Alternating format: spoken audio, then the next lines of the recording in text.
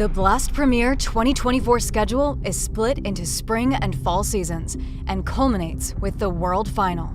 Here's how it works. 12 Blast Premier teams will begin their quest for victory in groups. Teams are seeded, creating 3 groups of 4. These teams play out a double elimination best-of-3 group stage. The 3 group winners go straight to the season final. The remaining 9 teams will fight it out for 3 season final spots in the cross-group gauntlet. The 6 teams that fail to qualify from the gauntlet will be cast into the showdown. There, they must fight to survive in a merciless single elimination format. They will compete against 3 invited teams and 7 teams from global qualifiers. This year, each showdown is no longer split into regions, but is a single tournament played in Europe. 2 teams from the showdown will secure their place in the season final to join the 6 teams from the groups. At each season final, the 8 teams will face off in a GSL format, leading into a single elimination playoff bracket with quarters, semifinals, and grand final. The champions of the season finals will be joined by teams who qualify based on their performance in tournaments throughout the year, including the winners of the Copenhagen Major, winners of IEM Katowice and Cologne, and top-ranking teams on the leaderboard. These 8 champion teams will come together for one last clash as they battle it out for a prize pool of $1 million.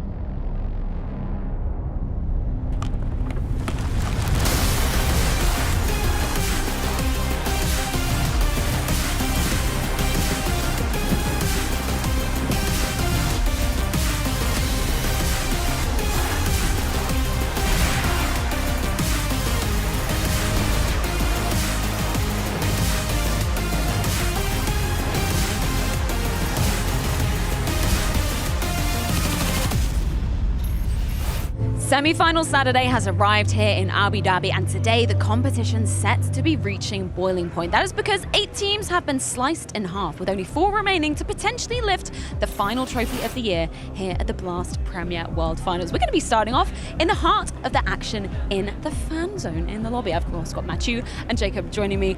It's really vibing down here. Games are going to be starting very soon, but people are hanging out here and having a great time. Yeah, there's already a bunch of people around. We've had the chance to talk with some of the fans. Of course, Jacob was assaulted to take pictures. He's kind of a superstar out there. You know what actually happened? Someone asked Jacob if we could take a picture together. So myself, Jacob, and that person. And Jacob comes to me and says, "Hey, Maniac, can you take a picture of us?" I'm like, oh my God. Man needs to be humbled. He needs to be humbled. You're so mad about that, huh? You're so mad about that. You had to put it out there. Beautiful interaction. So Jacob, you've been having a great time, I guess. Local celebrity man. I am enjoying my time here a lot, Fred. Yeah. The weather is good, the sun is out, the Counter-Strike is coming at us. As you said, the vibes in here are immaculable. So yeah, I am happy. Highlights of the past 3 days so far. What stood out to you, Mathieu? Ooh, you're talking about highlights. I do feel like we've had a bunch of very tight games with rounds that decide everything, and I almost feel like G2 was involved in all of the games. All of the games with moments for the good and the bad, incredible clutches, turnaround. I mean, NAVI itself is a kind of a survival story too, so I like that we were kept on our toes in most of these series. Well, just in case you guys have missed out on any of the action at home, here's a quick recap of what has gone down at the past 3 days in Abu Dhabi. the final Tier 1 event of the year. We return to Abu Dhabi, this time to crown a king in CS2. A banger of a series here. Ends take on NAVI in the lower bracket. NAVI will be posting 8 rounds in a row, kicking Ents out of the tournament. This game is set up to be another banger. Cloud9 taking on Vitality. Vitality to pick it up and make it straight to the semifinals. MOUZ back to winning ways. Farewell here to heroic. Abu Dhabi is where they end. It is time for our winners, Matt. It's FaZe Clan. Against them is G2. FaZe Clan going the distance into OT to take themselves to semifinals. What a game. What a performance. MOUZ have done it. This team are looking deadly across the board.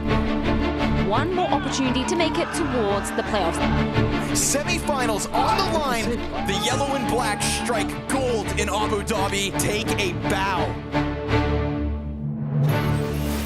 So many incredible matches going down. I feel like the first 2 days, there was some logic, there was some order, and then yesterday just blew the doors wide open with some of the teams that made it through, right? Yeah, as Matthew said, right, G2 were involved in a lot of those great moments, but then NAVI came out of nowhere and started to play good Counter-Strike and somehow, some way find themselves inside the semi-final today by playing good CS. So yeah, there's been a couple of surprises, but as you said, the first couple of days, it was normality. Yeah, let's recap Group A to see exactly what went down there. Of course, the winner progressing onwards and upwards to the semi-final. That came down to the hands of Vitality, which does make sense, Matthew, because they've been looking on the up and up and up, obviously looking to cement their second trophy in a row after doing so in Copenhagen just a few weeks ago. You're absolutely right. 2023 has been Vitality's year, and I think here they're on a mission to establish themselves for next year as well. I will say though, in fact, or in spite of the trophy in Copenhagen, I think a lot of people were wondering what kind of Vitality are we going to see? Can they maintain that level? How will MOUZ fare and perform? He was a little bit timid in Copenhagen. He's blowing everybody out of the water here in Abu Dhabi. So they are surprising us,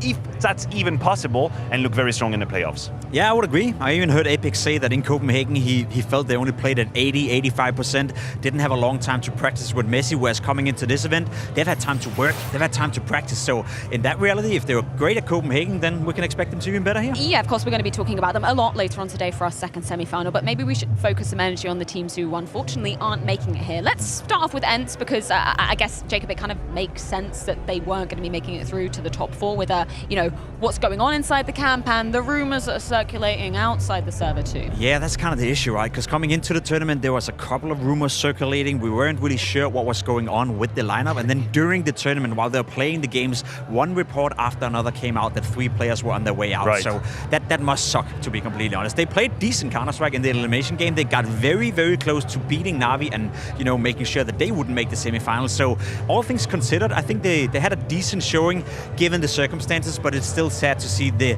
Ents way of ending the year. They've been playing so well throughout the entire year, and then this is how they ended. That's a bittersweet feeling. I agree with you. I think it's a bit of an unraveling. I was disappointed personally, but yeah, we have to tame our expectations with what was supposed to happen with Ents, knowing now all about these reports and all of the behind the scenes that we're not privy to. Maybe I would have liked to see a bit more for some individuals, a bit of an ego coming out. Guys like Sampayas, Sure. Guys like Nerds who have punctuated the year of 2023, who will probably be in the top 20 list as well because of how strong they were.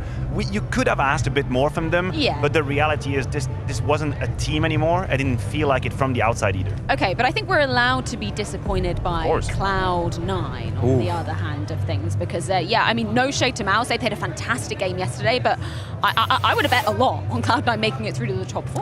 I think it's super disappointing. Not only this event, but Cloud9 as a whole. When this team was emerged together, when Electronic and Perfecto came into Cloud9, it was one of the most hyped lineups of pretty much all time. You think to yourself, that's perfection. This is going to be a team that's instantly going to contest for trophies. And at no point have they played good Counter-Strike. Sure, there's been a couple of tournaments, a couple of matches where you could say, yeah, it's trending upwards, they're getting into the playoff, but at no point have they lived up to the expectations. And I almost feel they're in a worse spot now, not having an AWP player heading into the major in Copenhagen. I'm not even sure I have them as one of the contenders for the playoff. And to me, that is crazy when you think of the lineup. No, but it's a reality. That's just a fact, because it feels like they're stuck in this perpetual cycle of trying to figure out what is it they can do better, what kind of structure can we revamp. We talked about positions changing here amidst Abu Dhabi as well, and then you have a man like Electronic who suffers from it, and you cannot ever allow Electronic to suffer from these kind of changes. We were outraged when he became an IGL because we wanted to get the best out of him, but this is the situation that Cloud9 is in. They're not working with an optimized situation. They kind of plug in holes here and there, and we see the consequences. That it hurt a little bit. I had much higher expectations. Moving on to Group B, of course, we did bid farewell to Heroic. That kind of made sense. It's obviously disappointing to see the decline in the storied organization, really. When we look back to the beginning of the year, they were, achieving really good heights, but then obviously with everything that's been going on with the roster, didn't expect them to be making a dent in this it almost felt like as soon as KDM was on his way out, that team died. He was the heart and soul of Heroic. He was the guy leading the charge for this team, and in reality, coming into the tournament, I think I said it in the opening segment, if you want to be taken serious, if you want me to stand here and take you seriously, then show up with a serious lineup, which they couldn't do, which they didn't do. However, the way they conducted themselves during the tournament, I don't think they over-delivered, I don't think they underachieved, they did kind of what expected, and to me, it's the same case with the ENCE lineup. It's just sad to see such a great year for Heroic end in this way. And then we moved to turn our attention to G2. Are you more disappointed in G2 or Cloud9 not making it through, or kind of equal disappointment for both? Honestly, I don't think the two catastrophes are similar. I think the Cloud9 one was a bit more one-sided, and G2 did that in a very G2 fashion. They're a very easy team to harp on. They're a very easy team to dislike in that regard, because it's hard sometimes to keep things objective when you look at G2, because the reality is you're looking at a team who was very close to 2-0ing FaZe. They had everything they needed in a situation to close it, move on to the semis. Our whole story would change. But a la G2, you could pick so many clown rounds that have happened here throughout Abu Dhabi. And then you end up in a situation where you should never be in, and you lose the series. And you leave us with a very hard task to quantify what is it that we're seeing from G2. Far from a finished product, a little bit of panic here and there, and of course, a whole lot of frustration at the end. Yeah, certainly. Despite, G2 losing out to NAVI yesterday to lose that spot in the semifinals, MOUZ was kind of the man of the hour. He had a hell of a lot of highlights, which we're going to be recapping in our CS Money Play of the Day. You guys voted on the Blast Premier Instagram, so Jakob, what have we got coming in as the third best play? Well, we got a bit of MOUZ on Nuke, being aggressive with the AWP, getting a nice collateral damage onto Watch Ramp as well. As you said, MOUZ was a highlight machine yesterday. Oh, absolutely, that he was. And a name that we maybe are not too familiar to see in these moments, but Alexibi actually really delivered as well on that map of Inferno. That's the crazy round. It's one of these rounds that I was talking about, Freya. This situation with Alexibi in this 1v4 situation actually forces the one-on-one onto Nexa, gives away his life, but the rest of G2 is somewhere picking strawberries, very far away from the bomb, and that's a round that changed the entire match. Yeah, impressive they found a way to lose that round. Another thing that's impressive is MOUZ's 1v5. I repeat, a 1v5, not with the AWP, but with the AK-47. Getting the 2 first kills, chiming up with a third one. The 4th kill right here, jumping through the smoke and destroying Alexibi doesn't make any sense. And then Imma at this point, I guess he's scared. He knows what's coming for him. Of course, MOUZ had to pull off that 1v5. Yeah, 71. Beautiful work. 71%, can you imagine that? That's absolutely insane, but well deserved from MOUZ. Unfortunately, not going to be seeing G2 in this very arena though, but we can take a look at what we will be looking at today in the brackets, because this is how the quarterfinals have been progressing onwards into the semis. Of course, Vitality versus NAVI later on today, so let's take a look at the schedule on that side of things as well, because 2 absolutely banging semifinals coming away. Of course, Vitality looking to get back-to-back trophies, but I don't know about you, gentlemen, are you ready to kick off the action today? Oh, I am absolutely ready. I think we should move on into the arena, but not before we head to a quick break. When we're back, FaZe versus MOUZ going down right here in the Etihad Arena. This message is brought to you by Blast. London, the jewel of England. At Blast, we're bringing a distinctly London feel to Counter-Strike. The sights, the sounds, bingo, bango, bongo, bish, bash, bosh, and the pageantry. Nah.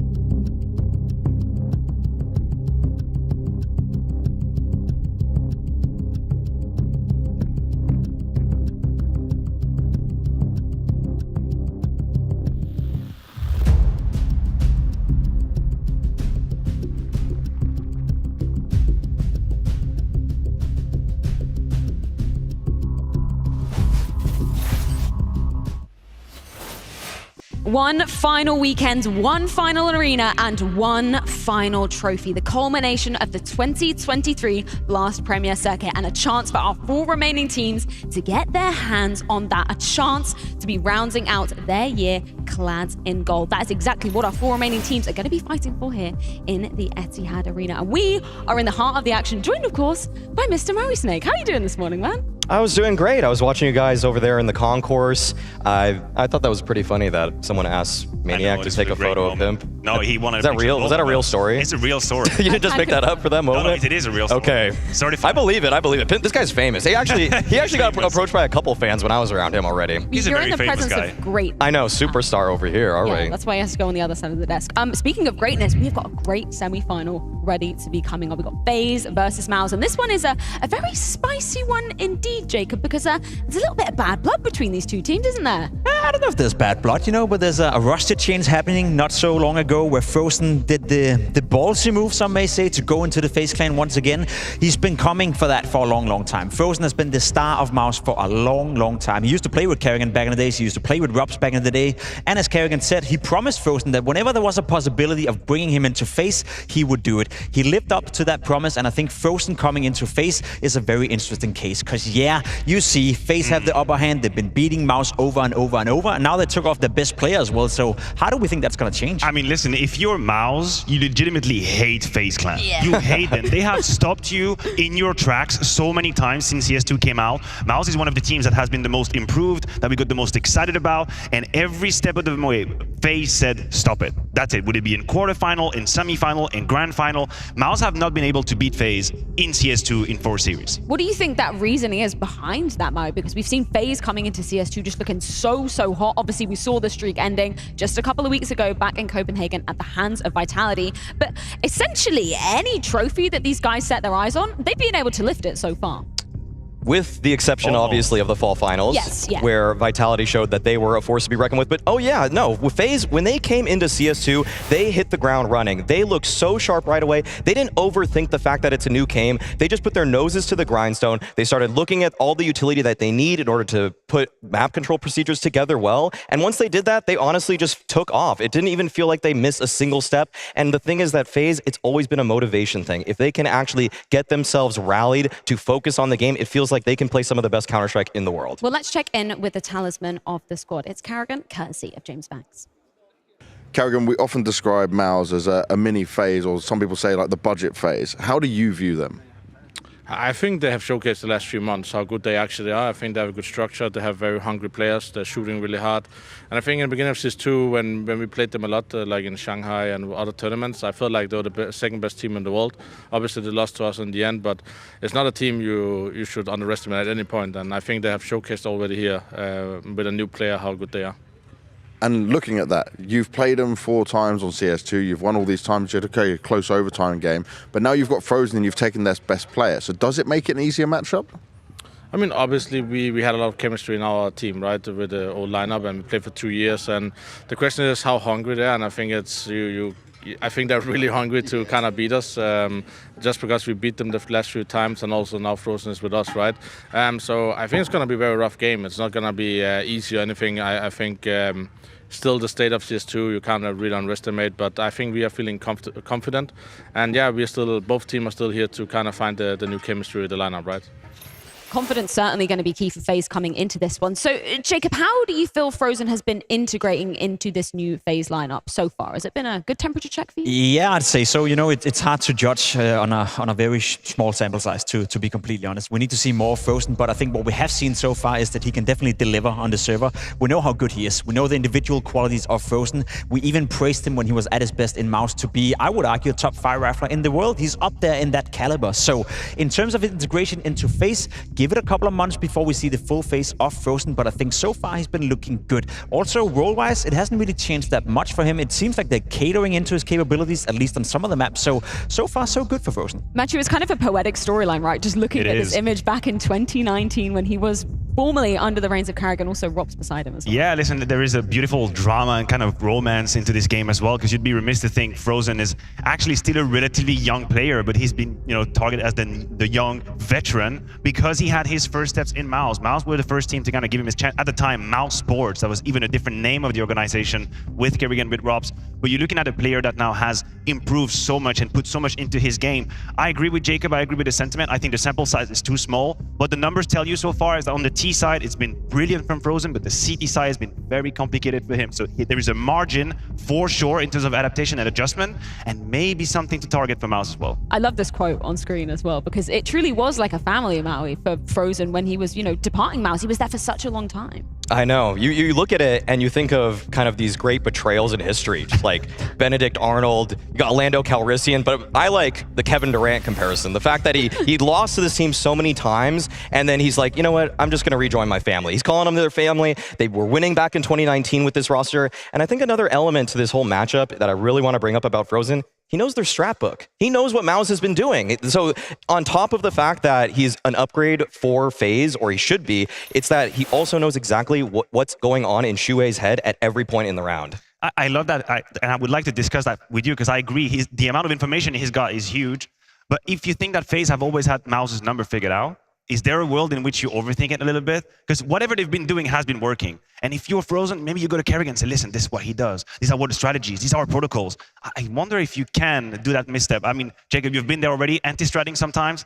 Yeah. It can be a tricky, like a slippery slope. I think I get what you're trying to say here. You can overthink certain situations. However, Karrigan is not a guy that is hardcore anti-stratting his opponents. He's still an in-game leader that likes to stay to his own strengths. If then Frozen can come in and give him a couple of clues in terms of how do you call in a mid-round scenario against Shuhei on Inferno when you're in this situation, or on Mirage when you're doing this, then I think that's only going to help Karrigan. I think there's a case to be made had FaZe had a less experienced in-game leader, but Karrigan has tried it all, so I wouldn't worry for a second. Yeah, think about the career trajectory or kind of the development arc when we're talking about the two in-game leaders on each side, right? Because you've got Karrigan, one of the most established in-game leaders, so many accolades to his name. And then you've got Shuhei, who surely wants to be replicating that same success, Matthew. Oh, you're definitely right. And this is sort of reminiscent of what Counter-Strike is today. It's like players need so much less time to get to this beautiful level as well. Because Karrigan, it's not just a product that took 3 months to put together. It's a career of years and years and years, different versions of Counter-Strike. And in the last 2, he's been that successful. And now you're looking at Shuhei and you're thinking, wow, could he one day become Karrigan? Because he's got a very stylistically similar style. I like how he conducts himself as well, how he represents himself in terms of captain, leader of men. But yeah, he's going up against the boss. Karrigan definitely is the boss when it comes to the IGL. I was just about to say, I wouldn't be surprised in a couple of years. Karrigan is a guy in the last year of his Counter-Strike career. He's not going to play in 5 or 10 years from now. I doubt that. Shuhei is a perfect fit to come in there and take over in FaZe. So sure, they go up against each other right now on the stage. Shuhei would do everything he can in order to win this game. We're already talking about the Shuhei absorption. Honestly, don't be surprised if in 2 years from now, then Shuhei will be wearing that FaZe Clan jersey and they'll be doing just fine. And I see it being a possibility. Shuhei has spoken about the fact that he looked at IGLs of the past and present and looked at Karrigan as someone that was a role model of his. Yeah. So very likely that he molded himself in that figure. And like Matthew said, the fact that when Shuhei's playing, when he's calling, he's so mid-round dependent. He's so quick to act, so quick to make a strong read that just changes the entire flow of the game. It's exactly how Karrigan's called his entire career, and it's a reason that Karrigan has lifted so many trophies. Let's switch things up to talk a bit more about the kind of traditional stars, I guess we would say, of the lineup, because we've got Rops, somebody that's taken like a duck to water coming into CS2. He's learning all these nerdy little tricks, and then we've got Yimfat on the other side of things, who, when we look back to ESR Pro League, where MOUZ were able to lift the trophy, Matthew, it was a concern, bringing in such a young player, but he absolutely blew everybody's expectations out of the water. Definitely. Pedal to the metal when it comes to Yimfat. I already referred to him as a safe value, a reliable player that is going to perform and have numbers that completely outweighs the position that he's playing. But here is my problem. I should be standing here telling you that Yimfat is the best anchor. He's an incredible go-to. But he's going up against Robs. Probably one of the only player that can, in contrast, force me to moderate my take when it comes to Yimfat, because whatever he's doing, Robs does it best. At least in CS2, Robs has been a trendsetter when it comes to how to play the game. I agree, but I also do feel that if there's any player out there we can put up against Robs, it would be Yimfat. I think that's a testament to how well he's playing, because you're right, Robs in CS2 so far have been absolutely fantastic. We even praised him for perhaps being the most informed player when the game came out. I think Yimfat is close to him. I don't think the disparity between the into are that big. I think the way Jimfat reacts on the server, the way he's playing those anchor positions, he's almost forming a new role or showing a new pathway of how you can play the anchor role. You think of an anchor as a guy who's standing still and who's very static. Nah, Jimfat is an anchor that is moving around, being proactive with the moves, and he's doing hella good in MOUZ. On top of that, he's moving so well, he's positioning well, but his mechanics flat out. If I have to pick anybody in any position right now, I want Yimfat to be in every anchor spot possible. He has been blistering with the speed. His time to kill has been just so mega at this event. If I actually, and this is crazy, you look at FaZe, you look at MOUZ, you think of all the heavy hitters in here. At this event, I think the mechanics for Yimfat have been the best of anybody. He has been so fast with every single time he needs to kill 2 people. It's like he can always make it happen. There's so many MOUZ water comparisons that we have when we look at these 2 teams going head to head. And another curious one has to be Broky versus TauzY, right? Because yesterday, Maui, it was kind of a complicated affair because TauzY was lighting up the server, but with the rifle against Cloud9. Actually, at this event, TauzY, he's using the op less to get his kills. It's 5% lower than his entirety of CS2. As of the year, it's 10% lower. So he's really actually opping much less. If you compare him to Broky, who gets over half of his kills with the AWP, TauzY, it's more like 45% now. So TauzY has really unlocked himself, and that's actually why he is the highest T-side rated player at this event right now. And it's always an interesting discussion, because is it a good thing that TauzY is so effective with the rifle, or could it be a bad thing, right? Do you need that AWP presence on the server to go up against Broky, or is it okay for TauzY to play the rifle? I think the way MOUZ is approaching the game and the way they play, they can get away with having 5 rifles on the T side on certain maps, but sometimes I would like TauzY to pick up the AWP and maybe trust in it a bit more. I think the reason for him not doing it is that he's so good with the rifle that he feels he can do both, but in CS2, in CSGO, you need that all presence. Look at Cloud9. I think that's a problem, exactly. I do believe it's a problem. It's going to be a limiting factor for MOUZ in this grand final. All good for them. If financially times are a little bit dire, he can bring up the rifle and he can have an impact. That's good. But we have been already proven in a couple of events that the snipers who actually don't make that jump, who don't learn to play with the AWP, have become problematic. We saw with Iowa at the very beginning in Sydney, very complicated on the AWP, granted different updates at the time, but he had to work his way back to it. And you mentioned Cloud9. Yes, there are limitations. If you're not able to bring up that AWP on the CT side in moments, TauzY cannot M4 his way out of this one. He needs the AWP. Well, let's check in with the MOUZ side of the server. Exertion, courtesy of James Banks. Now, I want to look at the situation with you and FaZe Clan, because ultimately for you and FaZe, it's been 4 best of 3s now in CS2 that they've managed to win. You've had a close OT, you had some fight in it, but now you've lost Frozen. So where do you look at this as you guys can get an advantage? Yeah, I mean, I think that we're both in similar situations. I think that they were in a really good period, and now they switched a player, even though obviously David is amazing. And I still think that they will need to figure out some stuff with him.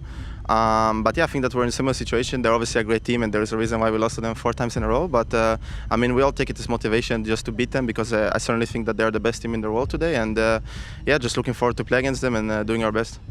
And everyone's talking about revenge. Is this the extra motivating factor? Can the no pressure help you be able to get that revenge and get this win? I mean, maybe. I think that me personally, as well as the team, we don't really focus on that too much. I don't like to create storylines like Frozen left, I want to beat him. I think he's still a good friend of mine, and I wish him all the best of luck. And yeah, we're just going to do our job like we did yesterday and versus Heroic as well, and just do our best and get out there and get the win. Yeah, this must be an incredible prospect for Exertion going up against his former teammate and FaZe at that. But I'm curious, gentlemen. Vetoes, map picks, and bans. Where are we landing in this? What do you expect, Matthew? I mean, there are a few things that we know, which, for example, Anubis should not be part of that pool. MOUZ not really mess with that much. I personally wonder about FaZe's ban. It has been Vertigo in the past, and they do stay the course. And now that begs the question, if you're MOUZ, Maui personally, I think Inferno or Mirage, it's one of these two. It has to be one of the two. I would take Mirage. I think the calling has been phenomenal for them on it, and they are going to be going with it. I think that also really helps out because Brolin is just in his comfort zone on this one, so the stand-in situation is somewhat mitigated. And now for FaZe's pick, they go for, okay, it's actually Overpass on that one. That's a bit interesting. I felt like it could have been Ancient or Overpass, but I was leading Ancient myself. I think this is already a fantastic veto for FaZe Clan, to be completely honest. I wouldn't have gone for Mirage if I were MOUZ. Coming into the tournament, they lost 4 out of the last 5 games on the map. Sure, they had a bit of success as the tournament, but I don't see that as a staple for them. Overpass without Frozen, but Brolin on the lineup, I think that's a punish pick coming in for FaZe, and then the third deciding map being Nuke. The most tactical, the most rotation-heavy map in the map pool. So if we get out there, then I know Kerrigan is going to have a field day toying with Brolin and that rotation. It has to be a punish, honestly. Yeah. The fact that Ancient was rightfully taken with with 100% win rate for FaZe, a map that they've trialed and picked and won time and time again. This has to be Karrigan saying, you guys are not ready on Overpass. Whatever's happening, you guys are not ready, and we are going to take you down on it. I am very curious to see exactly how this one is going to be playing out, but not before we head things to a quick break. When we're back, it's time to welcome the two teams into the Etihad Arena here in Abu Dhabi for the Blast Premier World Finals.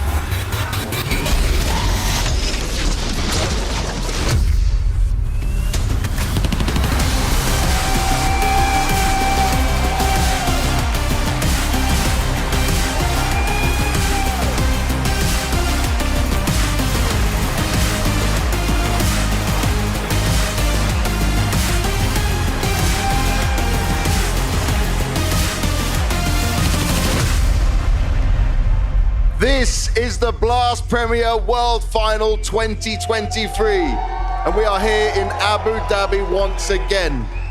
These teams fought all year long to qualify at some of the biggest events, to gain points and find their place here to fight one final time for that trophy. Are you guys ready?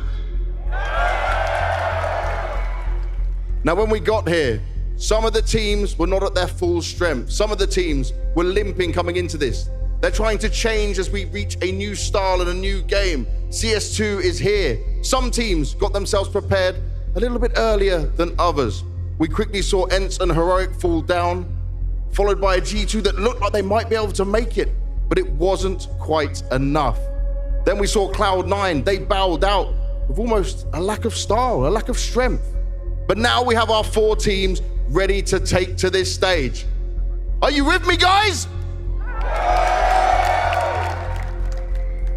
These players are ready to take to the stage and give it their all. They're ready to fight one final time with hopes of lifting this trophy.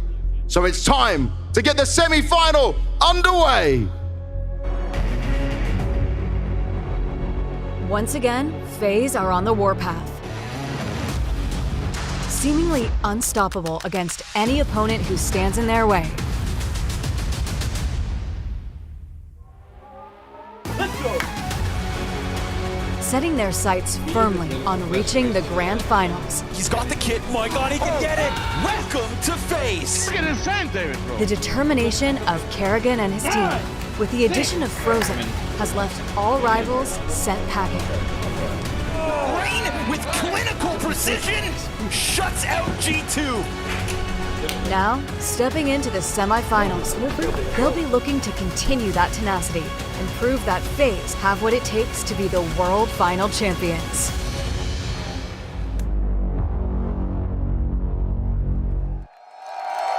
Taking their first steps with new addition Frozen and saying welcome to FaZe with their signature overtime wins. They have not slowed down in Abu Dhabi. Now they go up against their little brother for a shot at the grand final. Brokey, the Latvian laser. Rain, the architect. Kerrigan, the fearless leader. Frozen, the young veteran. Rops, the one with the game. This is FaZe Clan!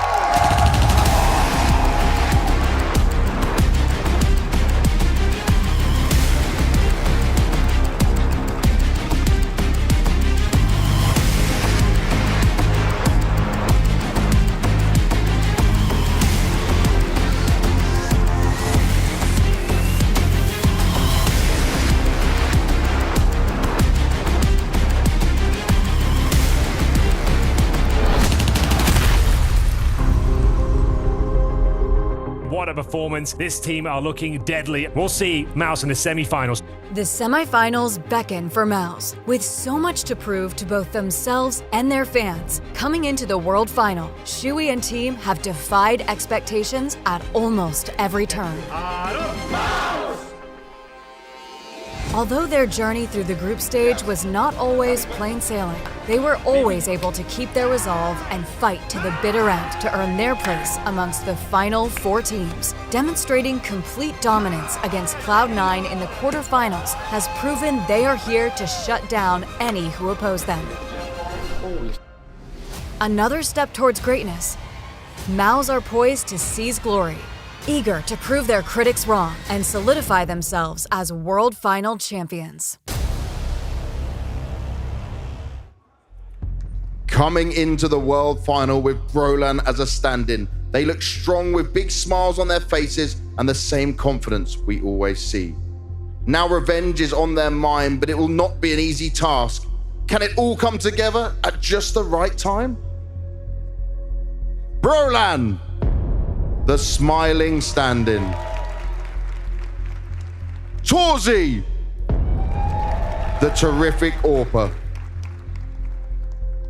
Shuhei, the confident leader. Exertion, the sharp entry fragger.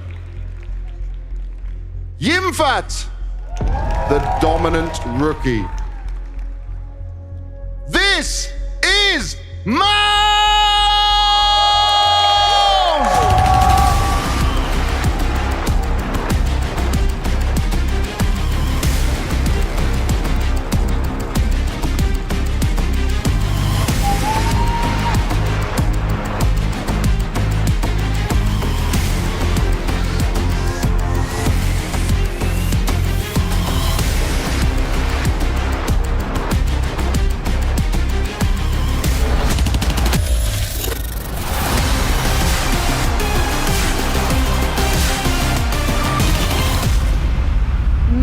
Versus FaZe, our first semi-final here in Abu Dhabi, and one where Torzi has aptly stated he wants to claim some sweet, sweet revenge, because we've talked about it on the side of FaZe Clan, Frozen moving on over.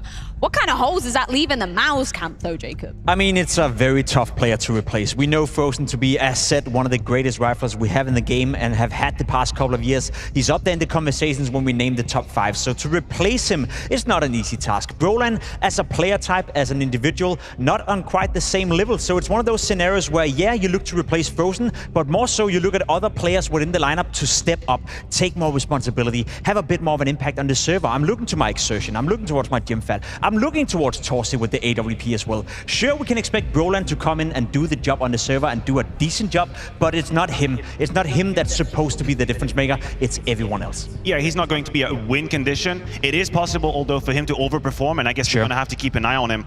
The one way I look at it, the one silver lining, the one fact that I cannot get away from my head is that there is no pressure for MOUZ whatsoever. All of these series that we've talked about, all of the past confrontations between the two teams, they were trying to get to FaZe. They had their full team, they were trying to get there, and eventually they would break down pretty much like anybody else would to FaZe. But if you're in a MOUZ camp, you have nothing to worry about in this game. You have absolutely goddamn nothing. You can play with your hearts out. If you lose, nobody's gonna come for you. You just lost your superstar to the big brother of FaZe, bigger budget, bigger team, bigger prestige. You have nothing to lose. Enjoy yourself. With how they've been playing with Brolan, I actually think that there is a chance. I'm not gonna go out on a limb and say that they're the favorites by any means, but they've looked good with Brolan. They've looked comfortable. Brolan's actually gotten a few of his old positions that he used to play.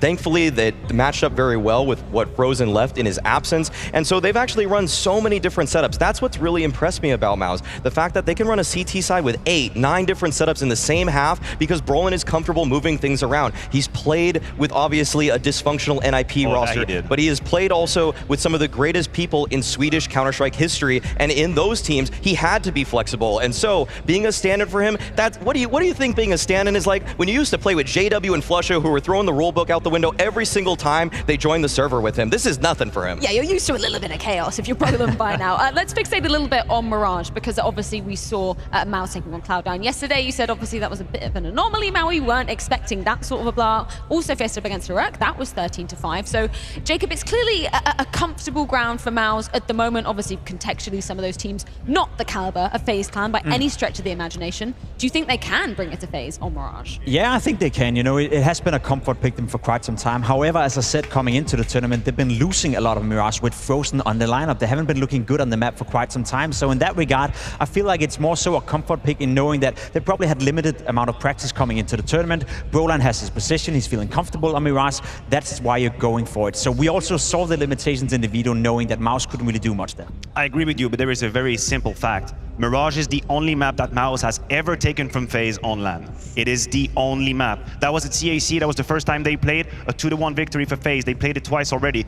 And there is a name that we haven't even mentioned yet that I think is instrumental to Mirage. It's Shuhei and how he's been playing in this tournament. What the hell is up with this guy individually? We hype his calls, of course, we hype the mid-rounds and all this decision making, but he's been calling his own numbers in some of these setups, being out there, fighting towards middle, towards connector. He is not supposed to have a 1.20 plus rating. He is not. This is is extravagant. It's crazy. The thing with Shuhei is he's exposed now. He's exposed in the sense that he's alone. We heard about Frozen being in MOUZ, coming into FaZe, being the second voice. He has a lot of says in how you call mid-rounds. He's giving a lot of ideas to Shuhei. That player is now gone. Now it's only Shuhei. Sure, someone else around him can step up and take up the change from Frozen, but if you're Shuhei right now, a lot, as you said, relies on you. Not only are you playing well at this tournament, but you also know that you are now the voice on the team. There's no Frozen to lean back on. There's no secondary caller that's been doing it for quite some time. So if I'm Shuhei right now, I feel exposed, I feel alone, and I feel the pressure on my shoulders. Well, he's got a great guy right behind him. Cyclone can't be understated. The fact that he was able to bring all of these MOUZ NXT players now on the main MOUZ roster into such tier 1 form so quickly, if there's anyone that I also think can put the pieces together and make a system function with limited time, it's somebody like him, because he did it through the rigor of some of the toughest tier 2 CS has ever been at, and now he's doing it on the world stage. So I think that Shuhei, sure, in the server, when the game is live, it is going to be tough for him, but I'm sure that they came up with a game plan before. Gentlemen, we're almost ready to get into the action, so final thoughts. FaZe or MOUZ? Who is going to be taking it, Matthew? I'll do it. Screw this, I'll do it. I think MOUZ takes it in 3. Oh I think it's the moment, Wow. I think it's the time. I don't think they're favored, but I think an upset is on the cards here. I think that's the moment to call an upset. I will agree that it will go to 3 maps, but it will be FaZe that come out the victors. I think both of these teams are going to be winning their own map picks. Deciding vote, Jacob. There's absolutely nothing I can look at coming into this game that makes me think MOUZ is going to take down FaZe Clan. I think it's going to be a 2-0 for FaZe. Well, we are ready to be getting our first semi-final here in the Etihad Arena underway. Mirage, the first map, the pick of MOUZ coming into things, and it's Henry G and Anders to bring you all the action. Hello, Abu Dhabi. Yes, indeed, it's semi-finals time, baby. And we have got one very special match to kick things off here in the arena. MOUZ taking on FaZe. No love lost between these two teams. My name is Henry G. Anders Bloom. You've got to be excited for this one. I've never been more ready, Henry. I can't wait to get into this game. There's so much story between the two. Frozen on the other side of the fence it's now. Icy dagger right between the shoulder blades of MOUZ. It's going to be such a compelling storyline, and we're kicking things off momentarily, ladies and gentlemen. What a game this is going to be as we get ready. It's my absolute pleasure to present to you the Blast Premier World Finals semis, live and direct from Abu Dhabi. MOUZ look to challenge the kings of Counter-Strike, the titans that are FaZe Clan. And with so many compelling storylines at play, it's almost impossible to recall who will be going towards that grand final.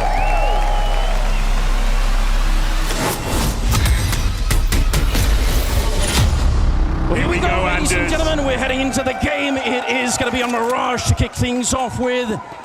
We're one step short of the grand final here. Someone has to make it through, and we're going to decide right here today who it'll be. FaZe starting on the CT side, MOUZ on the T side of things, and they are queuing up. All they need is for Jimfat to make his way down through the underpass, or maybe through middle, and I think they're going to be hitting this bomb side. In fact, they're sneaking out. Henry, no grenades, nothing thrown. Yeah, FaZe don't know this is happening yet. Here comes the grenades finally. You can see them in the sky in the back. They're going to be smoking off towards that connector. And Rain is biding his time, waiting to pop that USP, but he's missing the shots. Fight. Is he? Connection and the spin around. Here we go. A second kill for Rain.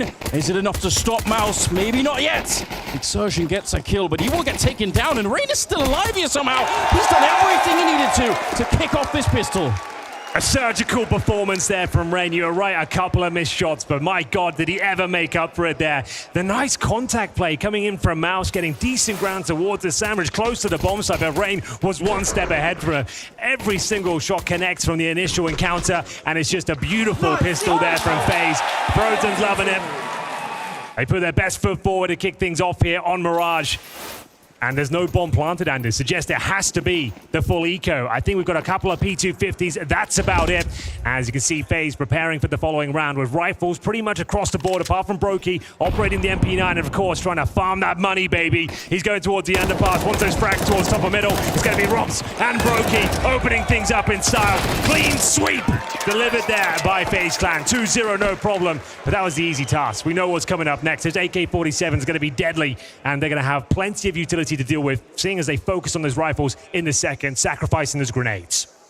We'll see if they want to get extra spicy with the MP9s that are left here. That happens sometimes, in the third round. You'll get some of the submachine guns out hunting a little bit more to try and find those kills early on and try and do a little bit of impact, because at range, even if we do talk a lot about how some players are good with the MP9 at range, obviously the AK is Some people treat it like a rifle these days. And CS2, there's something about it. This looks almost too powerful. Bear in mind, this is the specialty pick of MOUZ, so FaZe getting this emphatic start is just what the doctor ordered.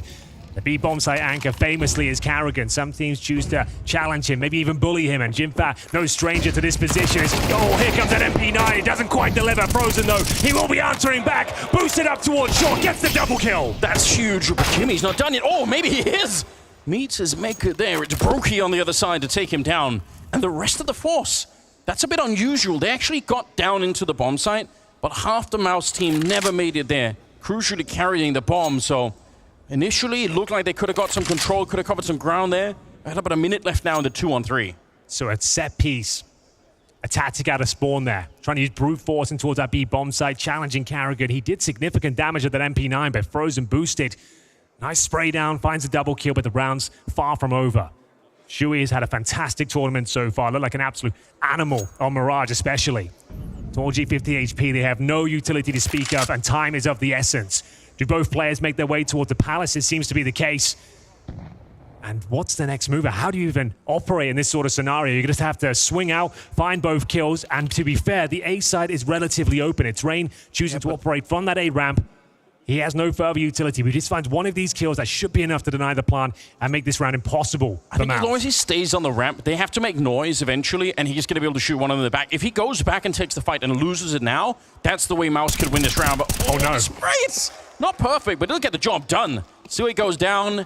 Nice Torgy is out of time. Nothing he can do. He can win the fight, but he cannot plant the bomb. So it's a little bit of damage onto FaZe, but again, this was sort of their bonus round, so they don't maybe care so much about that.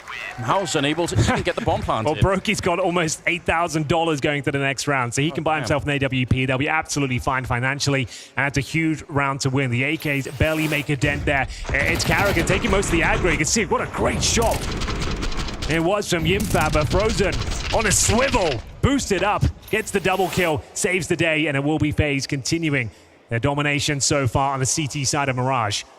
Great shots, great teamwork there, good crossfire, and we'll see what MOUZ have got in store next. A bit of a partial buy, the lost bonus starting to accumulate at this stage. We've got the Tech 9s, and Torgy, of all players, with the AK-47 now, Anders.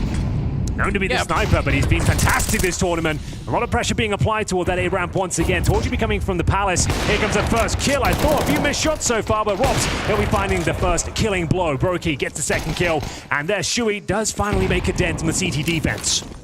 Jimfat's still on the other side operating, so it looks like they're sort of trying to stay alive and wait for him. They're not going to be able to, because Robs will find them, and the Molotov will rain down just to make sure there's nobody else in that corner. The bomb is lost. Nice shot for Jimfat. If we get a little bit more, he's trying to land that second one, but he will be denied by Frozen. So it's another great round out of FaZe. They're loving life at the moment. They really are. Couldn't get much better than this. There's not been a single bomb plant yet. None of these rounds have been close. They keep getting decent control of the map. They get themselves in promising positions, but the frags aren't coming through. The trades aren't there. And like I mentioned, no C4 going down is a little bit problematic, to say the least. They've got the maximum loss bonus now, but still there'll be limitations going forward. With Torgy buying that hero AK, no bomb plant, that limits their economy in general, Anders. Like, it's surprising that Torgy would be picking up the AK, considering we need his money to be strong. Yeah, I guess maybe he had a spawn for it that he felt like he could maybe go and challenge on that A ramp to begin with, but definitely not the usual character you'd want to see try and go for something like that. Cyclone steps in, doesn't want this one to spiral, and as mentioned, the money will be compromised, so we'll be Torgy down to Galil. It's fine in CS2, it's a very meta weapon, but you'd like to see him with the AWP, that's for sure. As we get into round number 5, 4-0. In favor of FaZe. And a reminder, this throws up against his former teammates, and Robs full send up middle. This time Exertion with the opening frag. This is the first advantage they've had in some time. It's a double kill for Exertion. They need to slow things down now, reset the round. No need to continue with this momentum. CTs will have to react, and they know it. Huge battle in the middle to be won by Exertion there. That's everything they could have wished for. But now they need to still complete the round. It's not done yet. This is perfect, though. They didn't overthink it. They just slow it down, pump the brakes. No need to rush into a choke point and find a CT stack. This is their round to lose now. 5 versus 3, significant damage taken towards Xerxen and Brolan, but I can't see a world where they give this one up. Say the fact that Brokey's still alive, he's the kind of player that can change a round like this one. That's That's like one of the big X factors that FaZe will have sometimes is, and he's warmed up right now. He's 5-2 at the moment. So I think that's a likely candidate if FaZe were going to get back into this round that maybe be the hands of Brokey. 47 seconds now. And he is getting close to the middle, actually pushing in front of the smoke. That's so crazy. What a move. Molotov to keep him safe for a little bit. They're not going to be expecting this, but once he gets the kill, could he even escape here? Oh, they do expect it. Jimba's so clever. He doesn't just peek straight in there. He has an idea that could be happening, and now I think they're home safe. Molotov, 25 seconds, but there's nobody here that can stop the bomb plant. I like the idea from FaZe here. Applying that pressure top of middle. Don't let them get comfortable. Don't let them run their defaults. But it is Xerxen with the double kill. On through the smoke as well. 5 players surviving here. A sigh of relief. As soon as they take the timeout, Anders, they get a nice clean sweep. Problem is, there are 2 weapons being saved by FaZe here. Karrigan and Frozen looking to hold on to their rifles. It will be a relatively strong buy if they can hold on to both of these M4s. MOUZ know it as well. The CT economy in CS2 can be brutal. One round like this, they're only going to get $1,400 on top. So it is imperative they hold on to the rifles here. Karrigan in towards the kitchen, hoping that Brolan doesn't come looking for him. The new boy, of course, and MOUZ, Frozen's replacement, had a pretty decent tournament. I don't think he's looking like his former self, but he's actually looking pretty good, all things considered. He's been kind of plug and play at this stage. Yeah, and it's a lot to expect that he's going to be able to rise to the same level. He's also competing with some really hard-hitting players, on his team. So, you're going to have maybe not find the same space that he had on MOUZ, but as long as he's not a liability early on, we'll take it as a sign of success here. Xerxen doing everything. And I like that you highlighted it, like, not panicked yet, MOUZ. They might be behind, but they're not feeling so much pressure that they're just rushing the middle blindly after getting the opening. They keep it cool. A little bit of a tech pause here, but if they'd given that one up, it would have been maybe difficult to recover this game, because that 5-on-3, it was difficult to imagine a world where it went wrong for them. Speaking of things going wrong, looks like we got a cheeky PC replacement going down on stage. Yeah. So someone stole an entire PC. Man. Yeah, that is out. Ran away. Sick. Well, Anders, I didn't get a chance to ask you. You do need to put a prediction on the line. Oh. I know it's early, and I know we have seen 4 rounds of FaZe, but do you think there's a chance MOUZ can actually take this series? A couple of the analysts seem to think it's possible. Yeah, FaZe is such a hard team. Whenever they play, I have a hard time predicting what's going to happen, because obviously they're such a strong team, but every once in a while you see them stumble a little bit. I mean, usually they're really good in making the comebacks, but with Frozen on the team, who the hell knows? I would have to throw my lot in with FaZe. I love the story of MOUZ losing Frozen and then just saying... seeking revenge. Yeah, exactly, getting the revenge. Yeah. That'd be so sick, but really I'm going to have to put my lot in with FaZe. What have you thought of Brolan so far? Like a career, they felt like it was coming to an end, to be honest with you. With NIP, didn't seem to go too well for him, got out of there.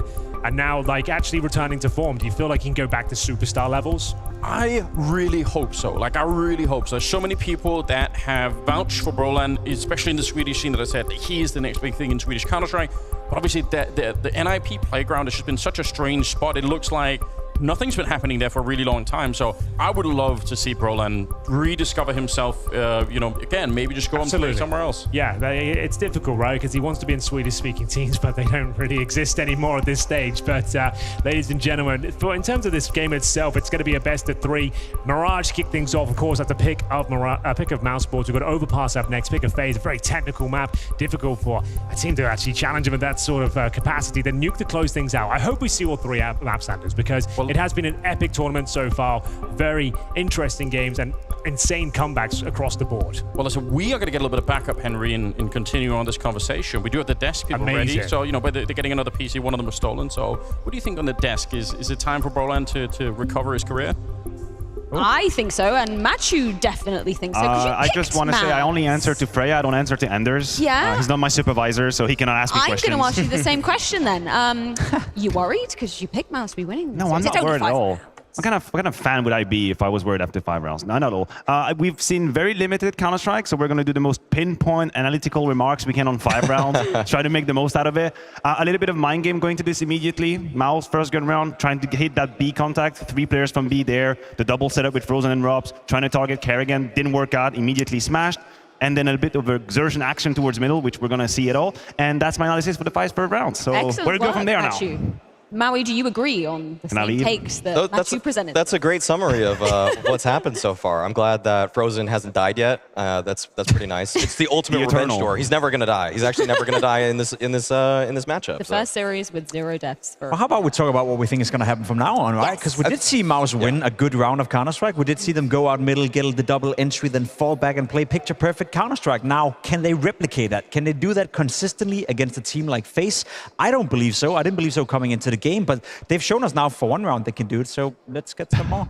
You had a very dire analysis as well. Matthew, hit me. You were concerned about exertion in the first couple of days, right? I was. Sample size, T-side specifically for him. From what you saw yesterday, obviously that was a dominant performance over Cloud9. Did that kind of rekindle the fire and going, okay, maybe it was just a couple of days for exertion. Is he going to have to prove himself a little bit more here today? I mean, in essence, it's great to see him have a good series just to fuel him with a little bit of confidence. But I do think when we were mentioning the people that can help Shui, I think we are doing Exertion lack of justice right here, because if you've ever stood behind MOUZ or if you've ever seen MOUZ play, Exertion is a very vocal player. And I think he's very involved with what's happening. And he might be a player that compensates when structurally there is an issue in the team. He's going to put himself out there. He's going to be a bit too selfless for my liking. And when you look at some of the numbers, like the amount of entry duels he was taking on the T side, it's basically just, it's me. Like, it's art level. It's above art level. It's 37% or whatever. So I think he suffers a little bit when the team can be a bit dysfunctional, as you would with a stand-in. So whenever he flies out mid, like Jacob was saying, and finds a double kill,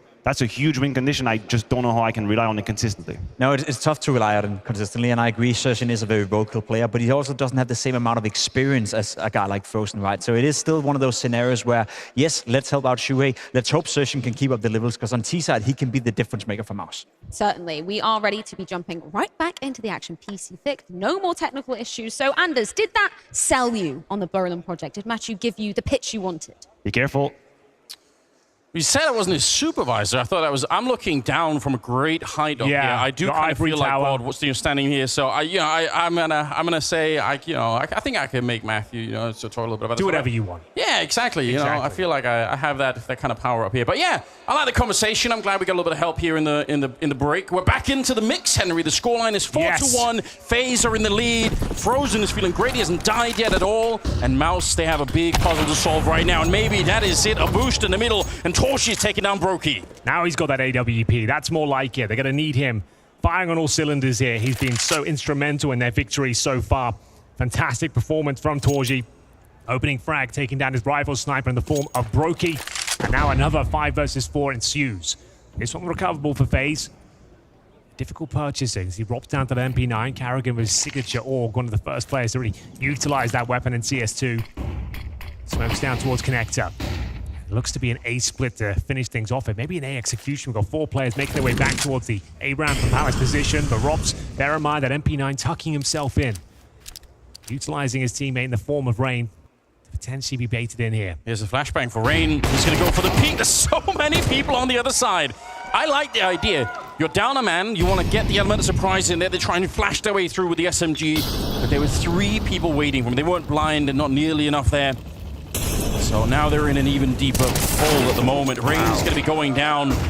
Carrigan and Frozen, surely you just save these rifles again. I don't know. Frozen's got something to prove here, Anders, and he's still alive and kicking. Yet to die, 5-0. Might have to give this one up as the bomb's planted. Carrigan's been spotted and indeed dropped by Xerxes. Should be the double kill, but Frozen, the immortal, continues to frag. Finally taken down. It's Shui to close the round out. It's got to be an eco now. The economy in shambles for FaZe. And MOUZ completely online at this stage as well. Excellent work from Torji. Like he said, the boost towards top and middle. Brokey didn't see it coming. And it's just a perfect answer to what they had in mind. Lovely shot, great reaction speed as well. And as you mentioned, it's a nice idea to flash Robs in. A second later, it might have worked out. All 3 players could have been blind. Shui, he's fired up. The in-game leader has had a fantastic tournament as well. He has looked rock solid, especially on Mirage. Dominated Cloud9. And a tactical timeout. Just to assess their options. Work out what they're up against here. They know FaZe can be a tricky team with these Desert Eagles, which are likely to come out. Sure, the money's weak, but there'll be enough to justify a few upgraded pistols, I assume. As Carragher now has to work out how they make this round work. We've seen a lot of 5-man stacks in CS2. Seems to be the meta in these sort of rounds. You could, of course, rush middle as well, pounce with 1 flashbang, and we'll see what they've got in mind. MOUZ might just go for a straight-up rush here and utilize the Wolfpack mentality. I kind of like the fact that MOUZ take the time out here, because this is a round that should be much easier, but they've also put in a lot of hard work to get to this position. You don't want to throw it away by, people just carelessly walking out into a bunch of eagles. Or like you said, maybe some sort of pop flash in the middle. So just make sure Cyclone's really keeping them on a tight leash at the beginning of this game, and no one's getting away with anything here on the FaZe side. They're going to battle for this one. Mac-10 is out, a sign that Exertion knew exactly what the economy was going to be on the other side. Good point, Anders. And it was the Zeus efforts there from Brokey completely shut down as Exertion looks to continue fragging and farming cash with the Mac-10. Jumping up in towards the window, there will be a Rops on the other side, making things a little complicated for him. But there it is, more money in the bag, $1,200 total as he continues to push and find space here and towards that A-bomb site. Such a different game when you got the Mac-10 and you can just jump everywhere. Run and gun potential, bro. Yeah, so it's sick. Huge. Carrigan's down to 4. Chewy takes him down, no problem. Looking to complete a very clean round here. Our MOUZ 3 in a row after recovering this 4-0 deficit. A chance for Frozen. Now you know he's got the Deagle at the back. Probably don't want to be anything to do with that. He could go back in towards A. Rain will be waiting for just a P250. Torji, be careful, my friend. And they don't fancy the smoke. They're going to leave him be. And Exertion continues to farm frag after frag. 3 in total, $1,800 so far, completes it. So that's a huge injection to the economy and worth the timeout, I reckon. Those sort of rounds can be scary against the likes of FaZe. Yeah, absolutely. I mean, it's textbook. Send the Mac-10 to do all of the hard work. The scouts. Everything you could have wanted, right? Even if he dies, it doesn't really matter that much. They're going to be in a fine position here. Wow, credit to MOUZ for sticking in. It's hard when you go down this much at the start of a game and you to really stand to fall behind, but they sunk their teeth in and now they're right back. It's a really open game once again. Still a very complicated next round here. Sure, there's a buy, but not much of one. Rifle, sure, but look at the lack of utility. Robs has tried this aggressive maneuver a couple of times. The incendiary to deny the cross towards the mid-boxes here. Flashbang to come through. Does he fancy the swing? Takes a flash himself, and it's a dink, and Brokey finds one through the smoke. And it has to be an A finish here. 2 players towards the Palace. One of the best players at the tournament so far. Jimfat will have the bomb in towards that position, and Rain to defend. This time they've got the advantage. Can they convert? That's a good stop because Rops is flanking at the same time. He's in T spawn by now. So even without that kill, they probably were going to be in a lot of trouble on the T side, but it's just got so much worse. Jimfat's gone down. Rain seems to have really come online. He was good at the pistol, but now he's waking back up again. Easily gets rid of Sue, and it's going to be Frozen to get the last kill in there. They absolutely clean it up. Yeah, beautiful round there. So if you're not aware, if you get a ding through the smoke, you do get an audible sound cue. So you're aware, like, okay, I've hit a player on the other side, continue to spray. Brokey actually converts it. Sound, that's the dink, and that's why he continues to shoot at that point. Nothing Exertion can do. And rock solid from Rain as well. The old master continues to dominate that A-bomb site as he gets himself 3 massive kills here. No problem. So smooth with it as well. And that's a massive performance from FaZe. Like we said, the utility was low. Rifles across the board, and now a set piece has been called from Shui. They're going for the full execution from the very start of the round, Anders. The tentacles of that old LGB lineup really went far with Crims and Olof and everybody else. It's so wild to think about. Some ancient history now, but Rain part of that mix. Here we go. Nice Molotov onto Rain. It forces him forward. We'll see if that's going to be a good or a bad thing for the MOUZ side. They're right in front. He can't see his black, but here comes the spray. It's dropped on the one side. Jimfat, I have no idea how he's stuck alive there. He should have been dead already. Exertion looking to take down Brokey, and somehow they convert it. Rain was in the corner. It was a great position. It could have been the multi-spray down, but instead, somehow, MOUZ have found a way through. The bomb is planted, and the round looks to be theirs. Yeah, very clean. Great call from Shui here, and it could have gone either way. Rain certainly had the option to get a double kill there. Couldn't quite control the spray. If he gets that kill and survives, tucks himself in towards the A ramp, I don't think MOUZ recovered this one. Unfortunate, as he looked so solid in the round before, and yeah, sure, it was a great, clean round before, but they do have to save these 2 rifles to ensure they have somewhat of a buy going forward. So MOUZ biting back as they go on the hunt right now as well. Yimfat, Exertion trying to sniff out the remaining CT players here. It's going to be Frozen tucked in towards the T apartments. It looks like it'll be absolutely fine, but this is what we want, Anders. We want it to go back and forth. It's neck and neck as the first half continues here. I'd love it to see if we can figure out where the Molotov was thrown from towards the sandwich position that Rain was in, because I felt like it came from above. Be interested to see if that's in fact true. Because obviously you can Molotov that from the Palace, you could do it from the A-ramp, but both of those positions are going to be a little bit more exposed, so I wonder if they found a third way to do that. Either way, it's a timeout for FaZe now. They're starting to feel a tad bit uncomfortable. They won that previous round with no one going down on the FaZe side, but then they still don't have that great of an economy. They're in a weird position here. Arrogant calling for the backup of Neo here. Like we said, it's all about the money in CS2. Once things start to spiral and your loss bonus is not established, you're going back and forth. The CT side is very difficult to operate on. They did save 2 rifles though. We'll see what kind of buy they're bringing to the table. Whether they're all in is yet to be seen. Don't leave them hanging, Carrigan. There we go. We're off to the races. A very important swing round coming in next. Might decide the fate of Mirage, at least the rest of this first half. Investments made across the board here for FaZe. They are all in. As mentioned, if they save those 2 rifles, they're fine. It's actually a pretty decent buy with a couple of kits in the mix as well. No aggression this time towards the top of middle, but Brokey ready to challenge. Nice grenade. Should do some damage to the incendiary instead. Yeah, I thought they were going to be able to land a dunk on him with the HE, but those HEs are saved a lot now for the smokes as well, so it's going to be the incendiary. Rob's back. You mentioned it already. It's like the 3rd or 4th time that he's trying to do this, and he hasn't necessarily got a lot of kills. He did get the flank in early, but it wasn't even needed, so he's still feeling quite comfortable with the aggression, and I guess it does take a lot of map control away from MOUZ. Well, here we go. No significant damage just yet, just exertion taking a light nade towards top of middle. Speaking of mid-control, Rob's willing to remain in this position at the top of the ramp. Oh, nice little dink. He thought he got the kill. I thought he did as well. Oh, it's a classic, isn't it? 3 bullets landing on Exertion, but he's barely alive. Frozen with a headshot. And Brokey will keep it going. And the fact that Exertion is low now is a big problem. Oh, what? That is so clean.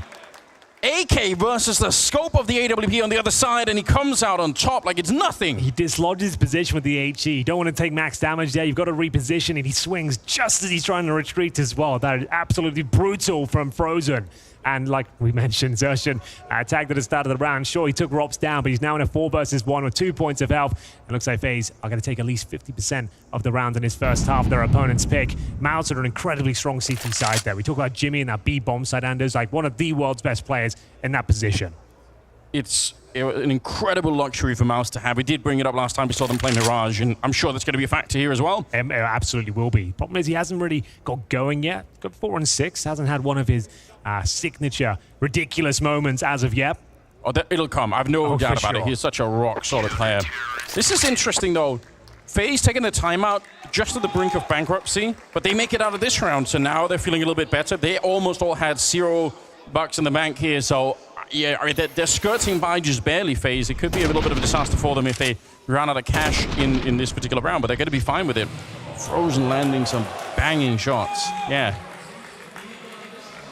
Nice work for Frozen. Couple more rounds to go. 6-4. And he absolutely fine with his last 2 rounds for MOUZ. Brokey taking matters into his own hands. Rops will assist towards that underpass as well. 2 players in position. Frozen with a speculative spray. It's a lot more than he bargained for there. Torji with yet another opening frag. And Xerxon, he's pouncing it towards that connector. The CT's locked out by that smoke. This could either be a sick play with a double position on another pass. You might not expect it, or it could backfire massively. Look at the Molotov out. Ooh, that could have been the catch. They should have been the kill. He still should be dead. They know that he's in that corner. Just a question of landing another grenade. They have a lot of Molotovs. They can burn him out from this one. But Rain, he's actually escaped a little bit. He's back into the shadow position. Torsi with a no-scope taking down Carrigan, who is on an adventure. And this round is falling apart quickly for the side of FaZe. Sue will take down Rain. And that's the A-bomb side lost completely. This is so good. Back and forth we go. Convincing rounds for either side here. No one can build up a streak, as round number 11 will fall in favor of MOUZ, and Torji finds his hat trick. Starting to warm up into the semi-final now. 4 players survive, just Robs remains.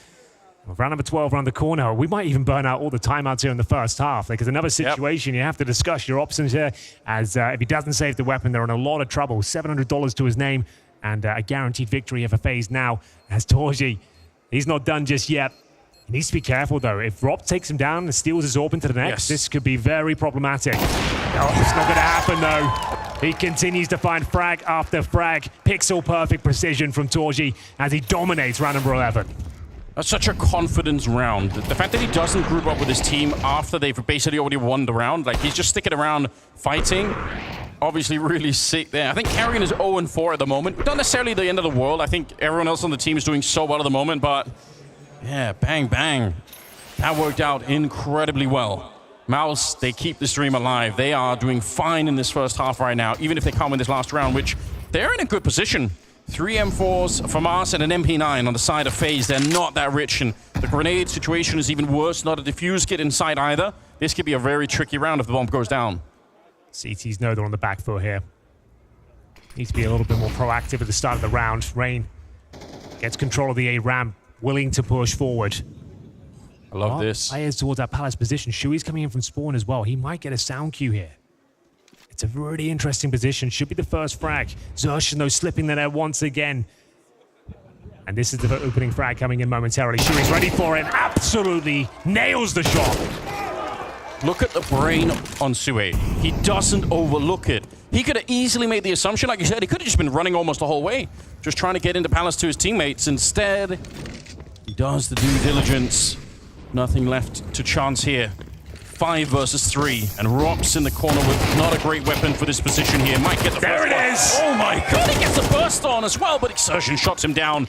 That's more than you could have expected from Rops in that corner. 2 versus 3, Frozen and Carrigan left. And a flash to set it up. Exertion wants to shut it down before they even get off the ground. A tied first half, Henry. Absolutely true, Anders. We wouldn't have it any other way. We split things right down the middle. The second half is coming up shortly.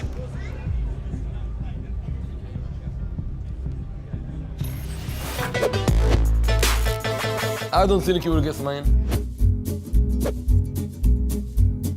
So, is it in the active map pool? No. It finished with the E? Yes. So it's cobblestone? Cobblestone? Yes. Is it B-side? Towards B-side? B-side is on the right. I know cobble, I know cobble. Okay. on city? Yeah, on city. Yes, I would go with yes. Is it towards the long B? B long? What is B long? It's like the... it's so easy, you have one long... Where the T's come out. When the T is coming. Like Olaf used to do the smoke and jump. It's kind of close. It's not super close, but it's kind of close, yes. Close or boosted tree on the top? If he was the tree, he would say, yes, it's B-side. It's f***ing B-side. He couldn't say... Don't know the map. Oh, he's trying to confuse us. Is it T? T position? No. It's city? Yes, 2 questions you ask. No, but bro, no, but bro, you answer, how can it be then? It doesn't make sense. See, it's city, you say it's not B-side. So is it the window? No. Okay. What's the name of, you know, there's a room between drop and the outside, you know, there's a room. Is it close to drop? No. It's city, it's towards B. It's not towards the connector, maybe, it's not towards B-side. Maybe so he did something wrong. Yeah. There is nothing that makes sense now. Boosted tree? No. If it's chicken coop, I kill him. So is it chicken coop? No. Okay. Okay. Nou, de Fanta... Maybe rock. It's side. He's on the It's side. a B. It's where you plant the bomb. So he said B. Yeah, but that's why I don't want to say Fountain. Because he said, it's not B-side. I'm like, So what is it? Fountain. Okay, it's B. No way. No, you cannot. It's a yes. It's where you plant the fucking bomb and you say, No, but when you asked it, I was thinking, maybe there is more fountains or cobblestones than B-side. Nice. Thank you then. Really good. Look at that guy. But I said yes eventually.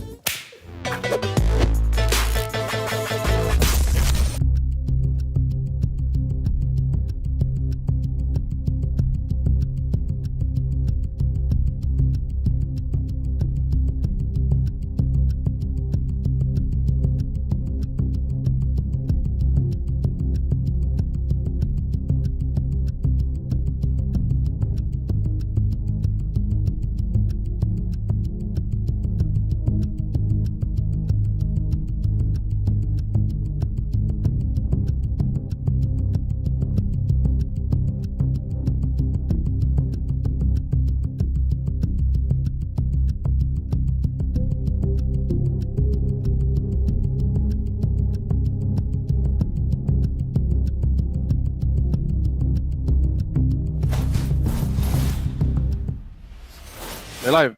Let's go, boys. Enjoy the moment. Let's go, boys. Let's go, boys. Nice, Tommy. I have ramp. Go on left side. Go on left side. Dead. Nice, boys. Insane, good job. He's a PM pillar, Nice, boys. I smoke palace. Drop dead. After the nice. Nice, Adam. Good job. Nice. Good job, guys.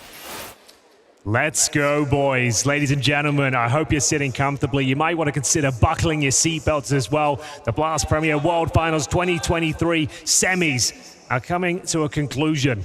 Second half begins. We split things right down the middle. It's 6-6 as FaZe will swap over to the T side. And this is emphatic pace as Brolin opens things up with that P2000. Can FaZe respond? Oh dear, what a shot to begin the second half with. That's everything they could have wanted. The bomb is going to be planted really quickly. There's no defuse kit in play. There is a flashbang on Exertion. They're going to have to go quickly. They have 10 seconds to defuse this bomb with. That is no easy task. Out in the open, look at how the T's are just dispersing the bomb site. They're trying to stay far away. All they have to do is stop the defuse and they will win the round. Frozen with a good shot. He's going to pick up another one. Robs is cleaning up. It's Frozen with the triple. And it's MOUZ on top. FaZe on top in the second half. It's brilliant. Yeah, I really enjoyed that from FaZe. Nothing too technical, nothing too flashy to send everyone up that A ramp, cause chaos, and even after losing the first frag, once the bomb was planted, you're right, they surround it. Every single position is covered. Rob's patrolling middle. He takes down a couple of players. Frozen. That's so clean. It's very clean with the Glock. Huge round. And begs the question, do we see a force buy in the second? Well, we get a quick answer. Absolutely not. It's going to be a full eco here from the CTs. MOUZ will send 5 players towards the window here. Rain spots them and bravely goes through the smoke here. I think they'll answer back. Act-10 dropped, and now Carrigan needs to be very careful, my friend. This is going to get costly. They drop a couple of players. It's going to be one through the smoke. Torji will find the second kill. They've done pretty well here.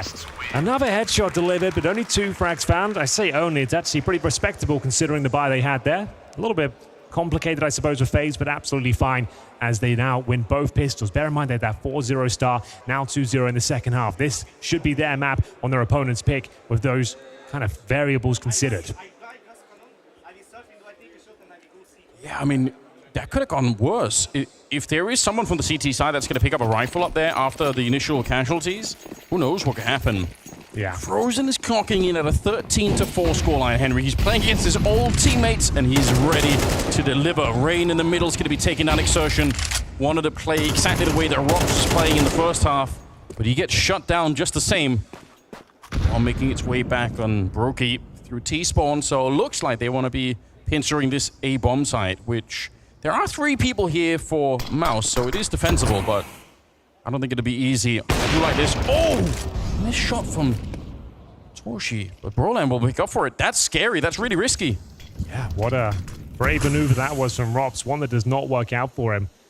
Bombarded with bullets there from either side of the bomb site. It's up to Frozen, who takes the second challenge, and they've given up the lead.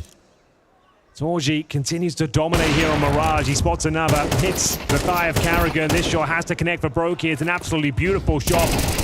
Infat pulling things back there, 3 versus 2 in favor of MOUZ.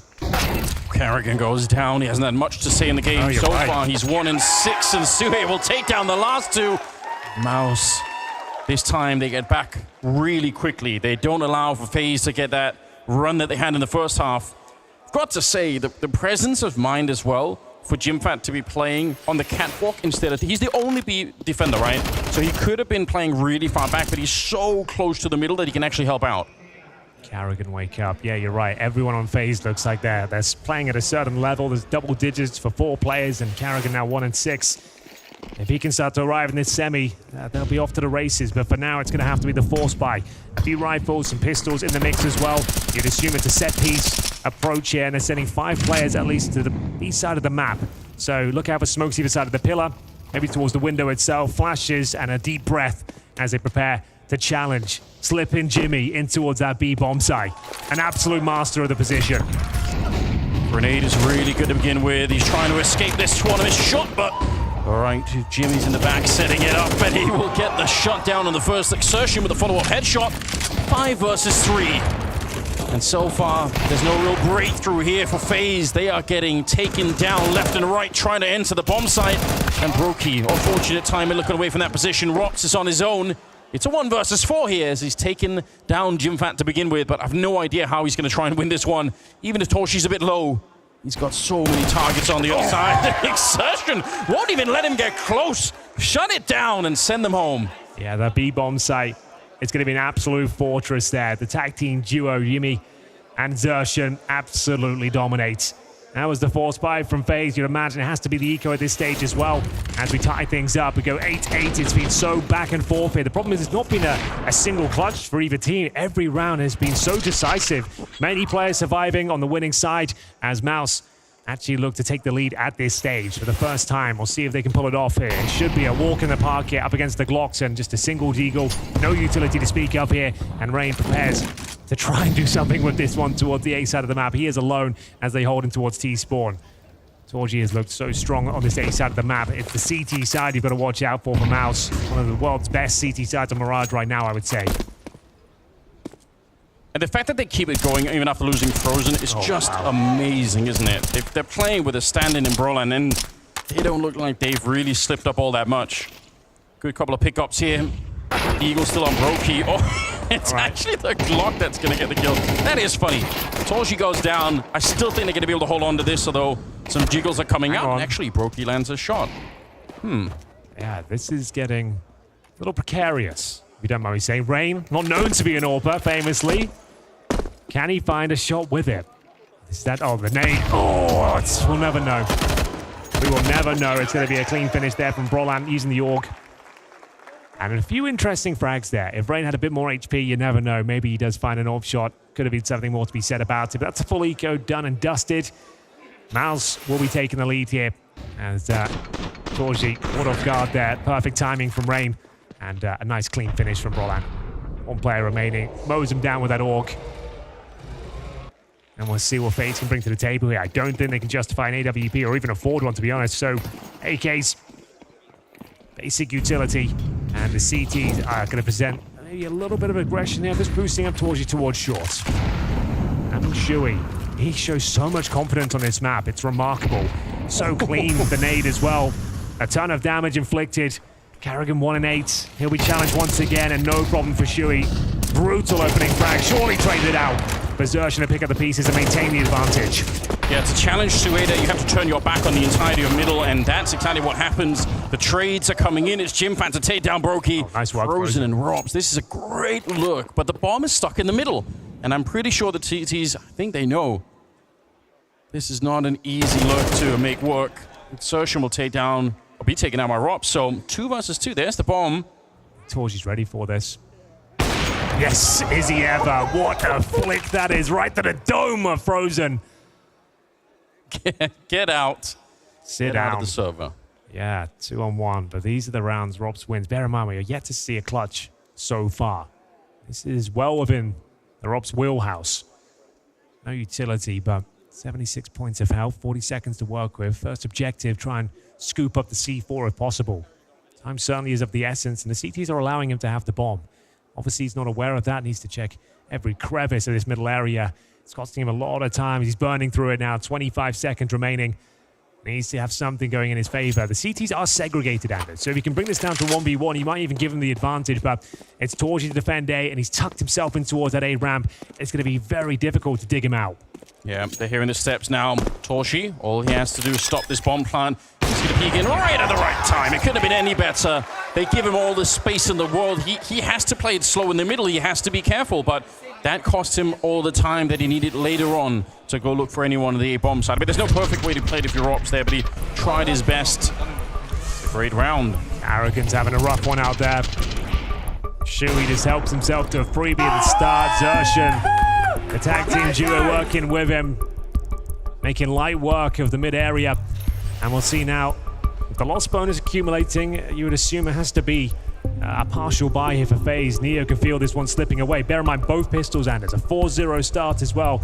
And then 2-0 in the second. To give this one up, it would be a disaster. And with one player not fragging whatsoever, begs the question as to whether he can even recover this map. It doesn't look like he's firing back at this point. Shui just had a bit of a freebie there at the start.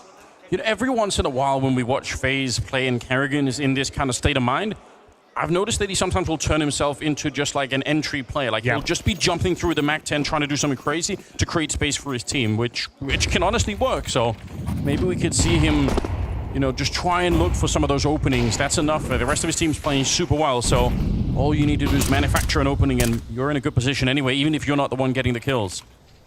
10-8. Another round where MOUZ have a huge lead. Chewy is an absolute menace in middle. So confident, and that's a destructive incendiary. Sets Exertion up for more and more kills here. It looks too easy for Jimmy. He can't believe his luck that is jumping into his crosshair. MOUZ are officially on fire, ladies and gentlemen. This CT side is showing why it's got such high regard. MOUZ chose this map for good reason, and FaZe can't keep up so far. They can't hold off the aggression of these CTs, applying so much pressure at the start as they start to shrink now. One round away from map points. And look how easy this is. Xerxia, not even firing back. The incendiary segregates them. They have to run through a gray screen as well. And this is just a walk in the park for Jimmy.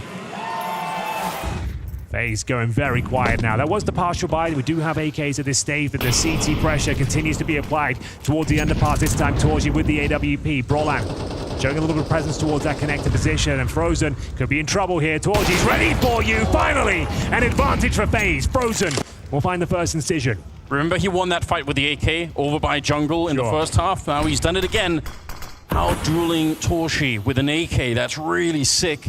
It must be frustrating if you're Torshi here to lose that fight, even though he's been playing well. 11-8. Bomb is dropped far back here. FaZe don't have to rush anything at the moment. Very much doing what MOUZ were doing at the start of it. When you get that opening, you slow it down, you allow for the CZs to make a mistake. And it looks like MOUZ are sort of grouped up towards the middle. Nobody's even on A or B.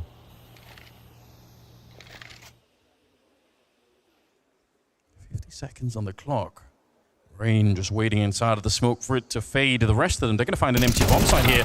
Rain goes down, but I don't think it's going to make a big difference.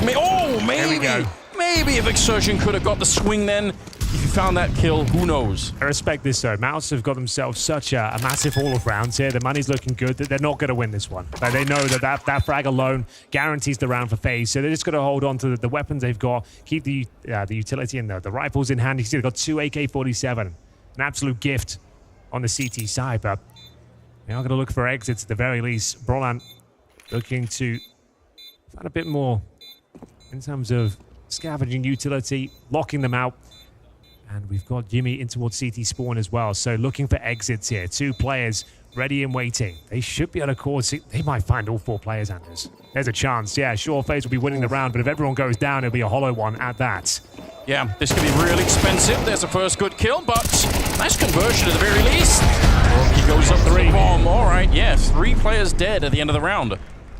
So you've kept them very modest. What should have been a very clinical finish there. Great call from MOUZ. Sure, they lose a couple of players in the process, but they keep FaZe's money incredibly brittle. Great shot from Frozen. Not going to be sustainable, though. Look weak on this T side so far. The confidence of MOUZ has been taking them down time and time again. Shuey just looks like he's in the zone right now. Same story for Xerxia as well, and Karrigan still absent. 1 in 10. Where is he? Needing to turn up to the semi-final. They're going to close this one out. 11-9. A lifeline for FaZe. Brolan continuing to find information at the very start of the round. This time pushing toward the Palace position. And an A split looks very likely here for FaZe, setting themselves up towards Connector and indeed the A ramp. This one looks like it's going to have maybe a little bit more speed behind it. Rain is just so aggressive in the middle. Looks like he's already maybe thinking about jumping up. Just going to be checking out the catwalk towards the B bomb site for now. I do like this position for Brolan, though. If they try and push Connector and A-Ramp, Brolan's position will be converted into a really, really annoying problem for MOUZ, or for FaZe. Going to be into shooting them in the back to try and come in. Yeah, I don't think it's a position you're considering too much as well when you're trying to deal with Torji in towards CT spawn. Great spot for Brolan. 1 minute remaining here. Exertion's pushing forward on B, so he might get some information soon that there's absolutely nobody over here. It's just empty. And they can rotate probably a couple of more people close to the bomb site. They might be late, though. Torchi's going to be first point of contact. It's a strong headshot. Did he get some revenge against Frozen? That has to feel good. But like we said early on, the problem is Brolan up on the Palace here. How do you get control of the bomb site? And maybe even the bomb planted here when he's still up there. He's thinking about walking out. Nobody's looking for him. They finally spot him, but he's going to get the kill. Rops will take down Stewie in the meantime. 4 versus 3. The bomb does get planted, but they're not out of the woods yet. A 3-on-3. Yeah, Carrigan fighting tooth and nail. That's a very impactful frag. He might not have many, but it could be enough to secure round number 21 here. They've got the man advantage. He's taking damage through the wooden boards here, but dishing out a bit himself. Rob to be dropped. 2 versus 2 here. A real tight scenario. The bomb ticking at some pace. They will tap it. Do the CTs have a chance in this one? Looking for frags. Not on the bomb right now. Just need one more kill on the FaZe side. I think they've done enough for double digits. Carrigan confirms it. And there it is. It looked like a round that was going to be impossible to recover. They're fighting a scrappy battle on the A-bomb site. It comes down to the 2-on-2, and FaZe keep their head above water. Carrigan doubling his frag total with a single frag, and that really does say it all, really. But still, like I said, high impact kill, and he might have just done enough to save this map. It's one of my favorite ways to try and think about having a bad performance is you just need to keep your mental alive for that one round where you can make the difference. That's all you need. Him just staying alive there and just applying the pressure, just doing a little bit of damage, it kept them off the defuse. Yeah, that's all you need, right? Because if you completely disconnect from the game, if you're so down on yourself that, you know, when your time comes, you can't actually do anything, then you're a real liability. But yeah, all you need is one good round that's yours where you say, that's it, I did it. Another timeout being called for MOUZ here. Things are coming to a crunch, Henry. This opening map, it's really close, and it has been all throughout. It feels like FaZe are the ones who are starting to fall apart, though, in the second half. Like we said, a scrappy round, but they do get over the line, and 2 players survive as well, but still a very strong buy for MOUZ. Certainly. A lot more work to be done here for FaZe. They try and tie things up. One more round for MOUZ will be map points indeed, and they've been so difficult to deal with. Torji seems to be in a new position every single round, finding those opening picks. Now Brokey, he's got the AWP as well. Haven't seen many of these on the T side for him so far. 15 kills to his name. Great performance generally. You can see everyone on FaZe. 15, 14, 15, 14, and then just Carrigan. If he can just find a little bit of form towards the end, it'll be enough.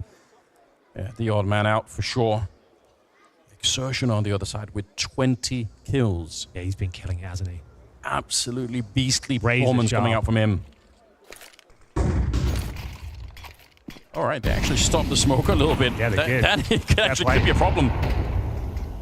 Allows them more maneuverability in the middle. They can work around it.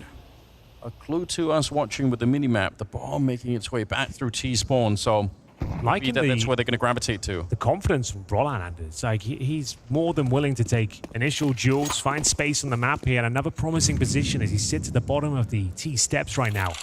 Brokey aware that prospect will be challenging. If he arrived a few seconds earlier, that frag would have been his, no problem. Brolan bravely swinging out. I think he gets this kill, but no, Frozen shuts it down. And Torji, the last defender on the A side right now, but what a tournament he's had so far. He'll find the first kill. Torji has to do it all right now. He's inside of the smoke. He knows they're coming up behind him. 25 seconds. One good kill of the right player here could actually stop the T side, but it won't happen. Rain patiently waiting. Molotov to block out the rest. There's nothing they can do here. Just try and escape, try and live through the round.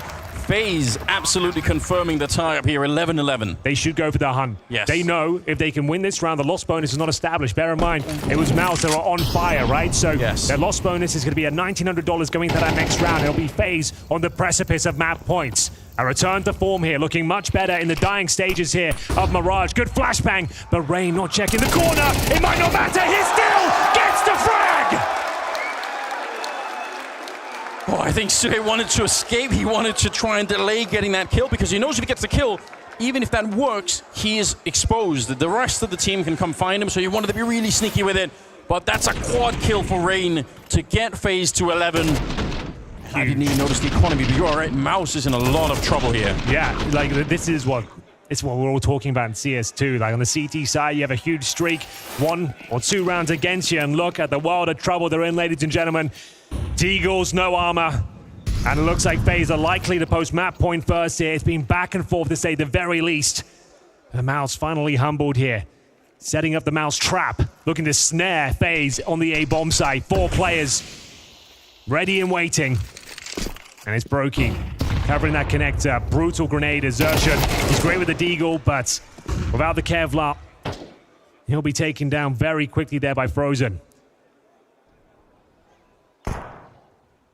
Not that they know it yet, but that was the only defense at the B-bomb site. Sure. So they're still making their way there. Looks like they've done enough. Rain can hold the extremities. That's exactly what he's doing. Just a bit of a bodyguard in the middle of the map.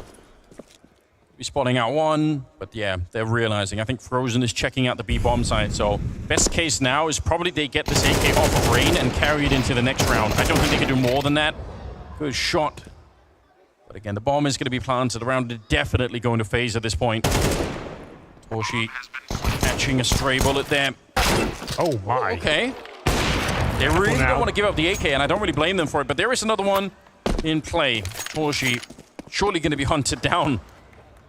Well, it's MOUZ after a stunning comeback here. Bear in mind, the recovery was required. They had huge deficits to recover in both halves, but they did such a great job setting up the fortress in that B-bomb side. Relentless aggression towards middle, palace, ramp. Confidence shown by Shui, but it will be map point for FaZe here. Absolutely confirmed as they hunt for Torji. They do not want this AK to be going into enemy hands going forward. He's got himself 20 points of health. Make it 0. That's a huge frag. And that means things are going to be tight going forward. It's a decent buy overall, but concessions to be made as averaging around $5,000. So we won't see all the kits. The AWP will be brought out as we get ready for what could be the final round. FaZe not taking any chances here, Anders. They want to talk about their game plan and work out how they put things together. Carrigan, sure, hasn't found many frags, but if he can piece things together here, make the right call to close this one out, all will be forgiven. It doesn't matter who the frag totals if you're winning the map. They get it over the line. Exactly right. Yeah, just get it over the line. And this is where he is going to be most valuable. He's got the experience. He knows how to close out games. It feels like overtime. It's so difficult to find that killing blow to take your opponent's pick. MOUZ known to be so strong on the CT side. And will they have the confidence still to take that push? Challenge top of middle and look to cause a nuisance for Team FaZe. Here we go. We're going to find out right now. No delay in it. AWP picked up on Torshi. They were able to afford that. That's critical. Couldn't carry over any of the AKs, but the M4s will have to do.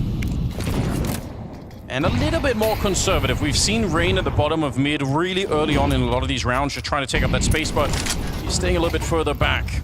Carrigan coming up for the underpass. Frozen ready if someone was going to try and be aggressive there. You can see, yeah, Torji now, he's been so nimble around the map. Yeah.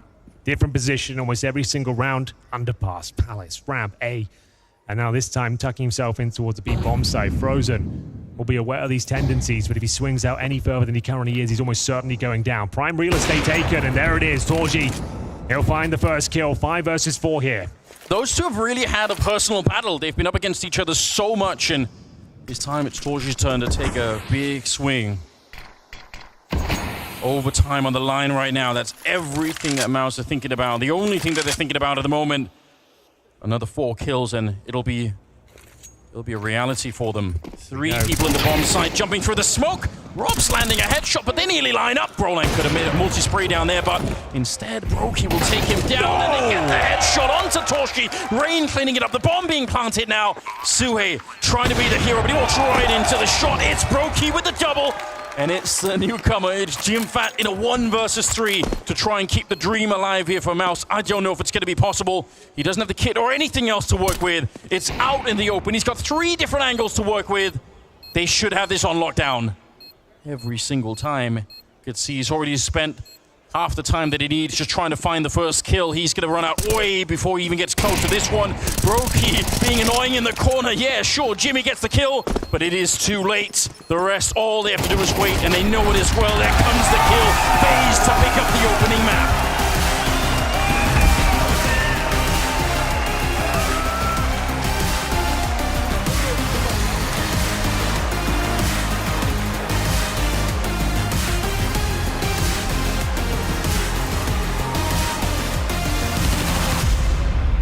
The shoulders of MOUZ simply not strong enough to withstand that FaZe bounce back. 5 in a row on that CT side, but once FaZe found that offensive footing, it might as well have been over. And it was. We saw Rain taking so much damn space. Matthew, Brokey standing tall, and even Frozen delivering some solid numbers against his former squad. Yeah, Kerrigan definitely had the pieces he needed to strike at the very end. I think there's an argument to be made for Kerrigan individually massively struggling in this game, but if you talk about problem solving towards the very end, he identified the one weakness that MOUZ had, which was unfortunately Brolan on the A side. Very uncomfortable with the late round situations, doesn't exactly know how to handle these splits. It's unfair as well, because it's one of the hardest positions to have to deal with someone can be in RAM, someone can be in apps, and then suddenly you have to deal with that connector side. Brolan couldn't, MOUZ couldn't, and I think Kerrigan realized it, pounced on it. Brolan tried calling his own number, he tried pushing into Palace sometimes, he tried a couple different spots out, but yeah, nothing really actually worked out for him, and that's very unfortunate because it does just kind of bring us to the reality of the situation, which is that FaZe are playing with a real 5-man lineup. Brolan is a stand-in here. Even though the positions make sense, he doesn't know how to work off of his teammates all the time. Sometimes he would peek out a little bit too early, sometimes he's just caught on an island by himself, no trade potential whatsoever, and so yeah, like you said, really, Kerrigan identifying that there is a weak player in the server and he's going to pounce on him. There's no disputing what you're saying right here, but up until that point, up until that FaZe found out what to do with these MOUZ boys, they played one hell of a game. You know, they played way above what I expected them doing coming into this Mirage game. I think they were dictating the game on the T side. Exertion in particular in that first half was creating so much space, not only in the frag department getting the kills, but also just creating space and creating chaos on that CT side. For FaZe, we saw multiple times a player in window, a player in CT spawn, and FaZe players being shot in the back of their head, couldn't figure out what was going on. So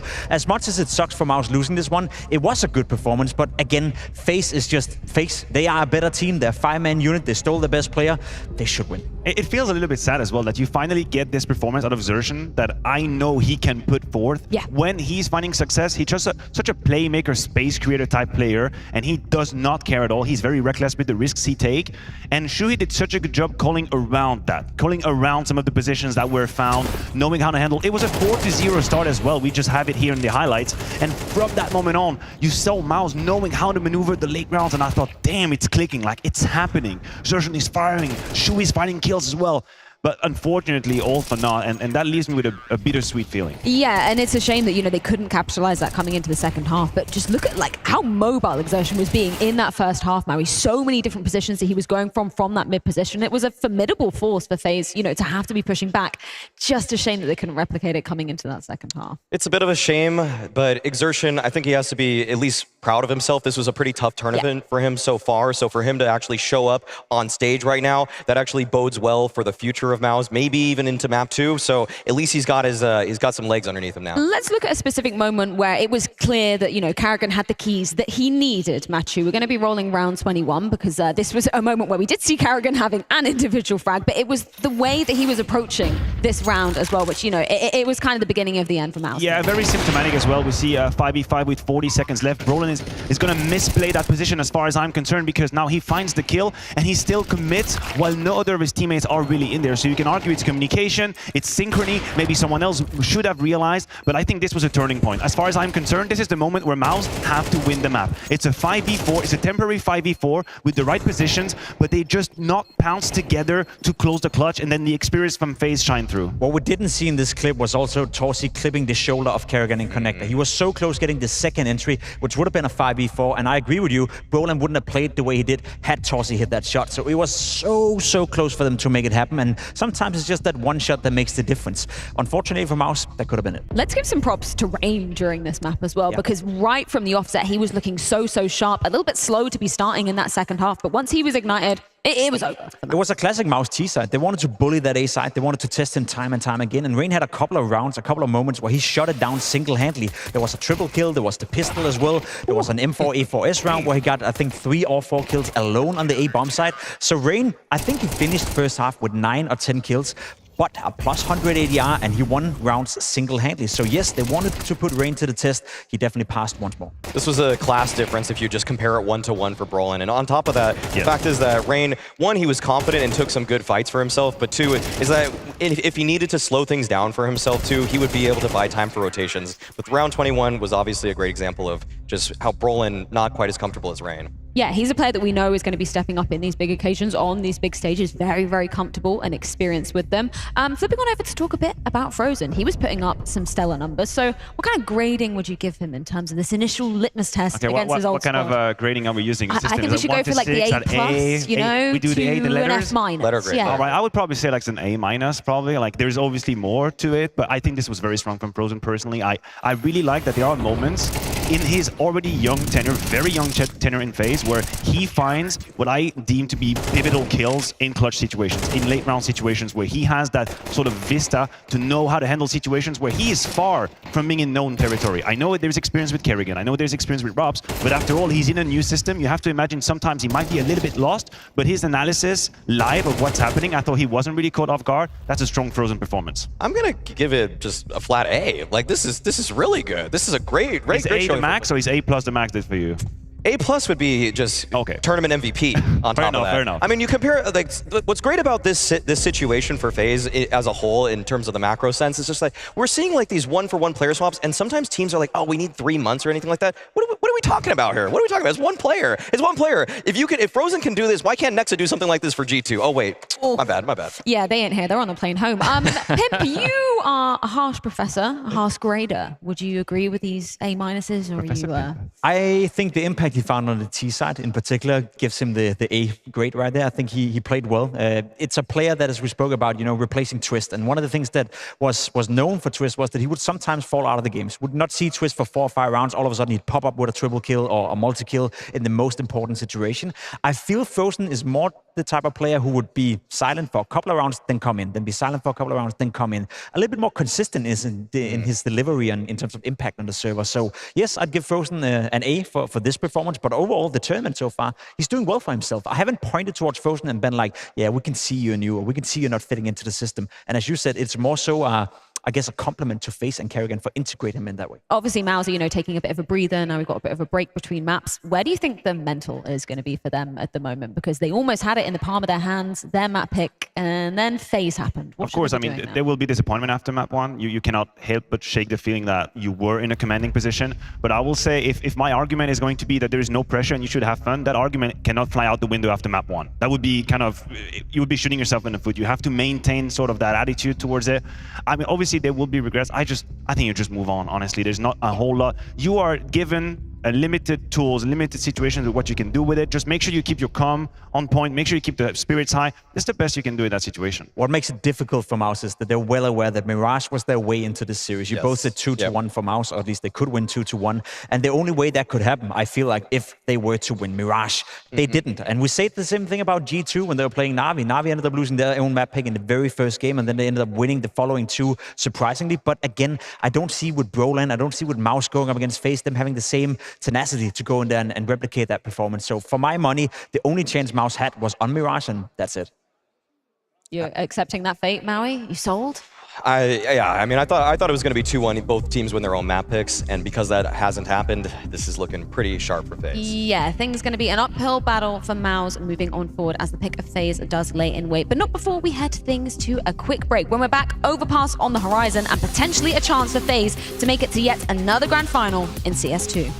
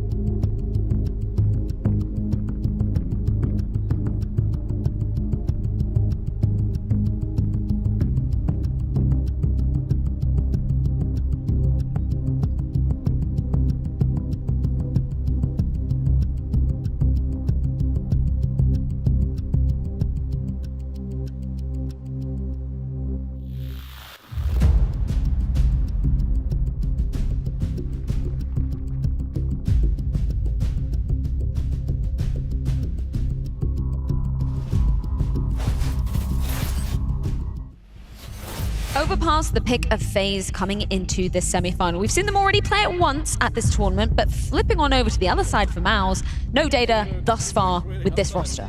No. So we have to make a lot of assumptions about MOUZ and how they're going to be slotting Brolin into this one.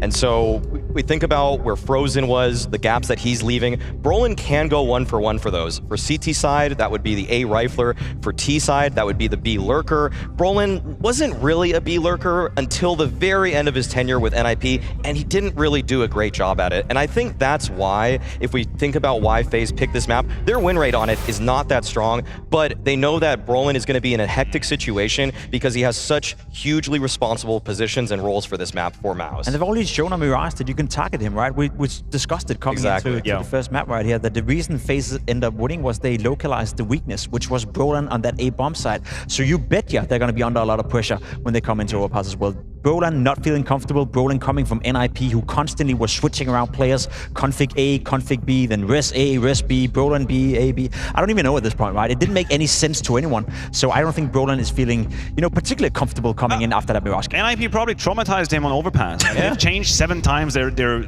structures and positions and all, and I definitely agree he's going to be pivotal in that map. I also think for me, it's worse than Mirage. It's worse than Mirage in the sense of you can have a weaker A-side player Anchor that's struggling a little bit, but on Overpass, it's one of the most impactful CT position, period, for Rifle in the whole game as far as I'm concerned. You cannot just hide, you cannot play shy and timid because the space that you give away to the opponent is worth absolutely gold. If you just say, I'm going to play on site, and you basically play with the fog of war on the entire map of Overpass, there is no way you're winning on a CT side. So either one, Brolin steps up massively and has a performance that we don't see come in, very forward and has impact with the rifle, or 2, you will see a MOUZ defense that has to be overcompensated with a whole lot of setups to help him out that will weaken the rest of the side. And I think that's the 2 issues here. So do you think the potential instability of Brolin, Jacob, is one of the main reasons that FaZe picked into this? Because you weren't sold on the Overpass pick when we first saw the video, right? I wasn't necessarily sold, but I think that's part of the reason, yeah. I also do think Kerrigan is the type of in-game leader that looks at an opponent, and if he finds one weakness he thinks he can exploit, that's enough for him to go for a map pick like this. Let's say he's looking at the CT side. He's looking at the prospect of Brolin coming in. If he feels he can get 4 or 5 rounds of one thing, doing one thing, exploding one thing, with thinking, you know, Brolin cannot come up with an answer to this, or as Matthew said, you know, we have to overcompensate for it, then Kerrigan will go for it, you know. They have a deep map pool, so it's not that I think it's the wrong pick for FaZe Clan, it's more so that I trust in Kerrigan's preparation, and I trust that Kerrigan have seen something coming into the map. Kerrigan, over the course of his time as a leader, has to me just spoken as the most pragmatic leader in CS. So when he sees a problem, he just goes directly to what is an easy answer, and sometimes that really is why you would just pick Overpass. You see that Brolin isn't in the best form right now, because Brolin has to do one of 2 things right now. He either has to try to work into a system with Torzi, which you are not going to catch up to speed on in a single week, or he needs to just go God mode as an individual, and frankly put, Brolin is not in that kind of individual form right now. So if he tries to play by himself, if he tries to take over the way that some of those A-riflers do, people like BlameF, people like Spinks, I just don't think that he's going to be up to snuff in those kinds of cases. Matthew, not to throw you under the bus, man, but you predicted MOUZ. I know. Are they going to be able to withstand whatever force have been prepared by FaZe? Look, I think I can do some cognitive dissonance exercise here and trying to flip and get some copium on that. The only very good silver lining is that Yimpa is not going to be ignored the way he was on Mirage. Like, my man did not see anything on the CT side. They avoided him like the pest. I don't think it's going to be the case here on Overpass. I think he will be activated and we'll see better from Yimpa. That could be enough. Well, we are ready to continue the action of this first semi-final here in Abu Dhabi. Henry G and Anders, take it away. Thank you very much, Freya. Ladies and gentlemen, welcome back to the Blast Premier World Finals 2023. Overpass up next, the pick of FaZe, and it's looking grim out there. No data available for FaZe with this roster on this particular map. Mirage had to be a victory going in their favor. Not all hope is lost, but it's not looking good whatsoever. It's Frozen looking to ice out his former brothers in arms and assist FaZe on their conquest for world domination in Counter-Strike. Abu Dhabi, give me everything you've got! Well, here we go, Henry. We're ready. We're getting into it. It is a second map. Semi-finals. FaZe just 1 victory away from getting to the grand finals here in Abu Dhabi. And they are going to be in a good position. Starting on the T side here, we'll see what they can bring us. They got 1 smoke, a couple of flashbangs. Kerrigan ready to set up his team as he did all throughout the first map. We'll see if he can do it again. MOUZ on the CT side. Look at it. Sui is already ready with the counter flashbang. In case anyone comes through, he's going to set up his teammates as well. One smoke, couple of flashes. You assume that smoke for heaven. Flashes to go through. Very important pistol here. Sets the tone for the rest of the game. And Torgy continuing the good form in the first map. He finds the first, but he can't hold on. One more player towards the barrels. That's Xerxen jumping around. It's going to be a knife attempt here. Rain, what are you up to? Xerxen, he slipped the net. And this round is still wide open. They've lost track of him. Oh my God, Shui continuing to frag. 2 players remaining now. It's so messy out there. 2 versus 1, and Shui can still win the round. I can't believe what I just witnessed. Sui trying, but the aim punch is too much. And it'll be the T side to pick it up first. All out madness to begin with. Henry, knives are out. He escaped through the smoke. It was almost enough. But even initially, the jumping bomb planter who could not be touched. He was dancing on the bomb site. Yeah, it wasn't pretty. If anything, it was quite ugly. But they do get it over the line eventually. Not the cleanest shots coming through from either side. But Robs to close things out there. It's a huge pistol for FaZe to find on the T-side campaign. It's fine. Everyone a bit drunk coming into the pistol round. Yeah, it seems that way, doesn't it? Full eco, I'm afraid. So 2-0 looking incredibly likely. The MAC-10 starting to make way through the connector. 3 players stacking towards long for MOUZ here. And this is actually kind of interesting. For some reason on overpass, these sort of swings do seem to be problematic. It's Robso bravely looking to help himself in towards that B bomb site. Oh, that's nice from Rain. Good positioning. Got the rifle in hand as well. There should be no problem with this stage. Frozen will chime in for the second kill. Oh, Rob so aware. Not letting anything slip by in this particular round. Clean sweep. Sick. Bit of a bonus round coming up here. We've got MAC-10s, Galils. I'd assume something very fast-paced here. They need to be on high alert towards our B bomb site going forward here because, yes, there's a buy for MOUZ, but it's going to be rifles, bare bones utility. They won't have all the incendiaries, the defuse kits.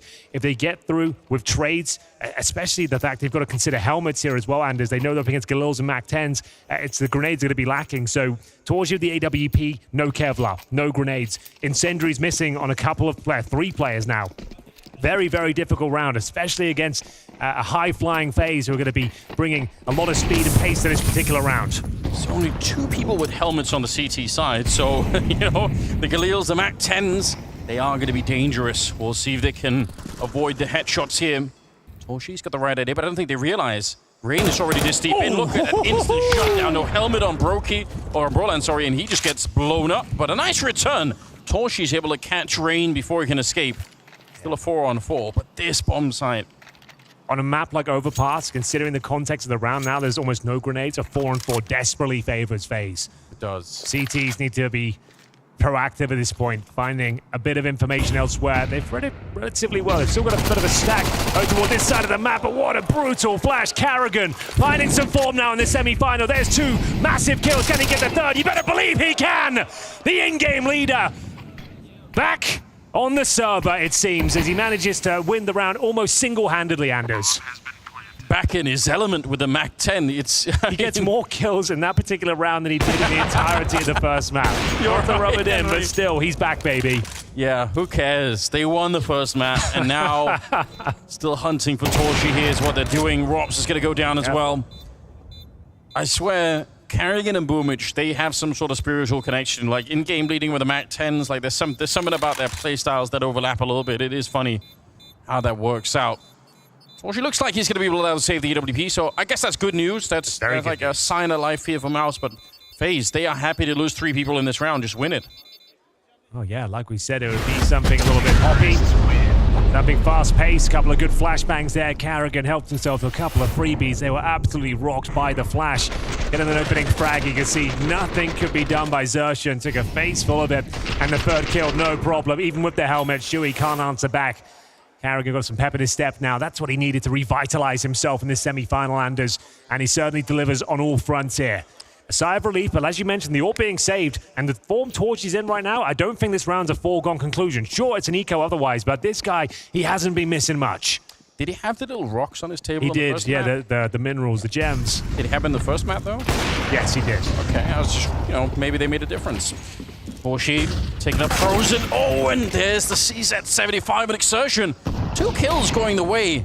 And they've picked up the AWP as well, so now double AWPing with No investment into the round really here for MOUZ. If they can steal this one away, Henry, my God, what a difference it'd be to MOUZ. They absolutely need a strong start here, and they're in the right position for it. Jimfat's taking a kill, and a lot of damage. Rain could have gone down then, but still, they know where he is, and they should be able to read what's coming next. This is not a done deal yet. Even in the 2-on-5 here, they're not out of the woods yet on the MOUZ side. This is exactly what MOUZ needed. An opening frag from Torji, a pounce on the advantage, and now they've got themselves a winning scenario. Xerxia making that secondary orb work, and Carrigan left in a 4 versus 1, almost no chance of winning it. Might be able to deny the secondary orb, but at the very least, Torji goes down. Oh, bear in mind they have no Kevlar. He can still do something with this. What a round it would be to recover. Bomb is actually on his back as well. Carrigan makes his way towards long. They're assuming he's going to be going back in towards the B bomb side. Imagine if he misses this shot, there's a chance, but pixel perfect precision from Xerxia there. It's a huge round to take away there. Maybe a little bit sloppy from FaZe at the fact you know the orb's in play and you're challenging tight choke points with one player available, no trade potential, and Torji manages to keep the dream alive here on Overpass. That could have spiraled. There's still plenty of money, of course, here for FaZe, but a great return to form as Xerxia, that secondary orb, closes out the round. I love the fact that it's still Torji and Frozen fighting each other. Like, I don't know how that happens throughout like a whole series, but so far between the two of them, they've had a lot of individual battles, and I'm not really keeping score. I'm not sure who's coming out on top yet, but obviously that's going to continue to keep being a factor here. Frozen trying to set himself up, playing it solo towards the connector in the middle. Round number 5 here, and so critical for MOUZ to keep winning. Even though they steal that round away, they get a little bit more money in the bank, obviously, on the back of it, but they're on the CT side of Overpass. They have to come up with a bit of a lead here. Bear in mind, it's Brolan that's taking Frozen's positions here on Overpass, and he was looking quite confident on the first map, and he continues to look so as he gets a double kill. That's lovely from Brolan. By himself, essentially, there. No problem whatsoever. Finds him a 5 versus 3, but the boost is coming forward, and there's a chance. Rob spots the head of Torji. Holds patiently, doesn't want to squander the opportunity. He knows they'll have to fall back at some point here, but the CTs just digging themselves in towards the bomb site. 3 players still here. No one has to peek. No one has to hunt for information. They just need to hold on to their crossfires if possible. Whatever you do, Xerxia, don't jump. That would be bad. Oh, the timing is just on the edge of my seat here as Torji nearly walks back into, but you know what? It's costing them time. Time that they don't have really on the FaZe side of things. 30 seconds left here. And now they finally have to get rid of the boost. I'm not sure there's anything they can do with this one, Anders. Doesn't feel like it. They've got no nades, a 5-on-3, no real footing on the map whatsoever. They might just have to save the 3 AK-47s. Looks to be the case, as it's just Brolan, like I said, kind of big boots to fill as well. Frozen's position, one of those important positions on the map. The A-side rifler, he hits a beautiful double kill there, and Rain was none the wiser. He gets away with it, 5 players surviving here, but we do have 3 for FaZe as well. It was sick because I think they were setting up a flash to peek Brolan, and he actually gets the first kill as the flash is in the air. So it's possible that if he'd stuck back a little bit further, he would have been flashed and killed instead. And you might be able to see it in the background, like there's a flash coming in that was just thrown out. Brokey was trying to set up Rain for the swing, and he just beats them to the punch, so huge timing. Yeah, timing, the operative word there for sure. Tactical timeout. FaZe squandering what could have been a magnificent run here in the first half. Up against an AWP and pistols, they give it up. And now a couple of rounds against it. 3 AK saved, but that means those 3 AK players will get no further money coming into the following round here. So, yeah, definitely worth the tactical timeout. Both teams locked in. It's MOUZ that we have no data on. With this particular roster, they haven't even played Overpass yet. So Brolan actually stepping up in that first gun round and looking to prove himself here. Has delivered on all fronts as we get ready for the action to continue. It's really worth hammering that home, that if this ends up going to a 3rd map, this particular round that you're talking about is going to be one that we're going to go back and look at and say, wow, that was a way for MOUZ to get back into the game. Still not tied up yet, but it is a 2-3 scoreline. And the money not looking great at the moment for FaZe. They're going to be kind of almost half forcing into the round. Obviously, they do save the AKs, but they buy armor on Brokey and Rain to pick up the AKs if anything happens. So they do spend every single dollar that they've got. Carrigan is gone. That's just an HE that lands right on top of the spray behind it. And it works perfectly. All the damage there from Xerxia, no assist required. He could use this opportunity to get some prime real estate under his remit. Oh, this is looking beautiful for him as well. Vulnerable to the flash, but giving up his position here, taking heavy damage. He dishes out some himself. Drops down to 42 points of health. Brokey at 9, 4-on-4, but it looks like Shui still wants to be combative here. Didn't quite spot Rain. He gets away with it. And now might continue the push. Where did FaZe go next? They've got one single smoke remaining. Rain will take the AK-47 at the very least. Brokey just being so low. I'll have to operate with just a deagle here. And Rain's reading it well, Anders. If he gets this kill, they're right back in the round, and he's going to find it. Patience is a virtue, and it's FaZe. They will snatch back the lead here in round number 6. 4 versus 3, but still so much to be done. 40 seconds remain. So he's going to feel like he got baited into that. He saw just, you know, the backside of someone slipping away. He's like, you know what, they don't know that I'm here. I'm going to keep going and catch them. And oh, they're going to Brolan. Into it. Yeah, you're right, they are. He does have an HE, so 2 of those targets on the T side are really low on health. That could be a little bit fun if he could find the right grenade at the right time.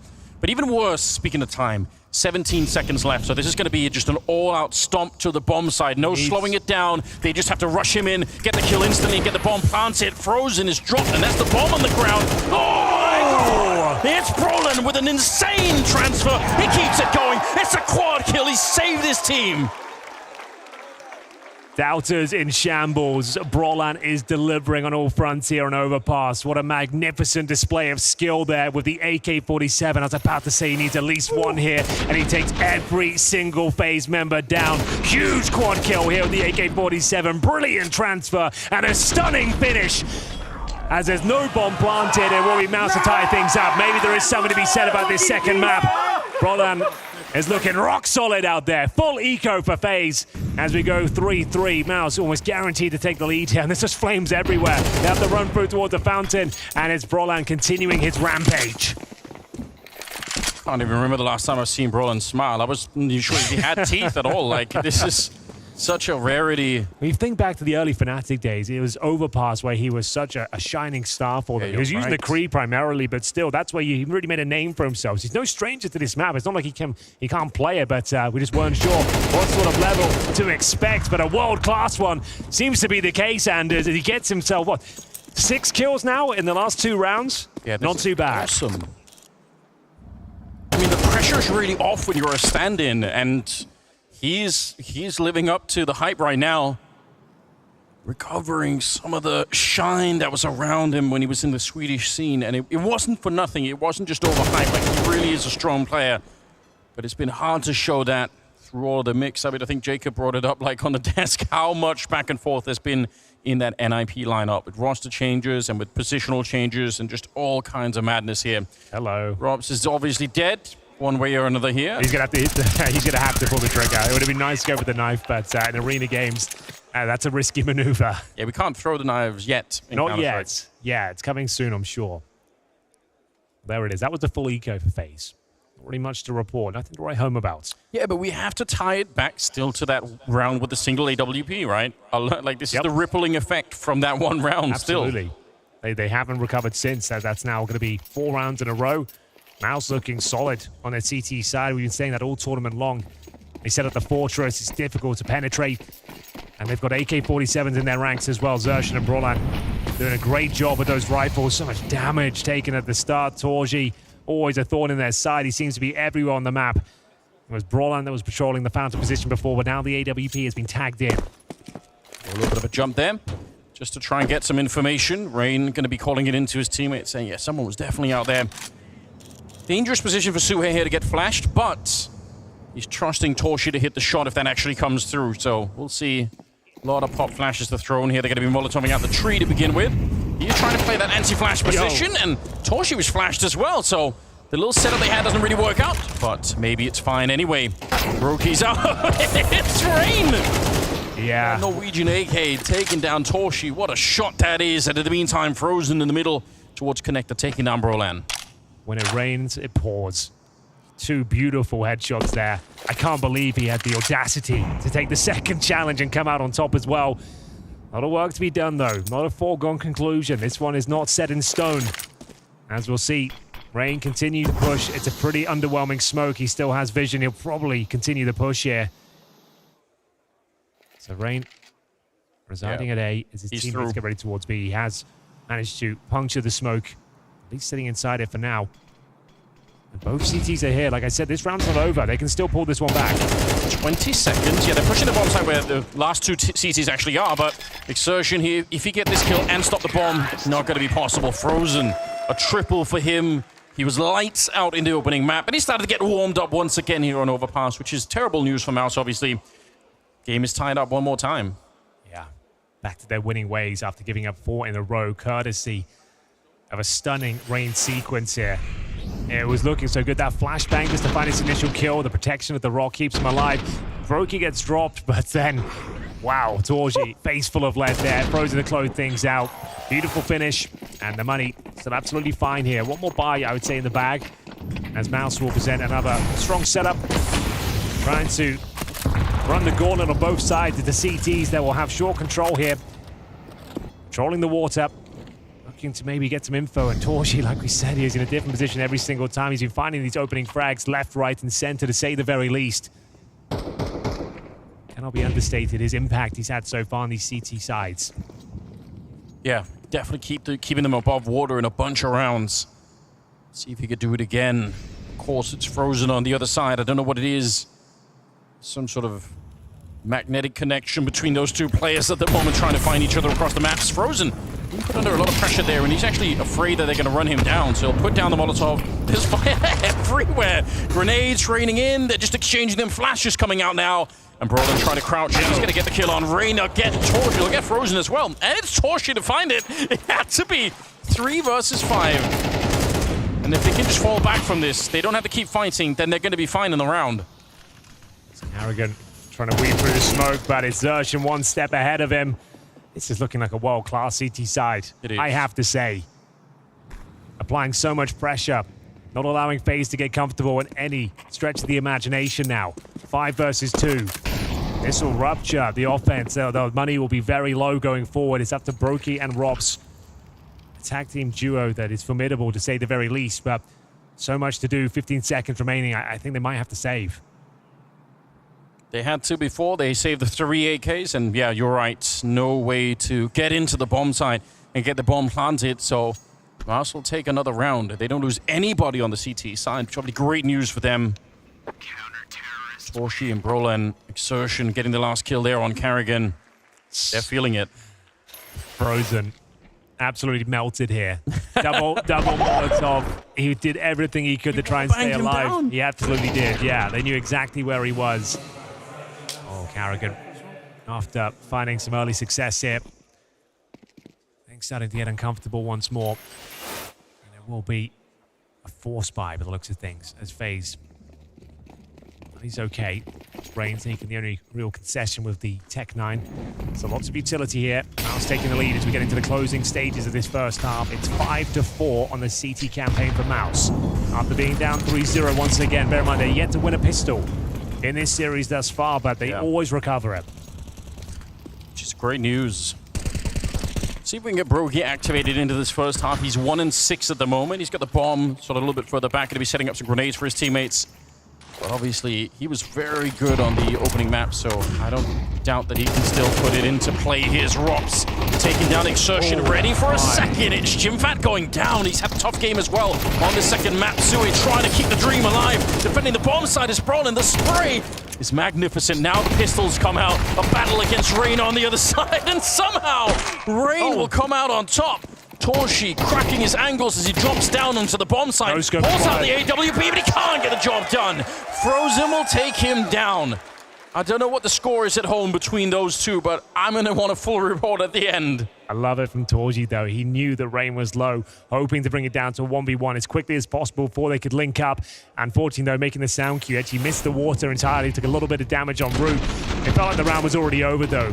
This sequence from Robs, that's what he's known for. Frozen to close things out. Nice clean shot. In fact, he's struggling here, has to be said. He's currently, I think, 1-5. Yeah, he's in contention for like Rookie of the Year, you know, as well. Like, it'd be a shame to close out his year. In 2-0 fashion, he doesn't turn up as he goes down. Just 23 points of health. Torji is like keeping the dream alive time and time again. Shui to apply pressure towards that connector. Exchange blows, but it's Rain that will find Torji towards long. Sendry will push Robs back. Don't think Torshi saw that Rain had pushed that forward into the playground. I think he was scoped up on the other side, not ever looking for it. So that's Rain, I think winning that fight just based on the mobility. Like early on, he's so far forward that the CT AWPer is not ready for it. That's pretty sick. 4 versus 3. So critical to win this round of your MOUZ, because if you look at the economy, it is dreadful. And they don't want to go into the second. I mean, it's already pretty good for FaZe. 5 rounds already pretty good. If it becomes 6 or even 7, they're well on their way to making the grand finals. Brokey, I think, spots him behind the dice boxes here. He will be alone, but we saw the devastating effects of his rifle in previous rounds. He spots one towards the divider here. Unfortunately, though, Rain, one of the masters of overpass. This is his home, the A bomb site, those bathrooms. And I think you have to savor this final round for reasons you just stated. The money won't be there. Bomb to be planted in FaZe. I've done enough here. Once again, getting at least 50% of the rounds here in the first half. Might actually have a tough time saving Robs. Just waiting outside. Oh my God. It's so clean. Yeah, he's had enough. Back to his winning ways here. Brutal aim. You ever seen anything like it? Every shot just so precise, time and time again. It looked like there was a chance here for MOUZ, but as soon as Torshi went down, things got a lot more complicated for them. Roland trying to take matters into his own hands, but it's Rain and Robs just dominating them here towards the closing stages. 1 more round to go, and as you mentioned, it's going to be a tough one. 7-5 looking likely. They managed to win with pistols before, but they had the backup of the AWP to work with. They don't have that luxury this time. Final round here. We'll see how careful FaZe are going to be as well. Yeah, no surprise. You try and put that MP9 into play. I totally get it, but Frozen down here, he's more than ready. A double kill for him. They're waking up, huh? They really are. MOUZ struggling to keep up. They don't have the funds to really fight into this round, so a 7-5 first half is looking incredibly likely at the moment. They got Eagle and Jim Fat. He's trying to push through, but Robs, I don't know what you have to do to catch off Robs, and Jimmy doesn't know either at the moment. Insertion, nice headshot, but it's way too little too late here. Shui with the P250, Anders, you don't believe? You might be onto something, ladies and gentlemen. Looks like FaZe have done more than enough here for a convincing first half. It looked like there were signs of life here for MOUZ, but it is going to be 7-5 as FaZe put themselves 1 step closer to the grand final.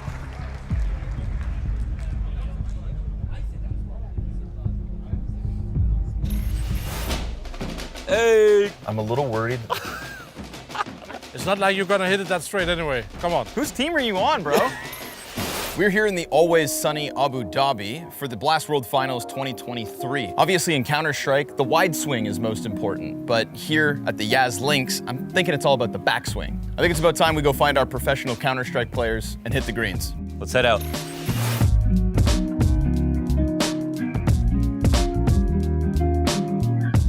Well, hello. Hello, hello. What's up, brother? How you doing? Good on you. Hey, Glaive, come on in, baby. You Glaive, New Jersey. Yep. Oh, you like it? Oh, yeah, I like it. Welcome to your chariot, the Lincoln Co. 05. Thank you. Our luxury ride awaits. Obviously, here we are, Abu Dhabi Grand Finals. A great way to end the year. We're mixing luxury with Counter-Strike. Some people go on walks. Some people go on drives to think. You ever go on a drive to think about your career? I do sometimes drive. I love to drive. First of all, are you a petrol head? For me, it doesn't matter. It's more about how the car feels when you're driving it. So when I get home for a tournament and I go for a drive, obviously it's an important, good feeling to be home. Of course, you can drive in every car, but there is a special feeling to driving in a good car, right? Yeah, absolutely. So we're going to the golf course. We're going to go play against Kerrigan and Scrawny right now. I'm a little worried that Glaive might be a golf player. I've got a hunch, man. You ready to go? I'm ready to go. Let's get out there, baby. Let's do it.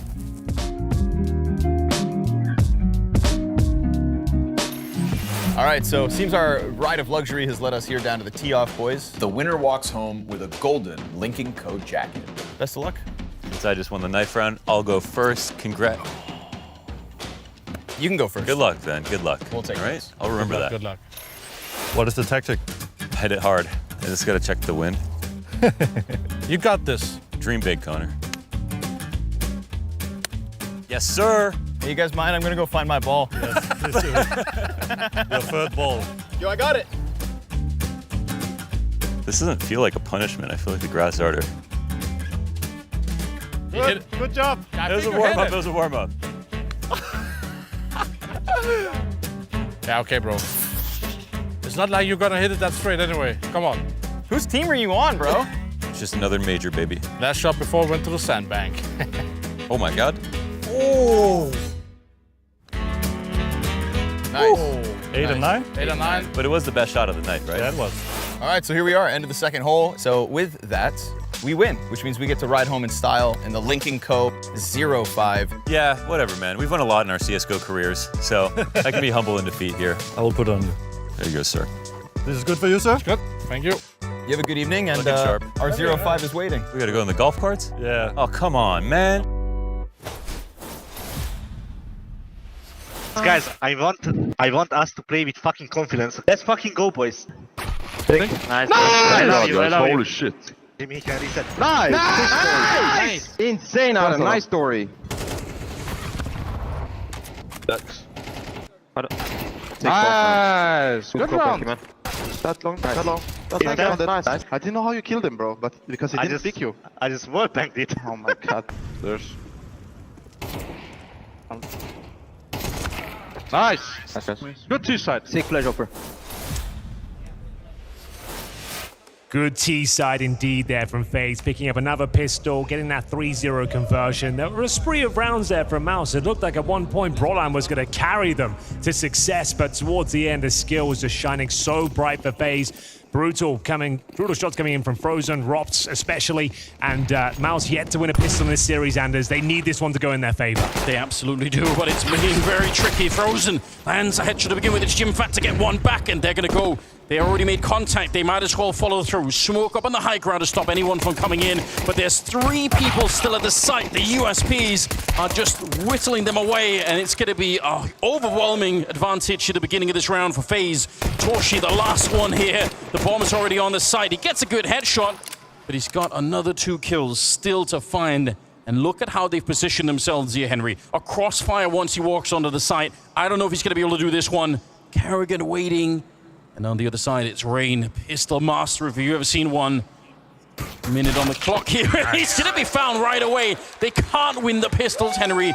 It's FaZe once again. Yeah, it was looking promising for a second there. Good trade towards Frozen, but as you mentioned, just taking so much damage en route. No bomb planted either, so it's like the worst case scenario right now. Another pistol slips by the wayside. Nowhere near a plant there. Torji manages to get one. But Kerrigan, nice position there just to close things out, guarantee the round there. And you'd imagine it has to be the full eco, but we're seeing a lot more teams purchasing this, the second round Tech 9s. It's not going to be the case this time. It will be just Glocks. Cheeky Peter 50 for Torji, but this one will be very difficult to recover. They're going to send 5 players outside the B bomb site. Objective really try and get that bomb planted if possible. Rain, he's getting a very strong position here. He knows there's some squishy T-side players on the other side here. Confirming the connector is clear. Spotting the first couple, needs to be careful.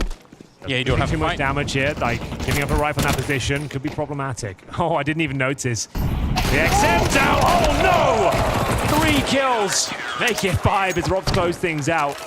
He farms a ton of cash with that shotgun. That's what it's designed to do. And it's no problem whatsoever for FaZe as the AK's coming out next. That might be the best XM use I've ever seen. Like, that's so sick.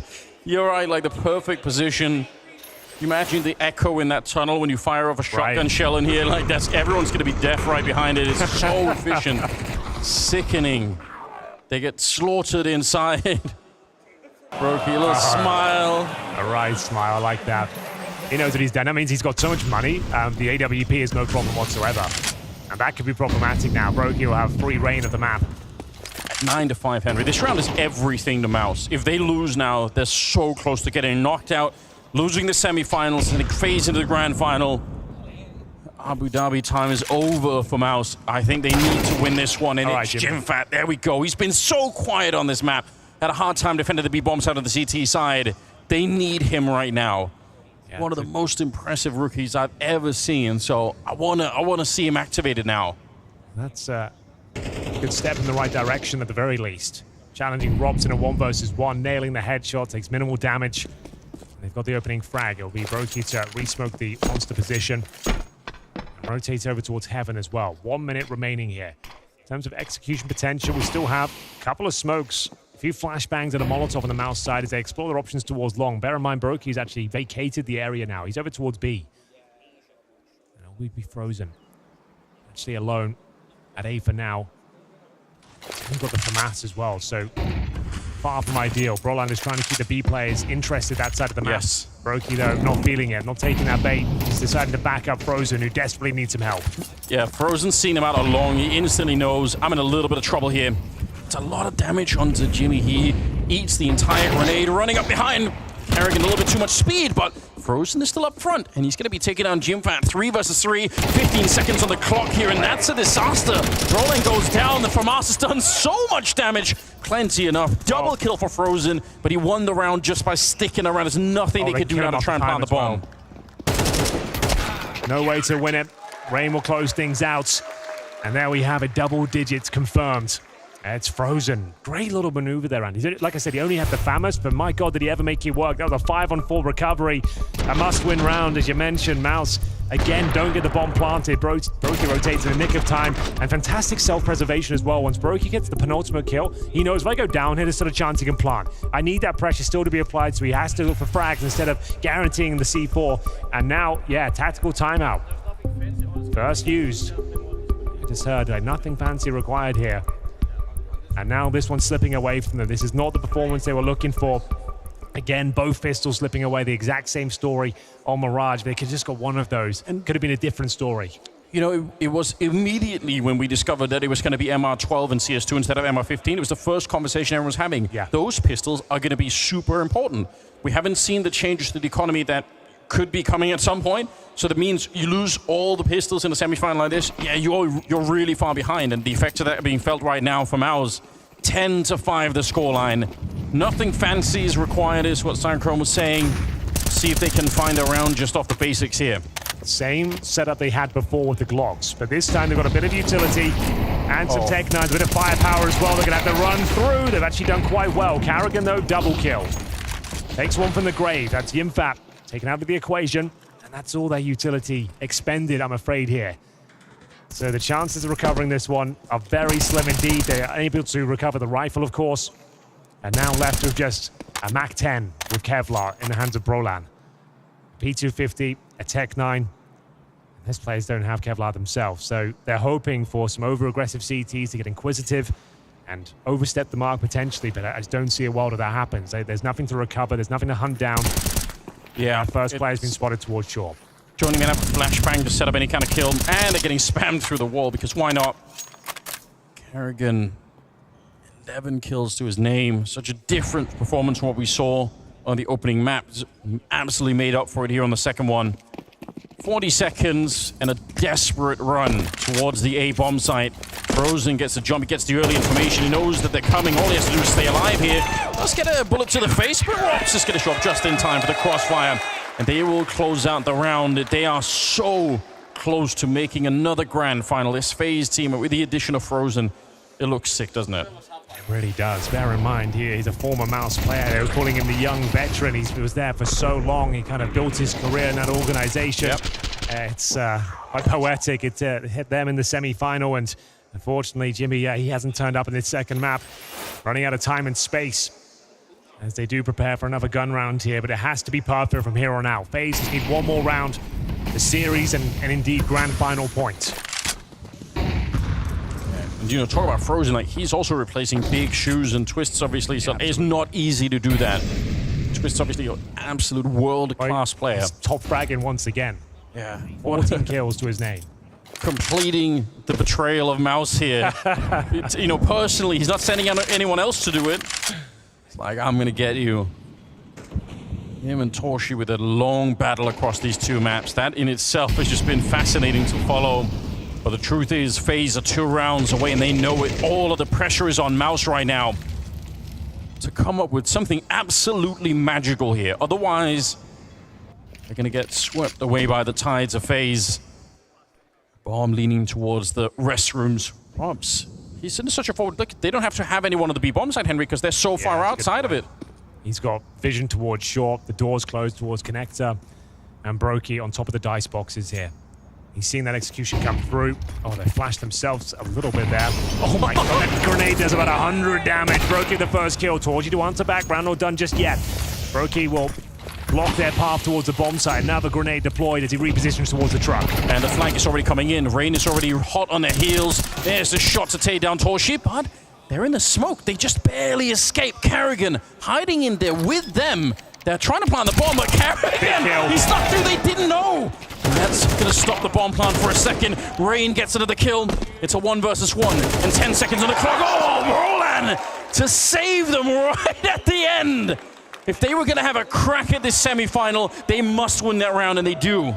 Oh, it comes down to that 1 versus 1. A scary prospect up against Rops as well. He had 66 points of health. Roland sniffs him after taking that bomb of a grenade there towards the divider, but it is Roland finding the final kill here, looking up, seeing who's up against it. It's Rops. He knew he'd be on the flank, and they do keep their head above water, but bear in mind that is 1 player surviving. It means to get 32.50 per player going into this next round. Money is tight on either side. It's a compromise buy. You can see Galils are out in full force here, only a couple of AK-47s.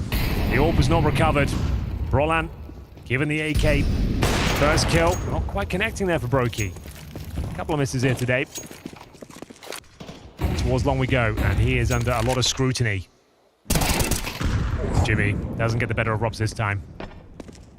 I don't know, it's that position that the Robs is in is one of the, I think, least checked positions, or feel like they didn't really commit to checking it. A lazy clear for that. Lazy clear every time. It's a bit deeper than it was in CSGO, and it's elevated as well. We didn't have that little barrel that's there. So yeah, I think players are still getting used to the encounter, and when Robs goes there, he seems to come out on top each and every time.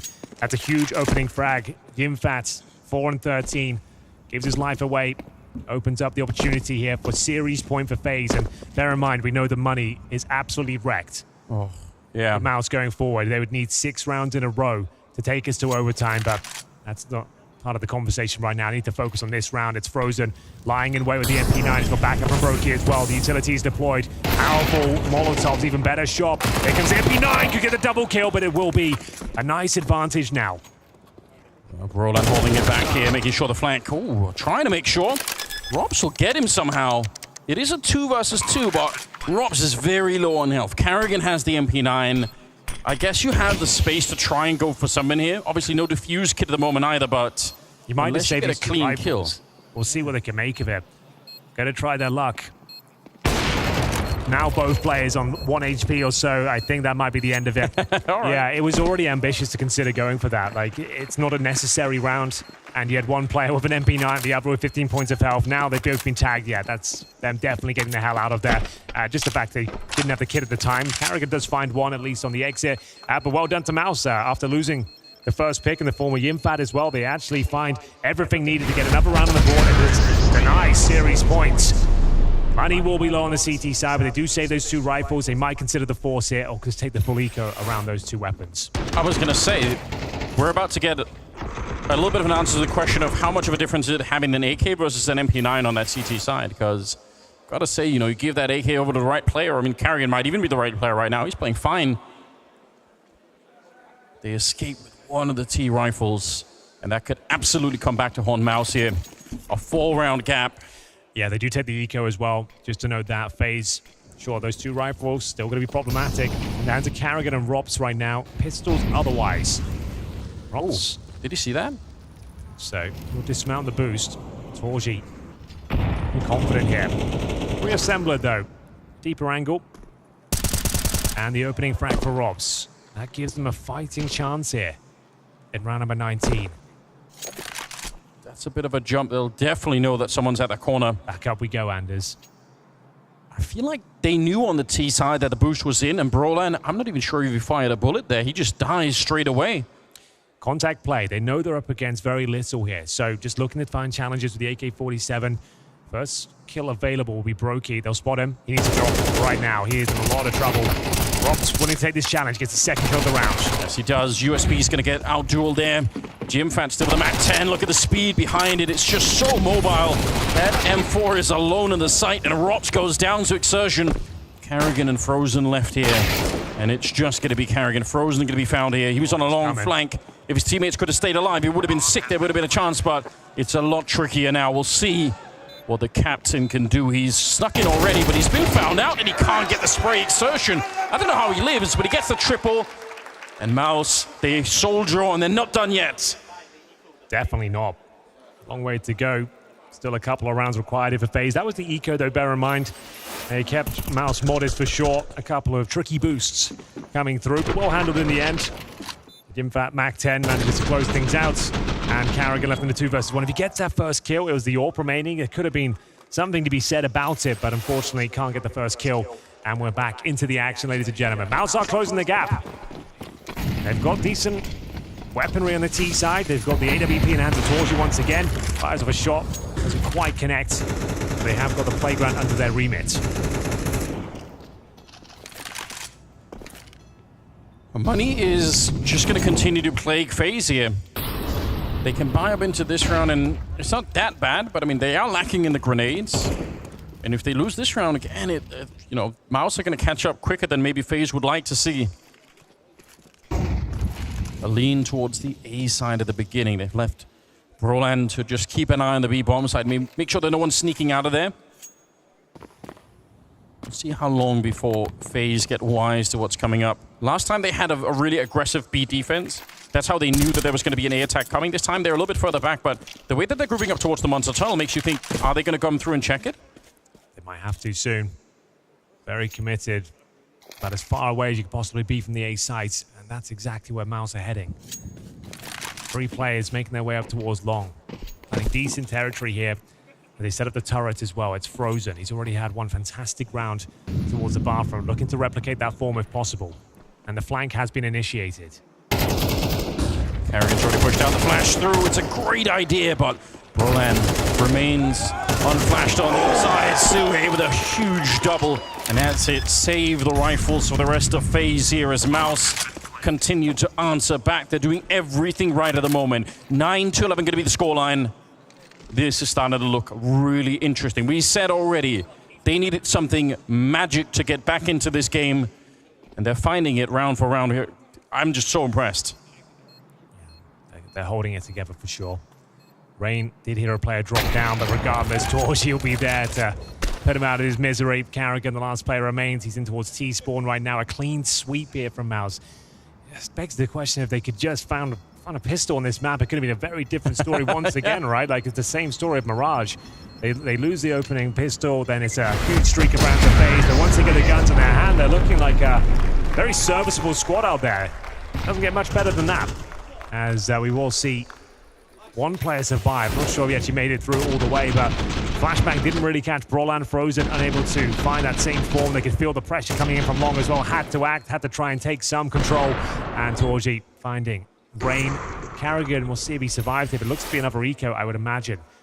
As, yeah, Carrigan did survive. Just a little partial buy here, if you want to call it that. A few players, well, Kevlar, we have got the Rob's MP9.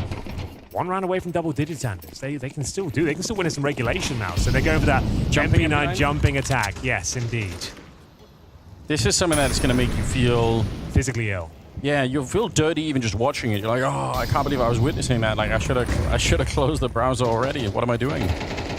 Brolan on the other side. Another victim to the jumping MP9. You can already feel it coming. So much more efficient than it should be. See if they can find a good time to set it up. Oh, did he spot him out? There's the jump. All right, they definitely know now, but Brolan's well aware though.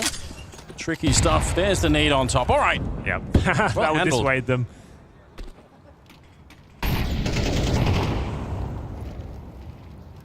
He wouldn't, would he? Oh, he would. He absolutely would! Even after taking 60 damage with the grenade, he gives it a second crack and takes down Brolan. Remarkable. Oh, it's very low. Still applying pressure towards Shaw here. They've got the man advantage, but they can't hold on to it. Torji will steal it back right away. I need a shower after watching that. It's not how it's supposed to be. Frozen though with a deagle. They're flashed. What a headshot to bring one of them down. He's ready for more, but Torji's going to be able to outduel him this time. 3 versus 3 and 30 seconds on the clock. They need this round so badly. Another good opening for Exertion here. The deagle, it's not enough for Rain. He can't stop them. And they are going to get the bomb planted on the other side. Carrigan in a 1 versus 3. He lives for the first one. Gets a little bit of a spray in there. He actually has a chance to do this. He spots one of them at the bank. Oh my god! He's good for it. And on top, it's a 10-second defuse, but he wants to bait Torchi into it. Wide swing. No, Carrigan. Out of balls. Oh, no. He's trying to hunt him down. He can't find him. Oh, my God. There's the shot. It's Carrigan in a 1 versus 3. He's done it. Unbelievable scenes. I thought there was a chance. It couldn't be messier if he tried. It looks like the defuse is coming through, and it's FaZe with an absolute heist of a round. Carrigan in a 3 versus 1. They were tantalizingly low. It's not the cleanest finish, Anders, but he gets it over the line and alleviates a ton of pressure. It all started with the bullshit jump towards shore and finishes an absolute pandemonium. Torchi can't hold on. He knows that's such a significant round. The streak is broken, and grand final point has been found for FaZe Clan. Oh my God. Holy.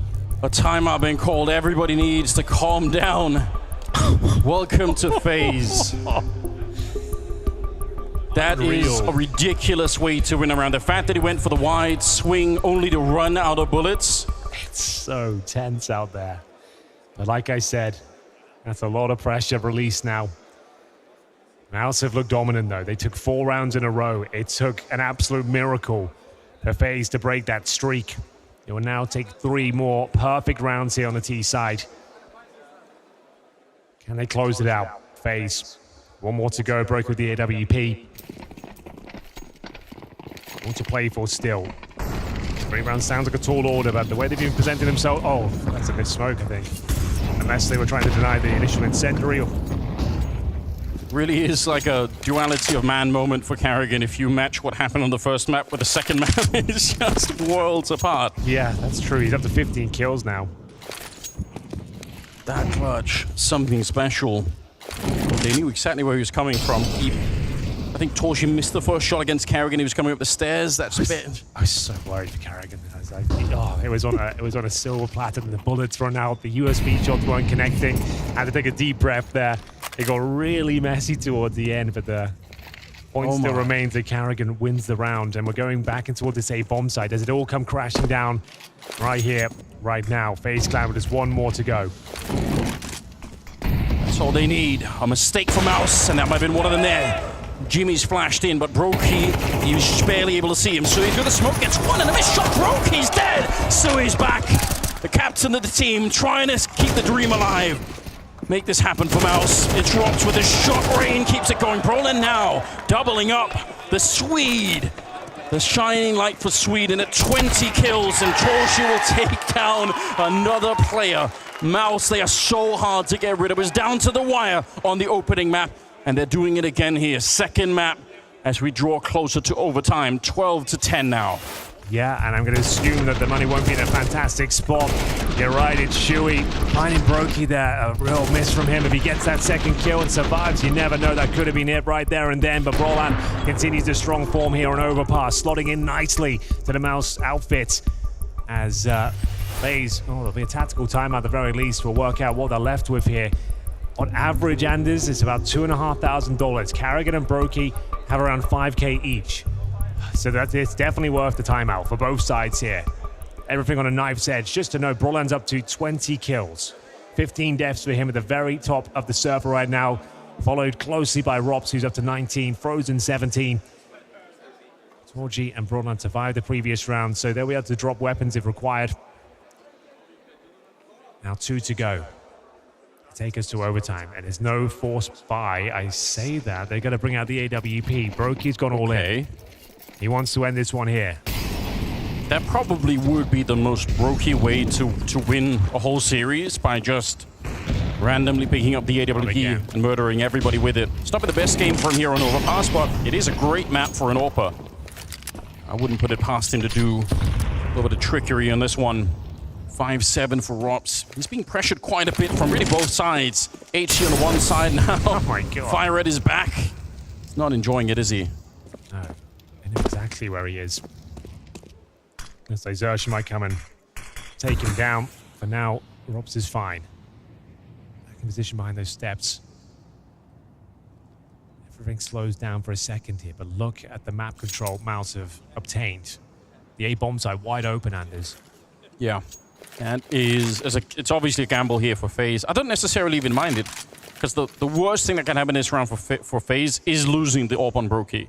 So even if they lose the round, as long as they can keep the AWP alive, they're going to be okay with that. And that's how it'll play out as well. Bomb going to be planted here. Yeah. The rest of them, even saving the armor on Karrigan and Robs is probably a great idea. Another very close game here. Ridiculous, First isn't it? map was 13-11 in favor of FaZe. It felt like MOUZ might have done enough there, but it slipped away towards the end. Will it happen here again? They've managed to course correct, get themselves back into a winning position. Trying to make his way out of the bank, but Brolan shuts him down. Continuing to just dominate here with that AK-47. Rolling back the years, this is the best looking Brolan we've seen in some time. Yeah, I'm just very, very impressed. Like, I've really been somewhat sour on the Swedish team, if I'm being honest. Like, as a whole, I just feel like it's come to almost a complete standstill. And seeing Brolan like this should put a smile on your face. It's not enough yet. Not quite. They need another round. They need to get this into overtime. And everything changes there. Like, they're going to have money again on both sides to play with. FaZe, they have the experience. They know what they're doing there. But we'll see if MOUZ can get one more step in that direction. 21 kills on Broad Exertion. He was lights out on the opening map, but he's still doing it here. 17 kills. You got to give him some credit as well. But it all comes down to this, Henry. This is what it's all about. The sun is set on Abu Dhabi, and it's time for MOUZ to see if they can fully wake up and realize the dream here. It's been an admirable resurgence. One more round will do it. Locked in with the AWP towards long. It's Frozen challenge towards Connector as well. Two players down in this position. They are under a lot of scrutiny, but it's the opening frag for Frozen. Can he get out of here with the AWP in tow? Looks like they absolutely will. Bear in mind, Rob's still towards long here, so focus on this A-bomb site. 4 kills away from the grand final now. Just the Orc scoped up on that. Tight angle towards long. A minute on the clock here. Losing one of their best players in Exertion. It's not a good start here. Brolan, though, in the right position, and he'll take down Romps. What a scout to get rid of at the start of this one. A 4-on-4. And we're down to 50 seconds, but look again, Karrigan's pushing out. If they figure this out right now, they can rotate back to the A-bomb side. You see already in the map, Frozen's already running. As soon as Karrigan gets through the monster tunnel, Frozen is hot to get to the A-bomb side. This is a sick move from Karrigan. Yeah, it should enable them to bolster the defense here towards A. Brokey hasn't looked his usual self on this site. Normally this has been good for one frag around. 9 and 16 right now. Can he close things out? It was the hero AWP in the previous round as he get closer and closer to A, and there's 20 seconds remaining. Here comes the final commitment.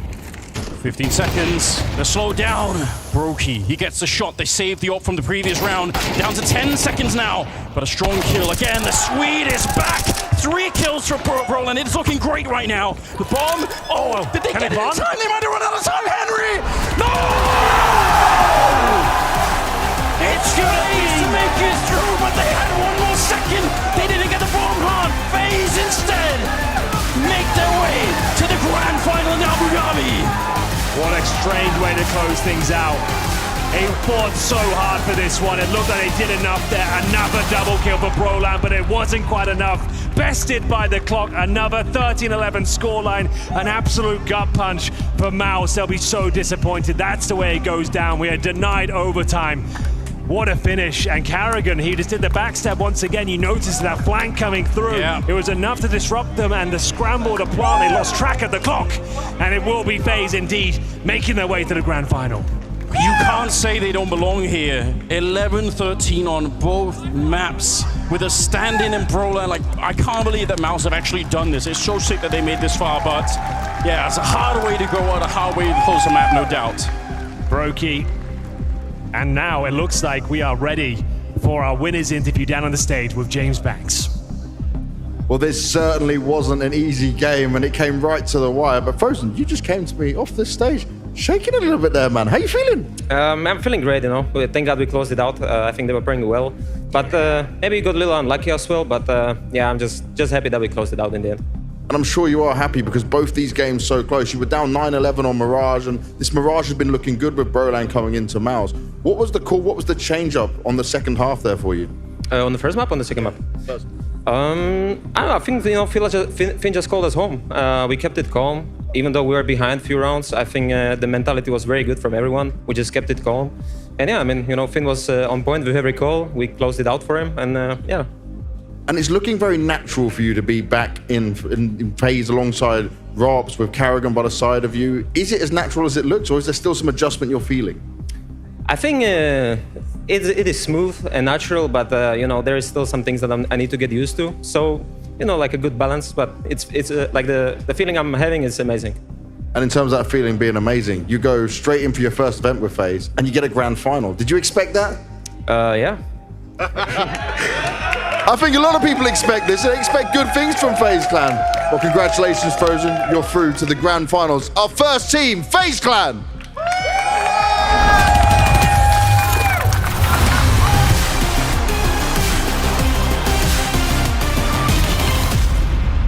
It's almost as if it's a date with destiny at this point. FaZe yet again making it to the grand final of a Tier 1 Counter-Strike 2 event, and for Frozen claiming some sweet, sweet revenge in the process. His second grand final, but his first under the FaZe jersey. But Jacob, holy hell, talk about a nail-biter to close that one out.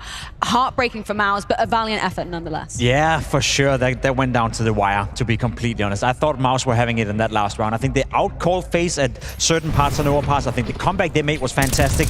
We get into the round right here. I think a bit of a mistake was made allowing Frozen and Broken to get away from this position. You think to yourself, 5v4, Rob's in a prime position. Brolan, who had a fantastic map, punishing Robs, brings it back to a 4v4, and then you see it all unfold in front of you right here. MOUZ couldn't be any closer to push this one into overtime. They tripped right at the finish line and like to get it to overtime. They were so close. As soon as that timer hit right there, it's so close. It looked like it was still on 4 actually, but just barely missed it. You see the disappointment in the faces of the MOUZ crew, in Brolan himself, because man, they pushed him. They pushed FaZe. It was an honorable performance, and to do it with a stand-in in Brolan who had such a rough map one, who was seemingly targeted not only in Mirage but in the Veto as well, but to actually show up there, that I have to give him a little applause for that. Yeah, I like that you mentioned Brolan. I think he deserves. We pinned him as a potential weakness on that map. He was exactly the inverse, the other way around. He was a hyper carry when it comes to MOUZ, and I'll just put it out there. I think it's one of the most heartbreaking losses I've seen in recent history in Counter-Strike. You were talking about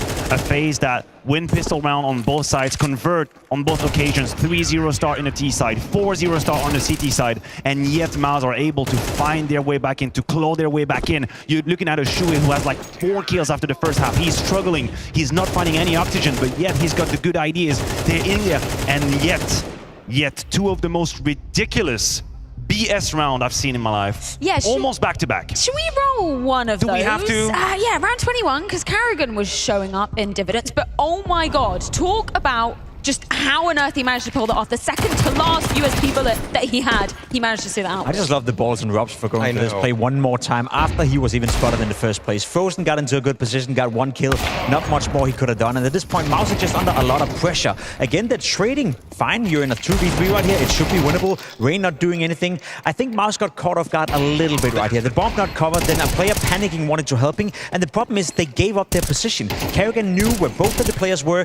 Exertion not smart enough to get away. He could just hide and bang, and then at that point it wouldn't have been a problem for Torsi. And then as Matthew said, the most BS situation you ever seen in Counter-Strike. I can't watch it. It's just 2 people not wanting to win the round, but I guess someone had to. Just so unserious, man. I mean, you were saying it, Pimp. The trading was good for MOUZ in that round, but when they get into these high-pressure moments, sometimes you still see the nerves for them. When they hit 11 rounds on Mirage, they started to crumble. When they get into a 3v1 versus Karrigan, they start to crumble. Even on the very last round, it's so disappointing because you see that all of the pieces are there for MOUZ to succeed, but when they actually get to that breaking point moment where you have to stand up, where you have to just hold your nerve, it's FaZe that do it better. And it was Henry aptly saying, you know, if they could just win a single round. We look at the round distribution just there, and it was, you know, those slow starts to the half where, yeah, MOUZ were just playing catch up to FaZe. Yeah, I think FaZe played with the weapons that they had, right? I do believe that in the depth of the quality of Counter-Strike, MOUZ were ahead on this map. I think MOUZ played better Counter-Strike, but it doesn't matter at the end. You get the pistol, the conversion, and some of these rounds we've mentioned.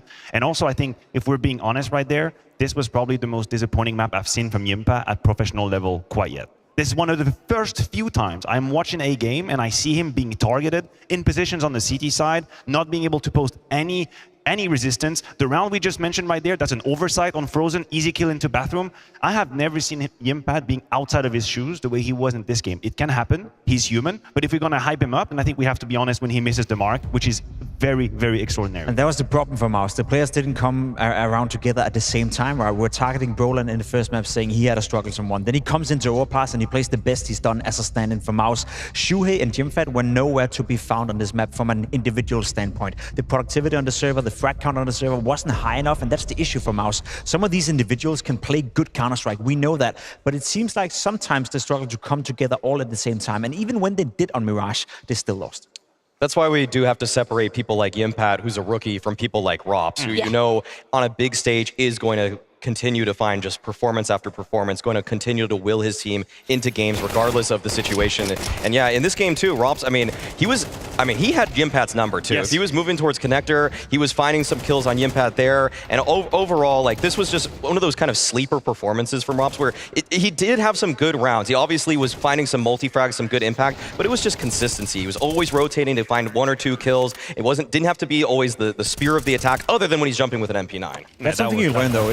It's the flaw, right? It's the flaw of the performance from Rops. Even if he's having a bad game, he's still going to be there at some point in the game, or he's still going to be solid to a point where he's going to have an impact on the game. Whereas for some of these inexperienced players, once you feel you're not getting it going, once you feel you're being targeted and you can't answer as you were describing with Jimfat, then the flaw of the performance goes missing. That's something he'll learn over time. This is a great learning experience for MOUZ as a team as well, and I bet you they're thinking right now, maybe Brolan could be a potential replacement. We'll see what's up there for the market, but losing 2-0 to FaZe on paper looks bad, but the way they did it that was a great performance. Yeah, valiant effort coming out of MOUZ, but unfortunately the end of the line here in Abu Dhabi and for 2023 at that. So let's get a few closing thoughts courtesy of Cyclone.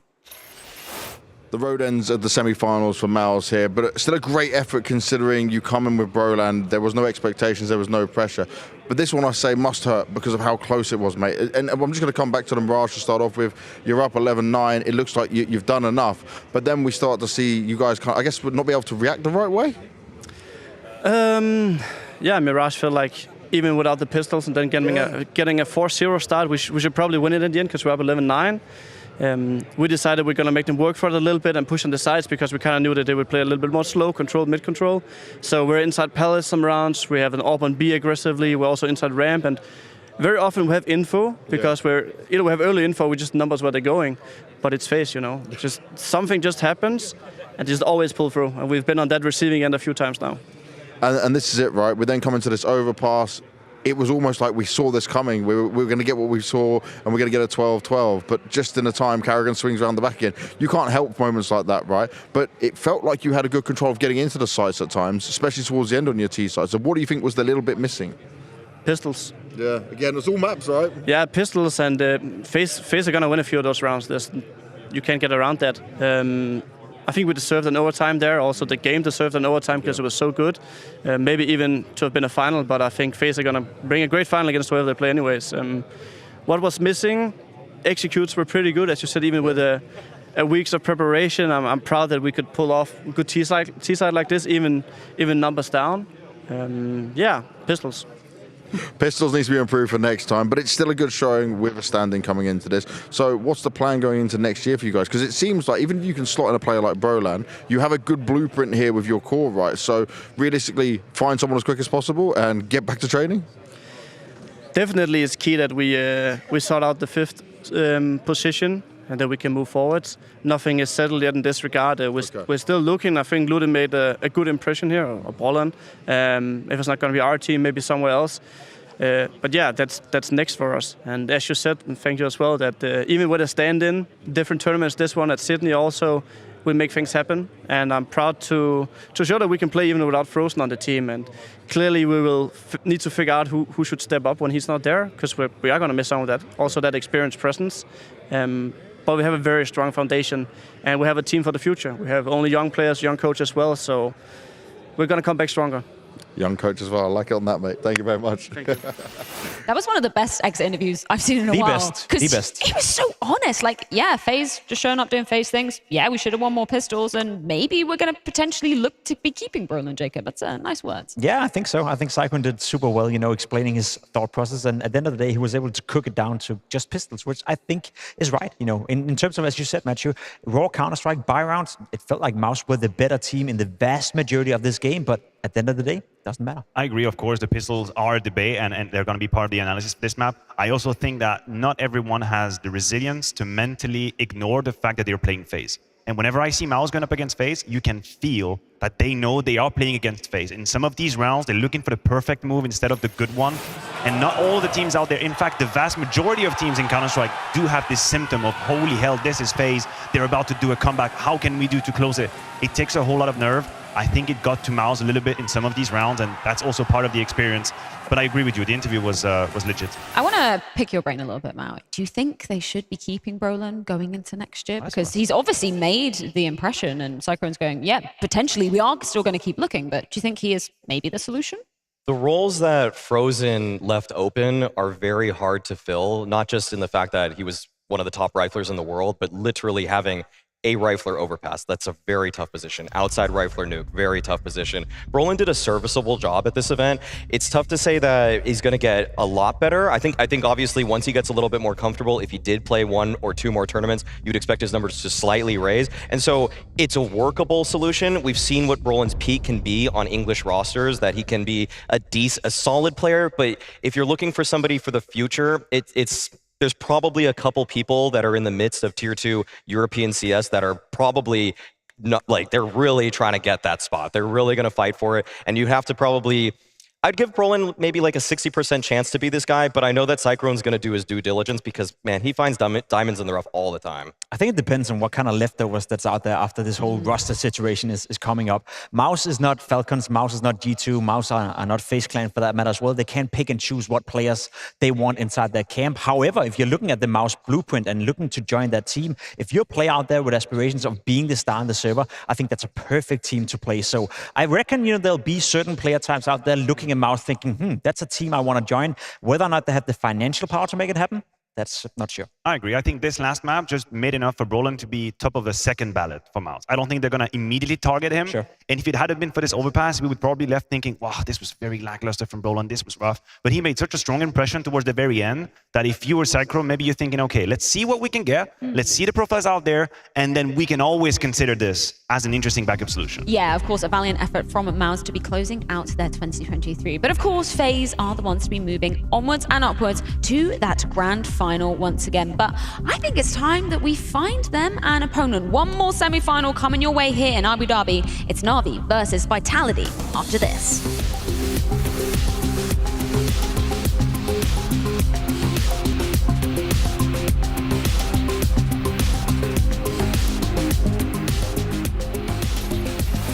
Hey guys, this is Team Heroic. This is Nico and Hunter from G2. It's FaZe here. Hey guys, this is Spinks and Zahu. This is MOUZ. I'm Dupree, this is Shoes, and we are doing Headshots to Heartache.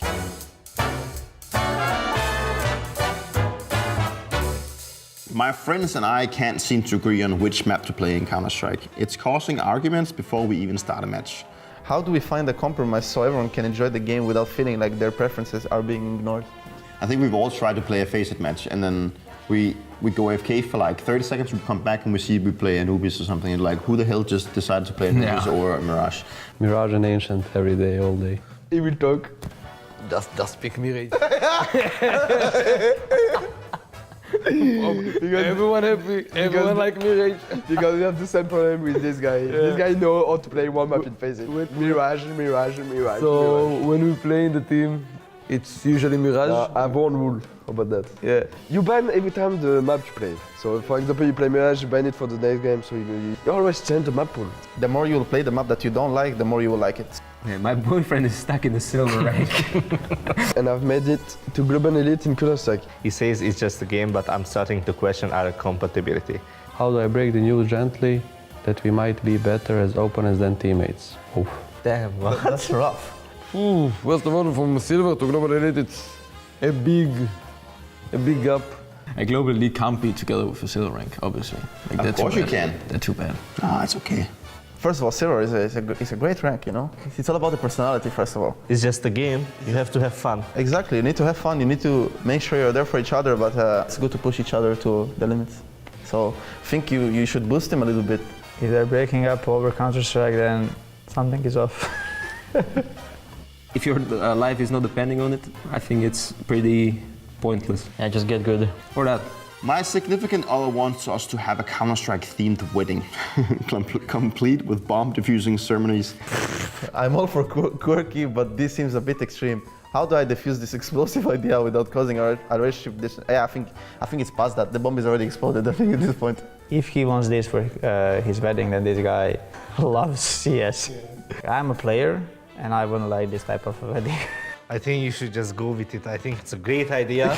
It's a nice Counter-Strike. No! I mean, it would be kind of weird if you had the grooms showing up as counter-terrorist and the bride going as terrorist. It would basically be kind of funny.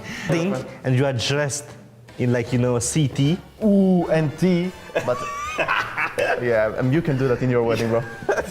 Pop a moment in your life you don't feel like, yeah, don't do anything you're not happy with. I think the best thing is just to be honest. Oh, it's good, it's good. If I have a problem with you, I come to you.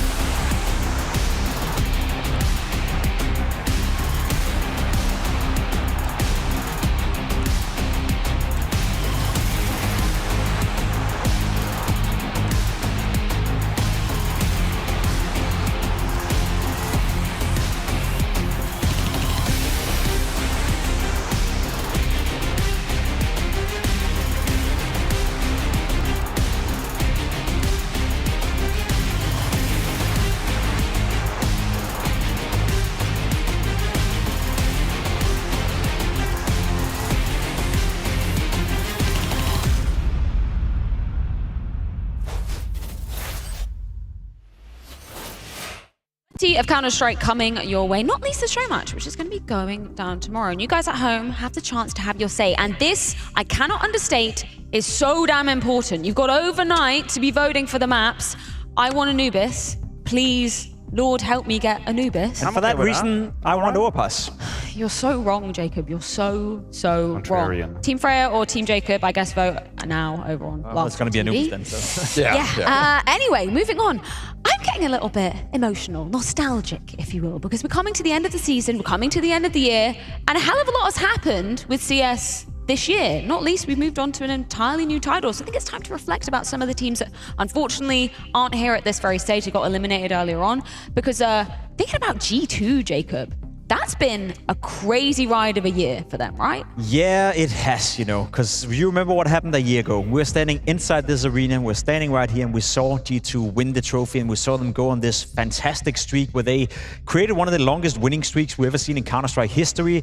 They won in Katowice, they won in Cologne, blah, blah, blah, blah, blah. Now we're here. And we don't really know where to put them anymore. For me, they are a big question mark. You look at the 5 players right here, and you can't tell me that that's not enough firepower, enough quality, enough experience to be a team that we can rely on, go into a major and contest for the trophy. Yet I'm not even sure if that's going to be the lineup they're going to turn up with in Copenhagen at the major, if they qualify, of course. That's the thing for me. There's too many question marks surrounding this G2 lineup right now. There's too many rumors in terms of Nico, Falcons, maybe not. You know, then we heard about m0NESY perhaps going to Cloud9 and all these, you know, rumblings going around the lineup that makes me uneasy, and that shouldn't be the case for a team with this much quality. Yeah, we were definitely asking a lot of questions. I think if we're looking at positives, Nexa probably made a better impression individually than how we were painting him originally, because one of the most differentiable argument was, why the hell would you replace JKS with Nexa, which is a worse player on paper? I do think individually he was above what I expected, and I also... It's complicated because there are so many of these situations where it's on a knife's edge and it changes the whole narrative of a team. They were so close beating FaZe. There were so many rounds that could have gone crazily differently. And so you're left thinking, okay, yeah, this is an absolute failure. What the hell is going on with G2? This is BS. And then in another alternate dimension, you actually win that clutch and you get 2-0 to FaZe, you're straight to semifinal, and here we're standing thinking, oh my God, this is incredible what G2 is doing. So I'm a little bit on the knife's edge, on the fence. And I also don't think that... I think Copenhagen is too close to make drastic changes. That's it. That's going to be the lineup. I think so too, but I'm not happy about it. I feel like they shouldn't. They should change it. I feel like they definitely should change it. I think they should find an anchor. I don't think Nexa actually is a serviceable anchor, and so Nexa could be the in-game leader. But honestly, right now, as it stands right now, yeah, that would be the case, right? Yeah, because Nexa can call. We all know that. He called G2 to a major grand finals before. They obviously lost to NAVI there in 2021. But in terms of just pure ability, it's not even a question of who's the better player in the server. But, you know, G2 kind of found some magic here. This year, it actually treated them pretty well. They hadn't won any major trophies before, but then HooXi came in. You know, they won the World Finals, Cologne, Katowice. And so you would want to give him so much credit. And I do give HooXi a lot of credit as an in-game leader. But it feels like the way that this team is moving, they've lost some kind of faith in the system or the structure.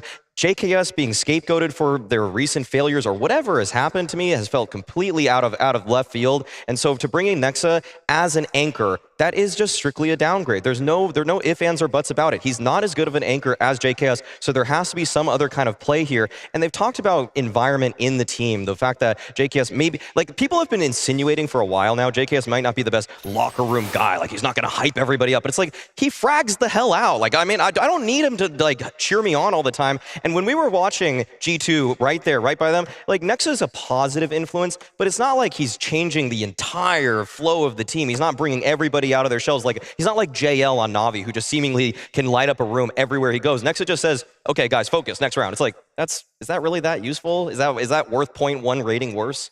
I feel like G2 is a prisoner of their own success, you know, because when you look at the lineup, when you look at when they won this tournament, when they won in Katowice, it's not like they have a clear, defined play style. It's not like I'm looking at G2 and I think to myself, you play this type of Counter-Strike, or you're like a Heroic, for an example, or like FaZe, you know, or some of these teams that has a clear way of doing it. So when they make roster changes, it's always also a question of, does that change the way they're playing Counter-Strike? I feel like their strengths are the individuals, the strengths are Nico, the strength is m0NESY, and I can't help to feel that whether you replace JKS with Nexa or vice versa, it doesn't really change how G2 will approach the game. It's still going to be around it's still going to be around Nico, and it's still going to be around m0NESY. So yeah, you may change the support cast, but that's not really changing the direction of G2. So if I'm a player and I'm joining G2, I don't know what I'm joining. I don't know what role I'm going into. So maybe you can be the hype man, but that's about it. I mean, honestly, I think that the criticism towards HooXi as an individual are very warranted.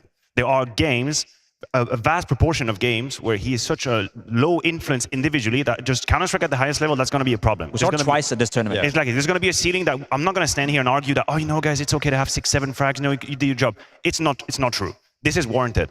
Although I believe that he might be underrated as an IGL. You're talking about decisions, you're talking about game plan and how you played, or the T side. I think he might be a little bit underrated in that. I would trust him with decisions when it comes to the game. 100%, but I cannot make up for these moments where he disappears, and it happens too often, and when it does, it's too detrimental. We've witnessed a Nico vintage golden performance going out of this universe. His first map on CS2 that got us just gasping, and then obviously you have HooXi on the other side that's compensating, right? And that's an issue that I cannot ignore, and it might just always be there. I agree with you. I don't underrate HooXi as an in-game leader. I just underrate the fact that I think, as said, G2 are prisoners of their own success. He's well aware that if you want to find success with G2, we got to cater to Nico, we got to cater to m0NESY. So he can't build up a system. He can't build up an environment like Heroic did with Cadian. He can't build up a playstyle like Kerrigan has done within FaZe, or like a culture within the team. It feels like you like to speak about cultures. G2 don't have one. The culture is headshot. The culture is kill people. The culture is go out there and be the best individuals. And I think HooXi is the right man for the job in order to enable the players around him.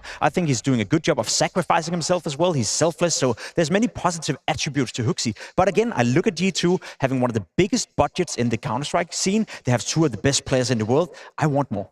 MOUZ, I want your opinion on this. Who was the bigger disappointment in not making it to this very stage? G2 or Cloud9? G2, hands down. G2, hands down, yeah. Because if you're going to actually bench JKS and bring in a replacement, you think that's an upgrade. Cloud9 have been pretty decent. BetBoom wasn't good for them, but in terms of some of the other events in CS2, they've been a pretty consistent top 4 team at a lot of these events. So I was a little bit upset, but the woes are so obvious for Cloud9. It's so clear that they're still trying to figure out what their system is, who's going to pick up the opt map to map. They've changed multiple spots at this tournament from BetBoom, and apparently they didn't even practice. So it was like, are you guys...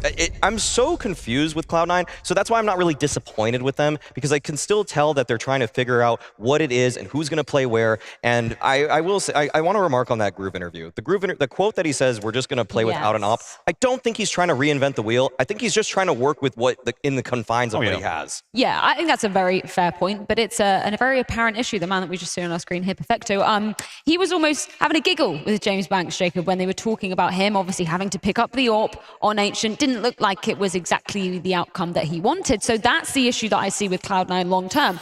Yeah, you can say we don't need an AWPer, but do your players actually want to be picking up that hybrid role? Didn't sound like Perfecto did. To be completely honest, it pisses me off, you know, to a degree where I'm like, why are we even spending time talking about this? Cloud9, you need an AWP player. It's obvious for everyone around you. I'm okay with them trying, you know, just dipping your toes in the idea that maybe in CS2, new game, new meta, maybe we can do it with 5 rifles. But I think already now it's been established that with the player material you have, that's not the case. Also, we can't forget that when they first came together, when they came into Cologne, you're looking at Cloud9, you're thinking Electronic and Perfecto joining that lineup, we had such high expectations. You have like the best CIS players, you're bringing the best from NAVI, you're taking the best from Cloud9, and all of a sudden you're supposed to have a powerhouse of a team. We've never seen them play well. We've never seen them live up to that potential. There's been occasional games, occasional tournaments where they made the playoff, but we never seen them deliver at the expectations that we had for them. And I feel like they've started right here in terms of expectations, and it's just going like this, like this, like this, like this. And at what point does the plane crash? I know, but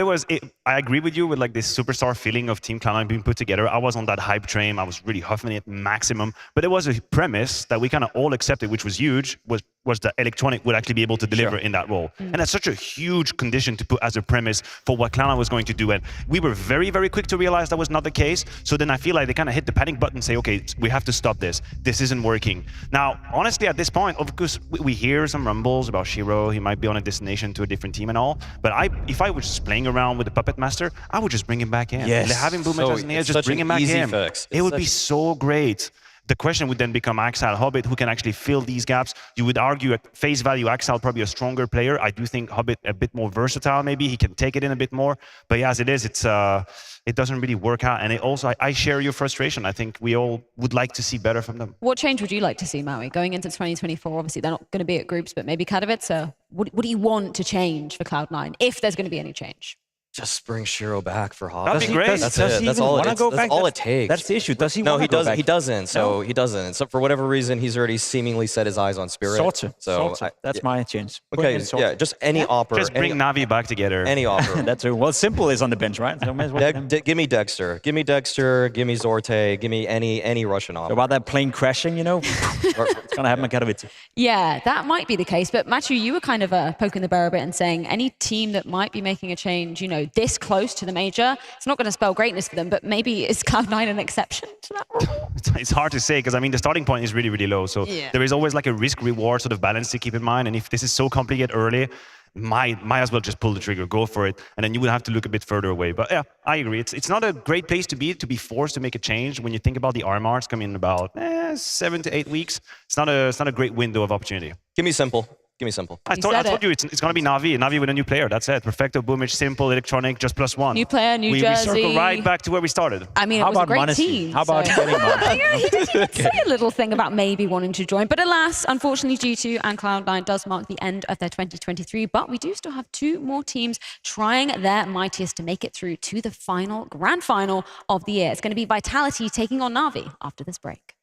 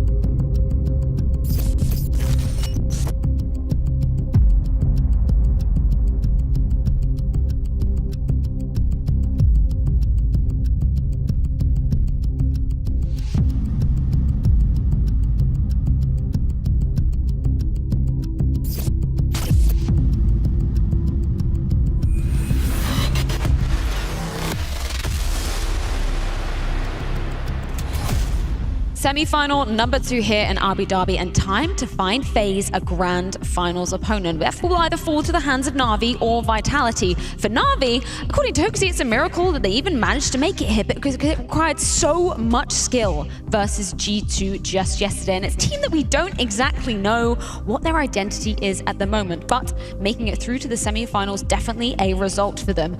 What looms on the horizon is Vitality with a big Brit at the helm, MOUZ, currently tearing up the server with such an incredible rating. And of course, lifting the trophy back in Copenhagen, the first event that he was standing in for the squad in, was an incredibly impressive result, Matthew. I agree. I think we cannot underestimate that feat from Vitality to be able to stomach the loss of a player of Magisk's quality.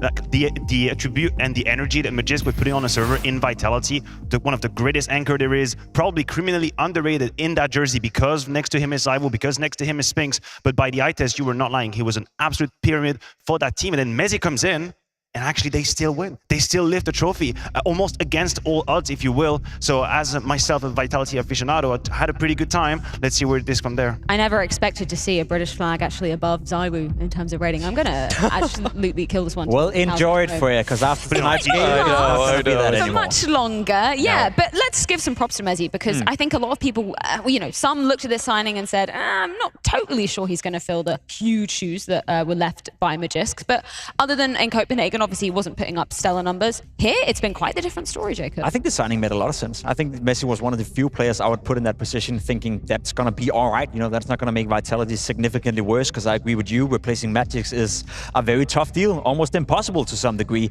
However, the way he played in Copenhagen, he got a bit of a freebie in the sense that he was coming into the tournament. We didn't have too high expectations, and I think he under-delivered. I think he played worse than he should have. He played worse than I would expect from MOUZ. However, the turnaround coming into this tournament has been absolutely fantastic. Now, there's one thing we haven't seen just yet from MOUZ, and that's him performing on the stage. Because that's when I wouldn't say crumbled for Vitality, but that's when the pressure got to him, and that's when we saw early signs of maybe him not feeling too comfortable in his new role. But that's maybe also connected to the fact that Apex said they hadn't really practiced leading into Copenhagen, not as much as they would like to. So maybe MOUZ playing well now is a result of the practice, or maybe we just haven't seen MOUZ on a stage yet fully come through. That's the question I want answered tonight. I would cite the fact that also, I actually think that they're putting MOUZ in more positions to succeed, because at the fall finals, I feel like they kind of just left him to his own devices. Sometimes it was just kind of on a bomb site by himself, has to fend off FaZe in a grand finals. He's trying to do the absolute most, but now it feels like there's just more synergy with him and everyone that's around him. I think the communication has become a lot cleaner. They're setting him up with flashes. I would be shocked to see MOUZ perform as well as he did in the group stage. Oh, yeah. But I'm not surprised based off of the fact that their tactics do just seem to gel much better at this point. Yeah, let's go ahead and check in with the in-game leader in Apex. He's got a few words about MOUZ heading into the semi-final. MOUZ's performance right now has been looking really good for you guys, but I wanted to see, was there a discussion you had within the team to make him push for more, to go for more, or was it just him own initiative? Well, to be honest, before Copenhagen, we didn't have time to take care of him or whatever, to ask him too many things. He had to fit to the system first and then being able to perform. I think what's happened is that during the second week of practice before Abu Dhabi, we had a talk with him, asking him that he wanted to be the perfect teammate and doing everything perfectly, and we asked him to be more like himself and to try more, want to do whatever he wants with Xtaz. And yeah, he does it pretty well at this tournament. Hopefully it's going to continue, but I'm really happy he's able to perform well. We had more time now to focus on him and try to help him to grow also as a player. And yeah, it worked well, but I hope it's going to continue because fuck group stage. Well, hopefully he's going to be putting up those same numbers because MOUZ looked like an absolute demon. But props to Apex and, the whole of the Vitality camp, because we think about, I'm going to use Spinks as an example, integrating into Vitality. Yes. Apex was the one that said, you need to be more confident. You need to take more space. You can't just look at Zyro and go, okay, he's a sick man in the server. I need to follow him. Be confident in your own ability, man. I think it's one of the topics that we sometimes miss when we cover Vitality is how healthy of an ecosystem that is to integrate a player and help them surpass some of the obstacles they're going through. Spick is an example who under-delivered massively when he joined Vitality, and he was a target of a whole lot of scrutiny. Turns out now to be one of the best rifles out there. Even ZywOo at times, where Apex has to sort of talk about these conversations I've had. Listen, you have to be more selfish, you have to be more out there. And now you're doing the same with Mezzi. Like, it's a great thing to want to be the perfect teammate. I understand that. If I was Mezzi stepping into Vitality, all I would try and do is fit in that box they're giving me and make sure I'm not ruffling any feather. But this is not how you deliver your best CS. You have to find this sort of balance where you also do some of the stuff that you like, that makes you feel in confidence, that make you feel like you're in control, and then you have to find this balance, and I think Vitality is really good at it. I have no doubt that Apex is aware that he's asking a lot from Mezzi when he's telling him to be more himself and be a little bit more, I guess, selfless in that regard, or selfish. You're on a team with Spinks. You don't want to interrupt what he's doing right now. You said it, one of the best riflers out there right now. You definitely don't want to step ZywOo on his toes. So if you're Mezzi, there's also a limitation to how much space you can actually create for yourself or take away from certain players. So being the perfect teammate, I totally get Messi's mindset, but if there's a balance to be found where Mezzi can thrive, as we've seen in the group stage, while ZywOo is still playing well and Spinks is still playing well, then best of luck to the rest of the teams out there. Yeah, you mentioned ZywOo. Obviously, he's refound his form back at Copenhagen. I don't think there's any disputing. He's feeling comfortable in CS2 now.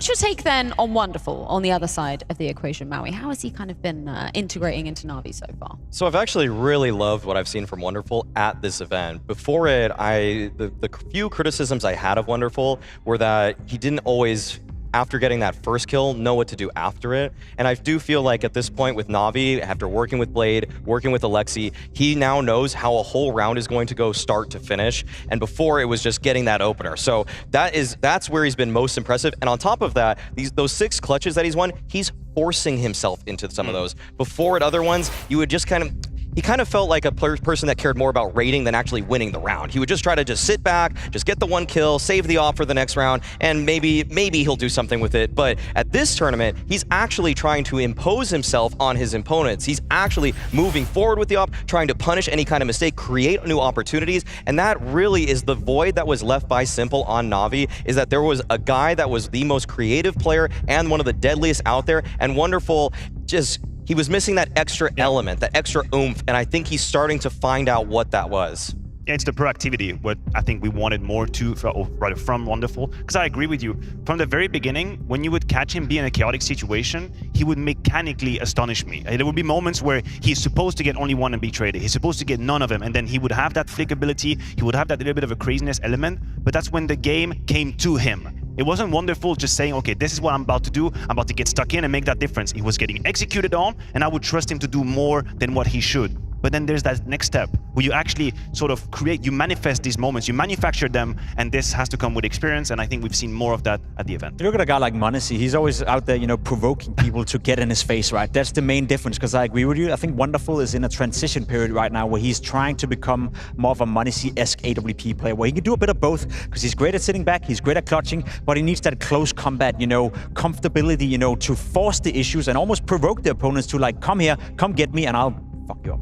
Maui, were you hungry to see a bit more from Ime coming into the games yesterday? He did kind of deliver on that last map versus G2, but I think it's a question of consistency with him, right? Do you believe that he's going to be delivering on that consistent basis? It does seem like Ime is trending upwards right now. So right now, in this kind of matchup, this is usually where someone that's trending upwards after a few events is taken back down to earth, because Vitality is such a tough opponent. You expect that they're going to make the adaptations necessary so that Ime can't pop off in the way that he has, because the reason that Ime was so impressive is that when he was fighting individuals one-on-one in so many duels, he was just getting the better of them. I want to refer specifically to the way that he was taking Nico out repeatedly outside yard on Nuke, because that was a one-on-one fight that he was just presented repeatedly, but Vitality is just a better team. Vitality is going to be a team that adapts. If Ima's on a hot streak taking out that outside rifler, well, they're going to send one more guy. They're going to throw a better flash to help him out. So that's where I think that extra dimension for Ima is now going to be tested, and I want to see him succeed, because I want to see that Ima that was blowing everybody away at the Paris Major, making a huge name for himself, and I want to see that he's not going to just fall back down to this guy that has more or less not delivered when he's after switching to Navi. Yeah, and of course we're talking about this in the context of a rematch, even though Apex says F the group stage. They did face Navi and they did take them down in a 2-0 fashion. So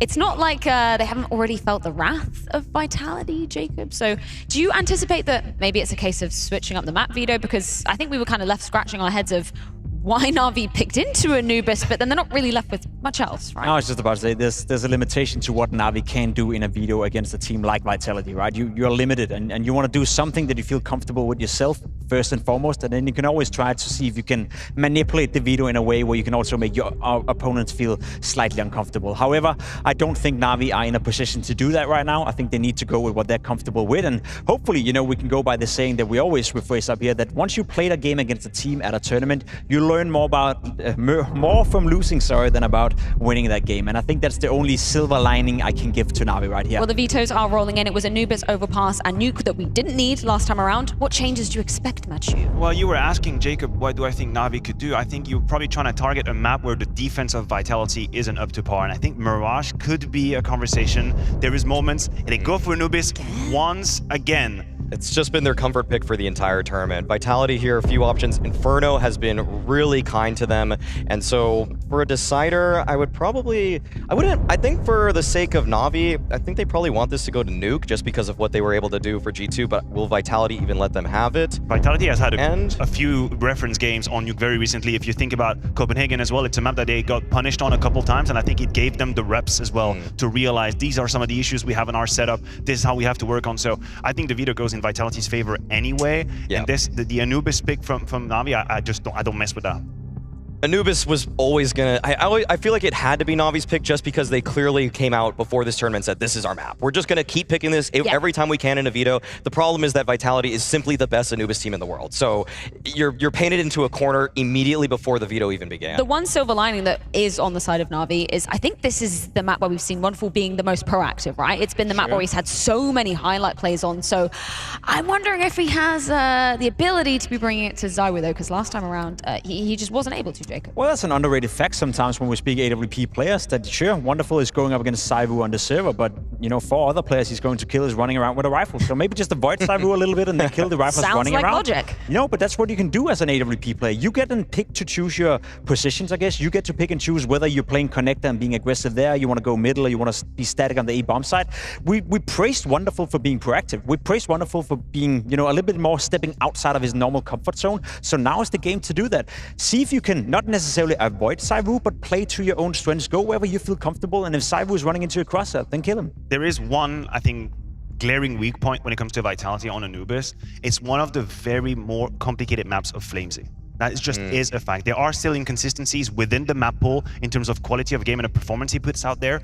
And it's going to happen, when Flamesy is left on an island, because that's part of being that A anchor, there's going to be rounds where, little buddy, we're not going to give you anything. Like, we have our setup over here, you have a couple of utils, you need to be able to craft your way out of these situations. I've seen him fail in these moments. When he gets activated, sometimes he's going to have ZywOo by his side with an AWP setup, that's fine. People are going to flash him into A main to be active, that's fine. But keep an eye on when he's alone there, left to his own demise, because that can be complicated. Well, of course, we did have some questions about Na'Vi and where they would be going within this veto. So we've got some words from Alexi B to see exactly why they picked into Anubis again. And in terms of good signs, Anubis has been a solid map for you guys, but you picked it again against Vitality, and I want to understand the reason why, because they look very deadly on it, and last time it wasn't great for you guys. Yeah, it's true. Last time it wasn't great, but it wasn't great on any of the maps, to be honest. They were just a better team, so I don't think our map pick decided that. It was just the way we played and the way they outplayed us. To be honest, some people might think, why do we pick it? Why not? Yesterday we had, I think, 3 match points. Could have easily went our way. And it's just the fact that we have drilled the map a lot in this tournament. So it's obviously, I think, in a way easier to play because you are trying to fix all the small details and you have a lot of repetitions. And if you pick now something completely else you didn't play for a while now, it's really hard to practice from here with the high ping. So we just went with the comfort, and I really think that we can bring it home if we play our CS. Insightful words from Alexi B. Exactly what you were echoing. They've learned from their failures last time around. Yeah, I think we had the sentiment going on for MOUZ against FaZe that MOUZ would go into that game with nothing to lose. It's the exact same thing here for Navi. None of us are expecting Navi to win this game. None of us expected Navi to be in this semi-final. Just the fact they beat G2 in the fashion they did by taking down G2's map pick and winning on the 3rd map convincingly was a surprise to me. So yes, Navi going in with no pressure whatsoever. Maybe that's a silver lining too. Well, we are almost ready to get the semi-final underway and find FaZe an opponent in that grand final. So it's time to welcome the teams into the Etihad Arena.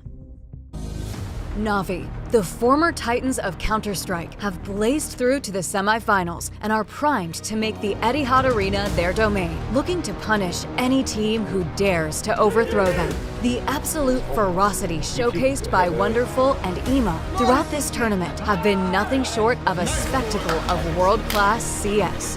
After demolishing their rivals in the group stage and taking out G2 in the quarterfinals, and this is where it ends. The yellow and black strike gold in Abu Dhabi. They're looking to prove that NAVI is still a force to be reckoned with. The stage is set. The trophy is calling. The question is, can NAVI answer?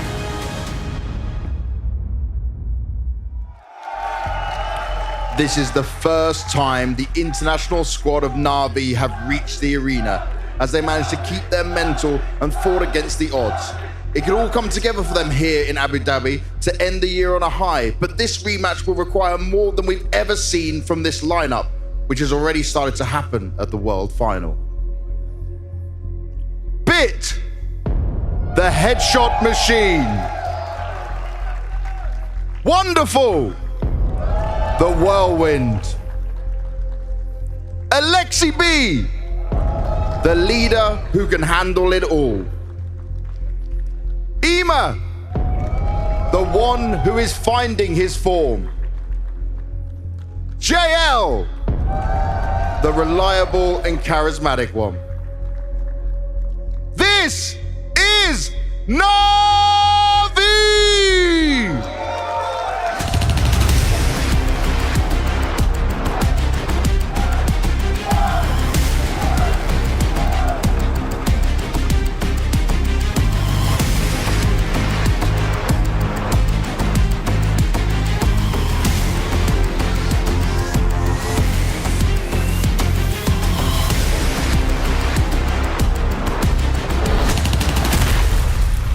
With unwavering focus and unparalleled skill, Our first semi-finalist is Team Vitality. ZywOo, Apex, and the rest of Vitality have conquered every obstacle. 1, 2, 3, ready! Pushing past the competition with relentless determination.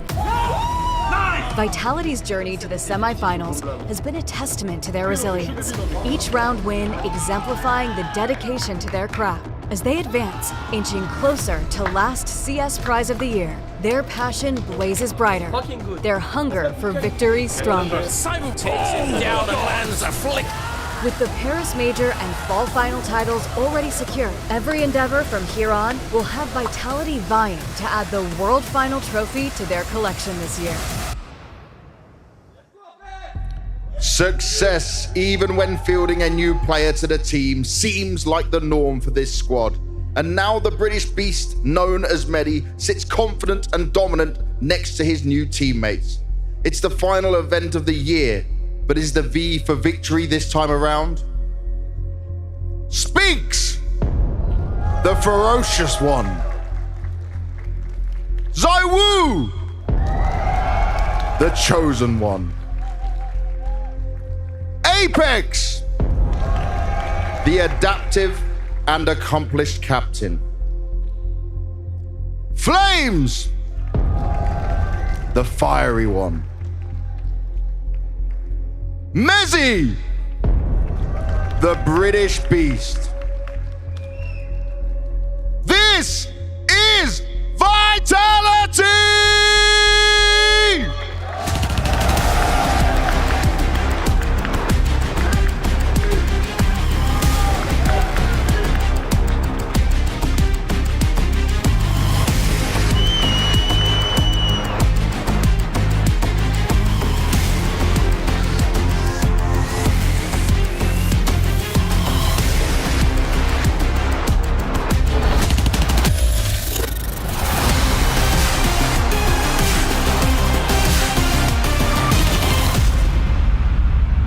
Vitality versus Na'Vi. Not the first time these two teams have gone toe-to-toe at this very event, but this is the series that truly means it all. This is what separates Vitality from potentially making it to another grand final and getting 2 consecutive back-to-back trophies. For Na'Vi, it's a story of really not even expecting them to make it here. We looked at the road that they had to overcome to make it to this very point, and an incredible showing from them thus far, Matthew. It must be extremely refreshing and energizing for Na'Vi to be in that position, to finally get to play in a semi-final stage against Vitality with all eyes on you. You mentioned Vitality. I think there's an element of stamina, rather, I was going to say, endurance. You think about calendar, having deep runs at all of these events, and limit of fatigue. Vitality had to have different lineups, 3 different rosters of the last 12 months, lifting trophies, being in grand finals, being in semi-finals. At what point do they fatigue?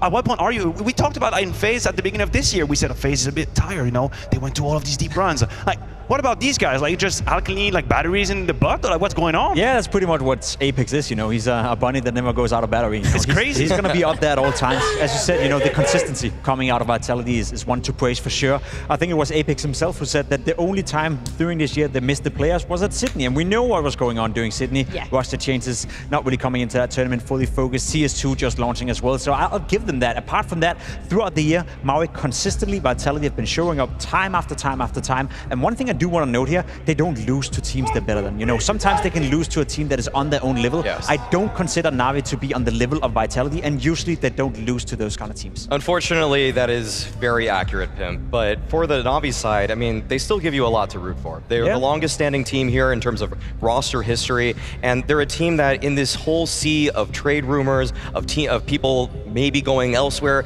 it just upset, like, there's nothing that's coming out of this camp that's negative. Not a single peep. We've got Alexi B, we got Blade. This team is well organized, they're well coached, they're focused on what's in front of them, and so Vitality, they are the favorites in this one. There's no doubt about it, but we already have to celebrate the fact that Na'Vi have already taken down one of the giants in the scene in G2. Who's to say it's not to happen again? Definitely, and if we're looking for an X factor, if we're looking for a reason to be excited, it's IMA's performance against G2. Because if you allow yourself the idea, the possibility of dreaming that something like that would happen, then it's transforming for a team. And I think for IMA and his trajectory, when you reflect on how harsh it has been for him, from Gamer Legion to then being scrutinized to underperforming, under-delivering, I'm not gonna sugarcoat it. He was bad at the very beginning, that is just a fact. What he had to go through, some of these games, sometimes as a player, you just need 1 or 2 series to just once again have that feeling of, holy hell, I can do it. I can actually do it. I can go out there, I can call my own number, be stuck in these situations. Who's to say that didn't light a fire under him? Who's to say we can't have a similar IMA performance? I think he's motivated, because you said it's a bit of a grudge match for IMA as well, because you remember what happened in Paris when he was playing the final against Vitality. Obviously, IMA ended up losing. He had a fantastic tournament throughout, and arguably up until the very final, he was a candidate for the MVP, and had Gamer Legion won that major, he would have been an MVP major. In the final though, he was, I wouldn't say disappointing, but he fell down to a normal level. It was like Vitality nuked IMA, you know, and they were controlling him and making him look normal at that tournament. So now he's going up against the same Vitality, almost given a couple of roster changes, but IMA, historically speaking, have had a rough time in Na'Vi, and he's also had a rough time against Vitality. So, you know, I agree with you. If he can get over that humble, if he can get over that step and perform like the IMA we saw at the major against Vitality, then maybe Na'Vi stands. MOUZ, what's the biggest change that we're going to have to see compared to earlier in the tournament when these two teams went toe-to-toe on Anubis? What is going to be the difference maker today for Na'Vi if they want to take this map off Vitality?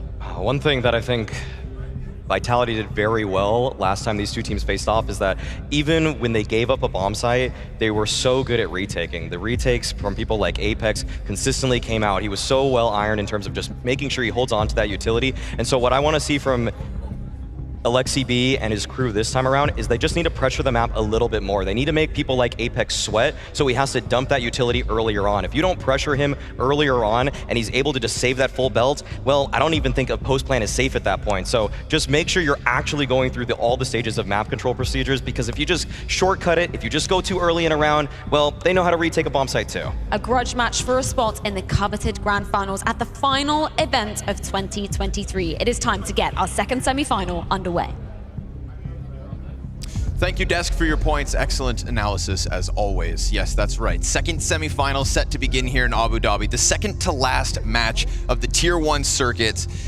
The year's not over, right? FaZe, they held up their half of the bargain. They've secured those grand finals, and now it's up to Vitality to push back Alexi B and co again at where he always falls, right? We have seen Alexi B lead 3 different rosters to top 4 at Blast events in the last 2 years. He did it with G2, he did it with Ninjas, and now he's done it again with Navi as the longest standing roster at this event. He can do it, but can he break through? Can Alexi go further? Can Vitality stand the test in this second semi-final? Time to find out. Yes, time will tell. And as we know, it's very fortunate for Vitality to get Anubis here, but it doesn't mean that Navi can't win. They are picking into their strength as well. So we can't overshadow the fact that this map doesn't get banned out. They're able to play it at the very minimum. But we would need an Alexi masterclass here and a lot of wonderful support, if you know what I'm saying, to be able to pull out a victory. This trio between Wonderful, Ime, Bit. It's going to have to hit hard. And Wonderful will open up shop. Big scalp to get as ZywOo hits the dirt. And all that's here for the T side is this bit of long control. Nice grenade into the deep of the site, though. Dual Beretta's down with nothing. JL's trying to shave a second, but it's tight. You've got 2 defenders stuck behind this. Oh, man, and the snap call. Yeah, Apex follows through. Man advantage to the T. Bursting the smoke like that, I think, completely caught him off guard. Like, they were thinking it's going to get respected. They're going to go back in default. It's a team that knows how to play an advantage and to chill when they're at a disadvantage. But, okay, Imma trying to come in here. Alexi B and him have to make up for the fact they lost this site. The search is on, and heads are being spotted. Couple missed shots. You can see them a little squeezed. Oh! It's 3 instant headshots from Alexi and Ime. Just like that, you let them get close, and they're going to hit you hard. Hey, that was a big call for them to come through the smoke, to come take over the site, but when they got into that post plant, they really didn't play it actively, and it seems like there should have been someone spotting for the camera push. Nobody in that situation was, and the 2 players who are in the site are playing low ground. They didn't go ahead and take anything. So once you get to this point, I mean, of course, you're going to get caught off guard. You can see they're pre-aiming camera. No one was spotting it for them. That's very fortunate for Navi, but at the same time, you would have expected them to win after the first kill in the smoke. That was a really nice setup tactic for the round. So we might frame this as it would be a huge upset if Navi can win Anubis. But we can also frame this as Vitality have their work cut out for them to keep their Anubis streak alive. Most certainly so, and I think that point Maui made just towards the end of the analysis where we're talking about the retakes from Vitality, right? Losing bomb sites when they're on defense isn't the end of the world. Well, Navi's coming out with one in the pistol to just show them they're not the only ones who can piece together these late rounds. And to do it off man disadvantage in the first, good. They tap into Alexi's fragging ability. You know, Wonderful has played 7 big events on LAN in his career. He has never had less than a 1.05 rating, and those were his oldest when he was just getting into it with Spirit. This is a player who has the biggest shoes to potentially fill. We'll see if he can do it under pressure. He's a one and done here towards the B site.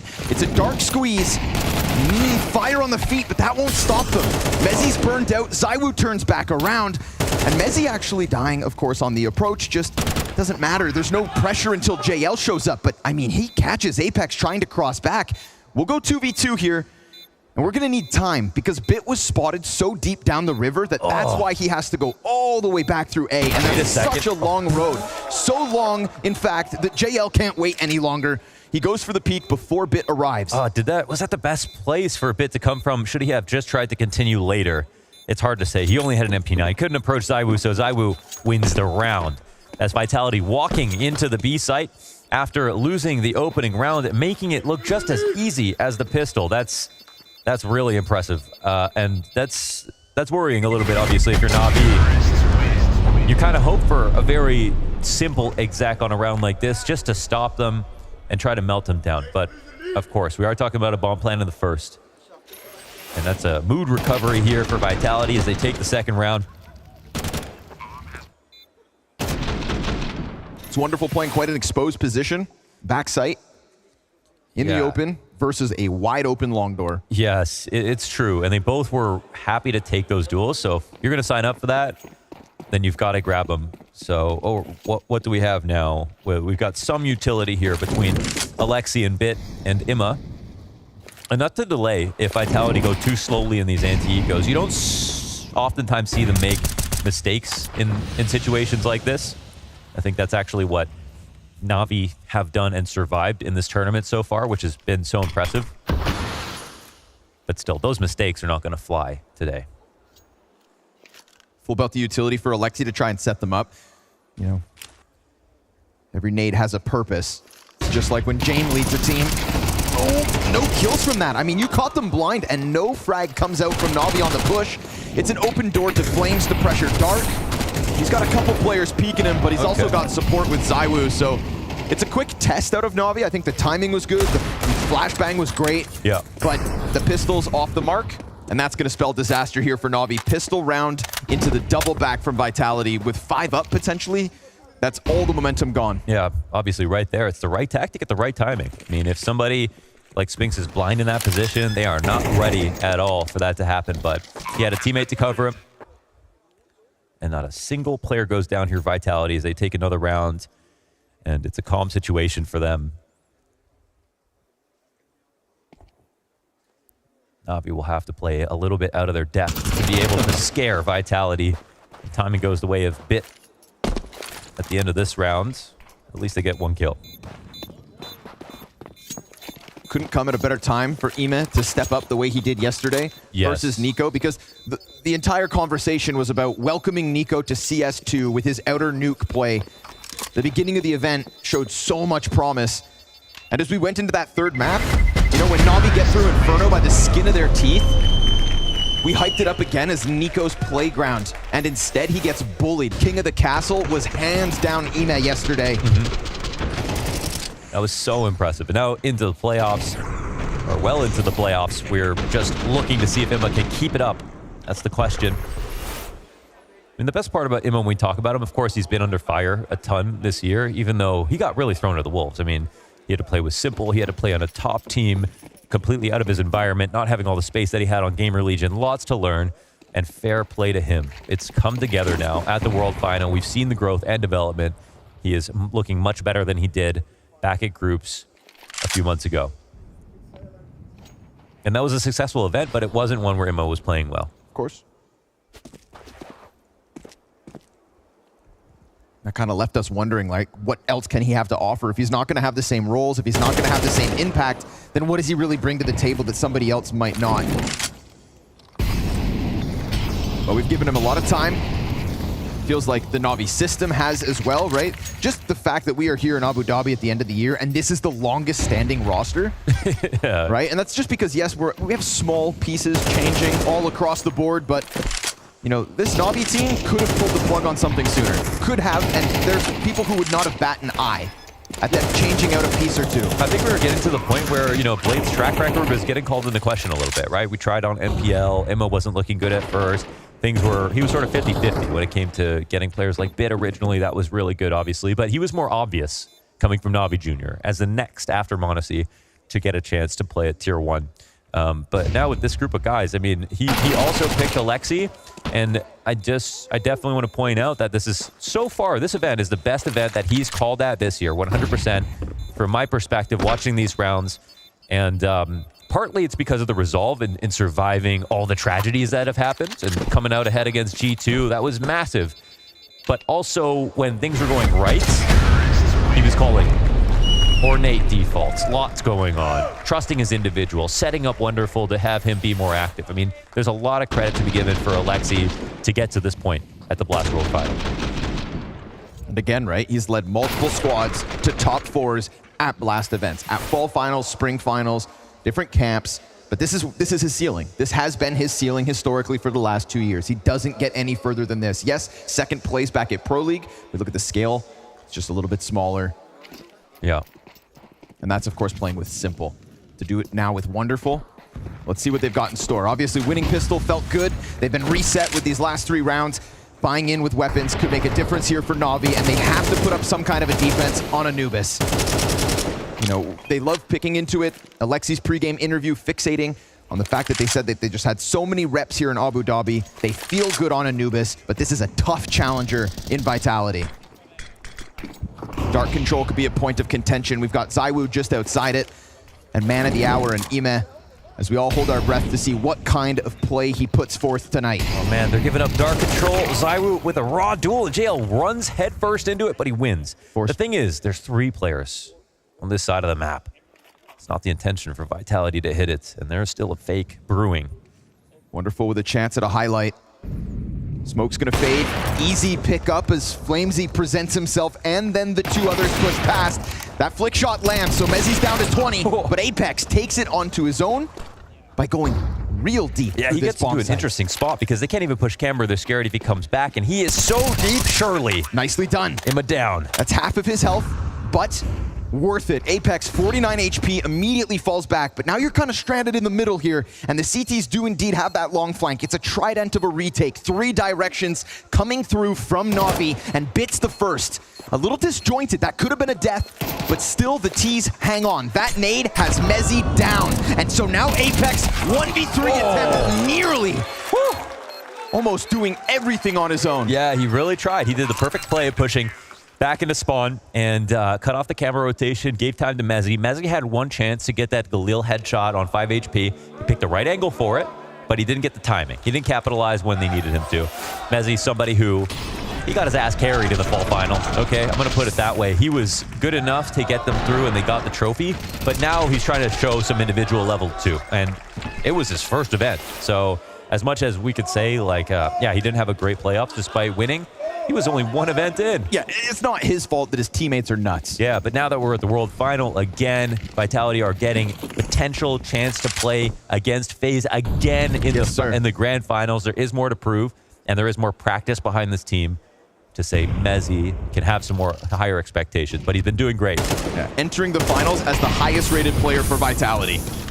And he's on the entry path into the A site, catching 1 and 2. Oh, there he is. JL thought he could just dive behind bricks. It is an immediate crank in the tempo out of Vitality. It's ZywOo with the double flash assist and Mezzy the double entry. Man, we're going really light on some of these hits for Vitality. There's definitely a change in philosophy with them on Anubis right now compared to their previous matchups. The defaults are almost equally as thorough, but the entries are coming out on contact plays. It looks like they're really giving a lot of respect to Navi to put down proper nade protocols to stop their attacks. And to avoid that, they're going low telegraph. 1 contact, and then explode. Apex has taken heads off so far this game. That was a 4K in the last round as he tried to ace. Oof, these weapons aren't guarantees. This could be critical territory. Sure enough, ZywOo's going to put down his counterpart. The Lexi gets cleared from behind. Full punish. 4th round for Vitality comes with a sweeping of the board. It's exactly what they want here on T side. Again, giving up a pistol and 1 good round here to Navi. Overall, 4 up for Vitality in the driver's seat versus pistols again. This is a cleanup. Nice tracking. Yeah. On a jumping target. Yeah, yeah. And there's this old video from Henry G's Cloud9 on YouTube where they all played aim labs while Floppy was on the team, Mezzy was on the team. Mezzy was a beast in the aim trainers, yes. And that's something we don't know about him because he was known as a half IGL, half sort of utility player, half support player, very flexible guy. But some know him for his aim. Hey man, we talk about the greatest scouts of Counter-Strike talent in all of the world. Blade being up there, but nobody ever talks about Henry G and his career, contributions. Baby. Way ahead of his time. Found the best player that UKCS has seen in a decade. Yeah, that's the first tournament win. Yep. Or since as long as I can remember. Yeah. And yeah, like we said, he did get carried in that one back at Fall Finals, but he knows it. And it's not like he dropped the ball. It's not like it was a massive underperformance. He just couldn't find his impact. Now, he most certainly is so. That double entry set them up for this anti-eco round, and Team Vitality showing again that the T side of Anubis can cut through the defense quick. Hey, when we talk about big shoes with some of these roster moves, like when we talk about Frozen having to replace Twist, and we talk about Mezzy having to replace Magisk, these are regarded as 2 of the hardest players to replace, period, in a point where they weren't washed. They weren't getting worse. I mean, maybe Twist was getting a little bit sort of, he wasn't himself in 2019 for sure. He was definitely not the overall best year, but the amount of wins that FaZe had obviously was with him this year.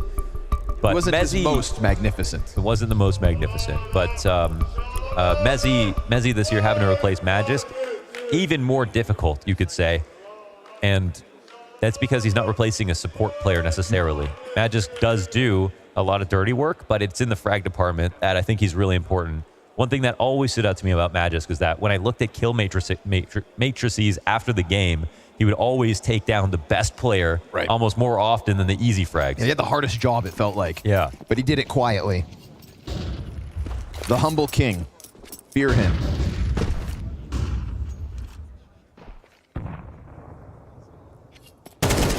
Ooh, fast duel.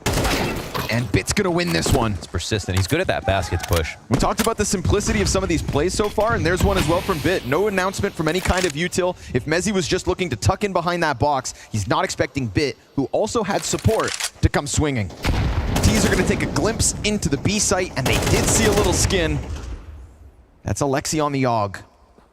Ime, his support towards Dark, but with that presence on long, you know the second CT's getting drawn back, so now all of a sudden, ZywOo, he can take Dark for completely free. Not enough pressure here, right? Even whether it's spam, the smoke, or nades behind it, they are taking Dark up a minute. They're walking out again. It's just unannounced. It's quiet. They creep in and they catch them off guard, or at least Alexi. Ime, nice second kill. Pistols out. JL's here from Temple. So Navi, it's an explosive back and forth where the first frag belongs to Vitality, but Ime holds on, hangs on, 2 kills, quintessential. Yeah, they definitely found some gaps, right? They found an exploitable site and the pathing to get the kills, but they didn't both get their kills in succession. Ime stopped that. JL came in for support. So that was very nice, and that shows you how comfortable Navi are in frantic situations on Anubis, that they can recover. And the fast push down water as well. You see how quickly Bit's into position because they had secured long A. Yeah. They were ready to swoop in case things hit the fan, but all good. One of 2 defenders dies, and Ime picks up all the slack. Consider the utility usage. It's so thin. Like, we don't have a smoke with a molly, players flashing through, and then Bit having to take 2 difficult duels. Like, we've had in the G2 games, in the FaZe games on Anubis. It is way more util heavy. So there's something different here where I think both teams understand that they can play the highest level of Anubis possible. So let's strip it down completely to throw each other off guard. And it's mostly Vitality bringing that to Navi, but now it's Navi being ready for it. They're participating in the same games, coming out with these dry swings. Whoa. You know, we praise Wonderful as somebody who doesn't always take the riskiest opening moves. They keep him on a line. When he goes out for a pick in a tactic, he takes a risk for a second, but he always comes right back if he doesn't see anything. He's definitely a soldier in that sense. Follows the instructions perfectly. Rarely goes off the blueprint.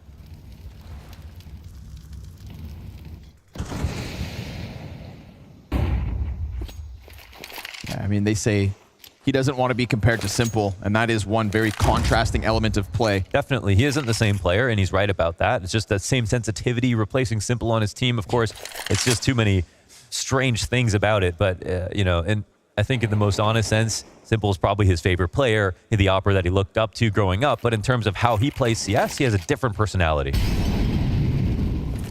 Oh, it's one that's currently posted on Fountain. Bit's in front of him.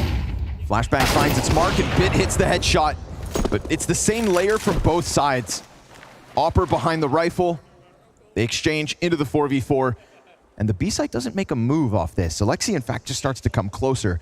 The curiosity falls on JL. How does he want to play middle with space being given? All of a sudden, Vitality are very much announcing themselves with the util. And ZywOo finding a second. Ime, this time, in contrast, can't track Apex. But Wonderful gets in fast. And Alexi, smoked off, needs that support. Wonderful switching into the AK as he looks to come out from Dark. Apex has the cover. They're watching it. Oh, but Wonderful finds the headshot. And Flamesy, it's minimal cover. When that smoke comes up, then all of a sudden, Alexi is back in this mix. Flamesy and Spinks looking to combine, and they hold off one side. But Spinks is now known deep with the nade at his feet, down to 27. A single shot could take it. Wonderful wants to get on top of the bomb, and the tap, it elicits the peak. Ever so slightly, Spinks falls back. Time on his side. Vitality 6. Oh, he won't blow a clutch, will he? Nice try from Wonderful right there. Did everything to get out of Dark and be the only player to maybe make that possible. That was another risky situation inside the site. The 1-for-1 trade on the extremity first to kick things off, and the Vitality actually quickly organized to the other half of the map, but it's only at 20 seconds. So this is a moment where we're wondering where the utility is for Na'Vi. They are never keeping main smoked. They never have a late molly for Dark. Why is it that Vitality can simply come in whenever they want? It's like the door is completely off the hinges right now on this side of the map. Lock your windows. Barricade the doors, because Vitality, I mean, that also came in so quickly, right? Yes, with utility this time, but it did feel like a swooping offense, and Ime gets caught up in it. Something's not right, you know, with the, you know, and it can be that they're drawing out utility very well. I just haven't seen it. And it can also be a symptom of the total amount of money that they have. They don't have the smokes and mollies required. But Vitality doing a great job of counting utility and knowing when they can simply walk in. Feels like we're setting up another potential B push from the CTs. The pistol is here to support it. Alexi's going to take it into his own hands. Ime right behind, and Spinks falls back at the perfect moment. But look, fast step. The CTs do it as well. They walk out quietly, but being on full display, nice trade out of Spinks. Peeks down, catches the second. The support that was meant there for Alexi. Man advantage here for Vitality, and still no rush. I like how they've left bridge open as an option this entire time, now using it while they post in an anti-eco. They've pressured Navi just by waiting. Wonderful in the wings. Operating on his own here versus Mezzi. He's looking for a slow death, honestly. If he gets this kill too early, then the keys can go around it. Oh, but the shot's baited out, and they can actually speed up through Cameron now. All they need. Mezzi, beautiful tap as well. So Wonderful knows his sight is compromised, knows Mezzi needs to be solved, and it's not going to happen here. His 7th, tapping away. Are you serious? Beautiful kills out of Mezzi here. He doesn't Big know he's impact. on stage. There's an entire pack of T's running down middle, going for the bomb site, and it's Mezzi who's murdering all. I mean, when you're tapping like that, you're confident. It's just a fact. You don't do that on days you're not feeling yourself, and Mezzi's carrying forward all his momentum mentally from these last few games. He's been doing such a great job. And another perfect anti-eco setup. That's why this push is so counterable and why people do not like to swing this side of the map on Anubis, because it's you have very strong positions for both teams who are sitting to wake. Let's go, boys! If you compare that to Nuke, for example, if you're sitting inside of lobby, you can get crushed from ramp push, from push, from squeaky push. It's a lot scarier. On Anubis, when you're talking about holding on to B main, B long, way more easy on T side. Long ranges, really hard angles for the CTs, headshot angles you have to deal with when you swing. Oh, it's such a headache. And the pistols push. Ooh, 2 of them. Oh, that's a lot of T's found, but that's a couple of good guns. Are they ready to speed up is the question. Spinks sits back here with a bomb. Now, a Molotov lands in front of them towards camera, so the AKs aren't able to come join Alexi, but that is majority towards the A site. Dude, this is... But they still have Ime. Yeah, this is huge, though. P250 on the pillar. He hears them coming on full alert, but ZywOO's Tech 9 ferocious. However, instantly, Bit comes swinging out from Temple, and he's not going to let this get any safer. Spinks is kind of scared here. He's running out of teammates. Mezzi's coming in from behind him. He can apply pressure. There's a safe plant in the corner. Sure enough, bomb goes down. Mezzi's spray gets away from him. Spinks off the plant, dies out. This is USPs. Oh, one between the eyes from Alexi. That's nice. A 10-second stick, but it's a USPs with a tactic to kick things off. Responding to pressure on bridge. That's a place where we haven't seen the T's play into that often. So Alexi said, okay, it's about time for green. Let's try this, see if they're here. It's the perfect counter default. And this is a moment for Bit to shine. This 2 shot, USP though. kills with the taps. If Alexi doesn't hit that, though, it's actually just a really simple 1v1. So also just great shot, Alexi. You seeing this? You seeing this? How would he say it? Bro, that's a sick headshot. Okay, and his reward is an auto shotgun. Okay. What he's here to do is make some money. Oh man, that timing. Immo was reloading in front of the smoke. It's such a cheeseball move from Apex, and you expect nothing less from him. It is, but if someone creates timings that much, use it against them.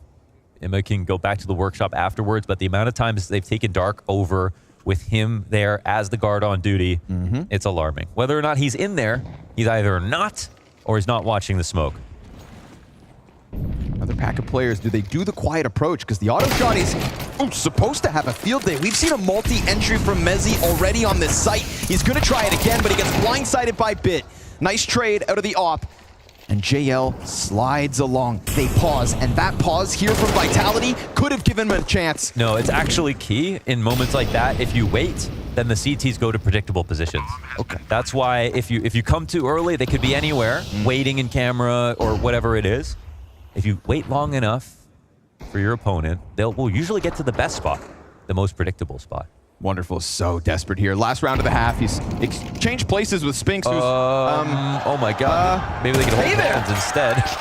Quick shot to the back of the head and a superb T-side coming out of Vitality, making the most of Anubis again. Navi wanted this challenge, and they've got their hands full.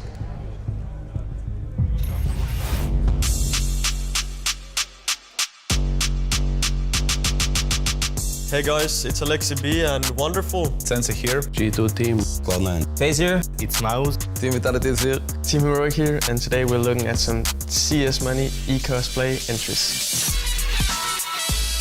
Actually, really bad with skins. Yeah, like really bad. It's black? I mean, it's an obvious red line, right?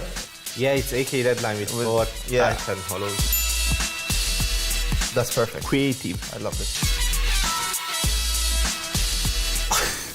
What is that? What? Ooh, I know this one. Emperor. Whoa! That's a really good one. Looks good. Yeah, the red line was. Right. Yeah. I mean, the left guy, he looks... What does he have on the back? Like a banana? Does the skin have a face? I think we are the worst team to do this. Only Kai is something. Yeah. Easy. He got it. How can someone guess this? You have something in your mind? I have nothing. Mate?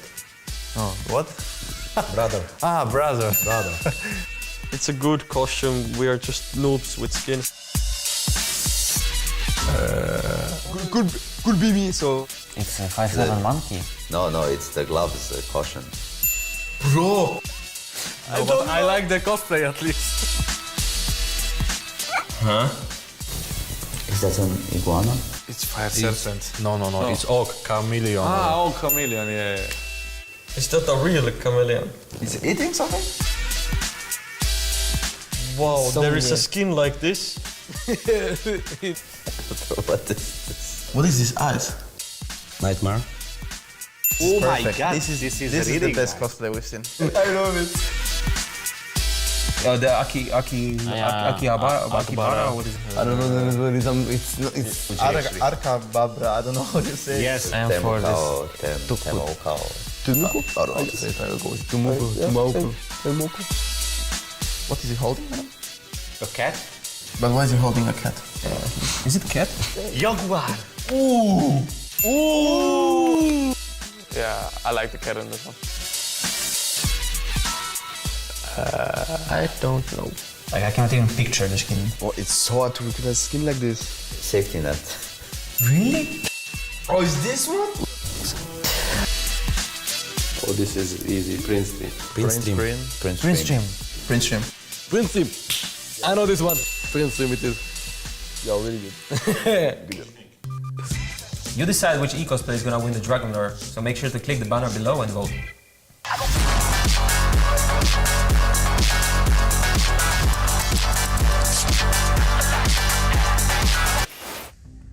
Well, he entered the semifinals as the highest rated player at the event, and King Mezzi's done it again. Woo. Highest ADR coming off of the first half. Beautiful solo play over towards that A site, shutting down A pushes and being problematic as he goes for those entries as well. Whatever Mezzi decided to do on the T side, he got done. He did. He's shown consistency. He is doing it deep now into the tournament, and he was taking over, man. Some of those shots, it was sort of Rops-esque in terms of going for taps. It was Nico-esque in terms of going for taps. I mean, those are two, amazing players to be able to compare yourself to. Of course, there is still more to show, but those are some good early signs. Yeah, especially with Apex at the top of the charts, right? 12 kill half out of Apex. It's a CT push on long that gets them the trade. A little delayed. Oh, got it. The fadeaway shot, huh? Yeah, one last there for Flames. Listen, he had a highlight reel moment with the USP. Remember, one of the 4 rounds here from Navi is off of the back of 2 USP kills and a deagle shot. Yeah, but we still have a round where the best player in the world, ZywOo, is actually best with every gun that he uses, including the dualies. Okay. So we have the best dualies players in the world right here. With armor and 3 players lying ahead of him. So as they come around that corner. Oh, dude, he's fast, so fast. There he is. Oh, ZywOo just shreds flesh from bone. Best with every single gun he used this year. Damn, bro. Fastest left click in the West. Gonna ride him like a cowboy. Just chewed him out. And we're going to see, you know, a bit more emphatic presence in towards Dark, defending against the T's coming in. I feel like that was something that was a little awkward for Navi in that first half. Vitality aren't going to have a problem with it, I don't think. Insane. And the reason that you're playing in Dark is because you have very CT-sided angles when it comes to angle dominance.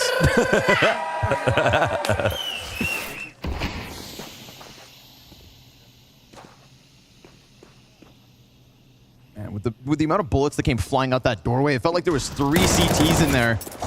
And ZywOo's not going to waste any more time. Straight to canceling out Alexi. This is obviously a save out of Navi. They're going to have very few gun rounds to even get this half going with. Yeah, for sure. And we should pay attention to Spinks in Dark, because he's going to show you how to take that angle and make it impossible for the T's.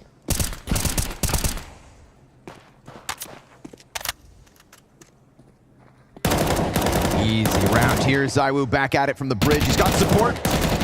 And Vitality playing with absolute confidence. Well-earned versus such minimal hardware out of Navi. Easy does it. 10th round secured. Yeah, it got real ugly with the G2 game. It was more of an even matchup, which made it very interesting to watch them versus G2. But versus Vitality, we could just be like we could, you know, we had Vitality win Paris this year. But that was in CSGO. In CS2, they've already beat FaZe in a grand final. They have a chance to go and take over in CS2 as well. I think they've just been a story we've put to the side. Oh, their time is over.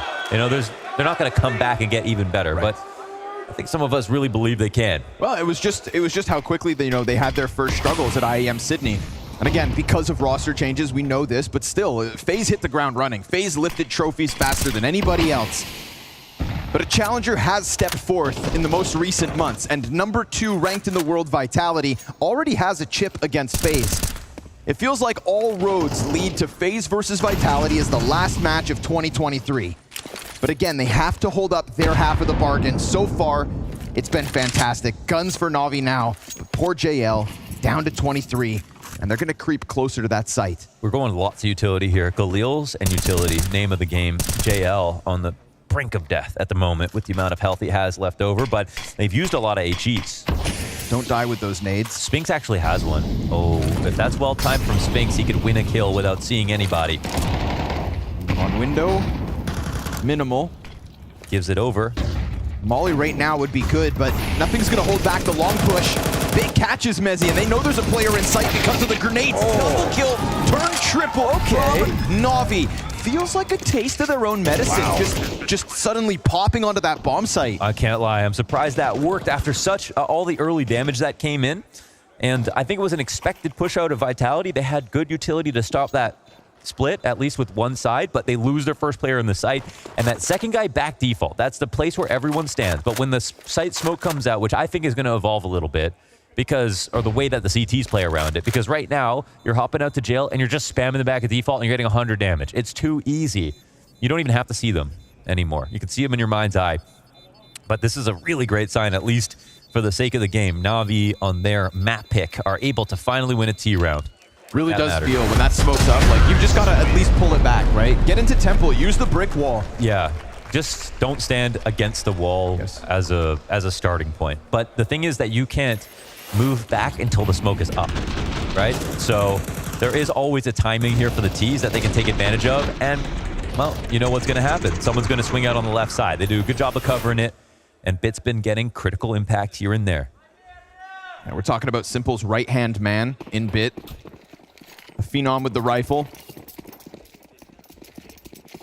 And the person who found himself most under the microscope in terms of changing into an international roster to speak a different language.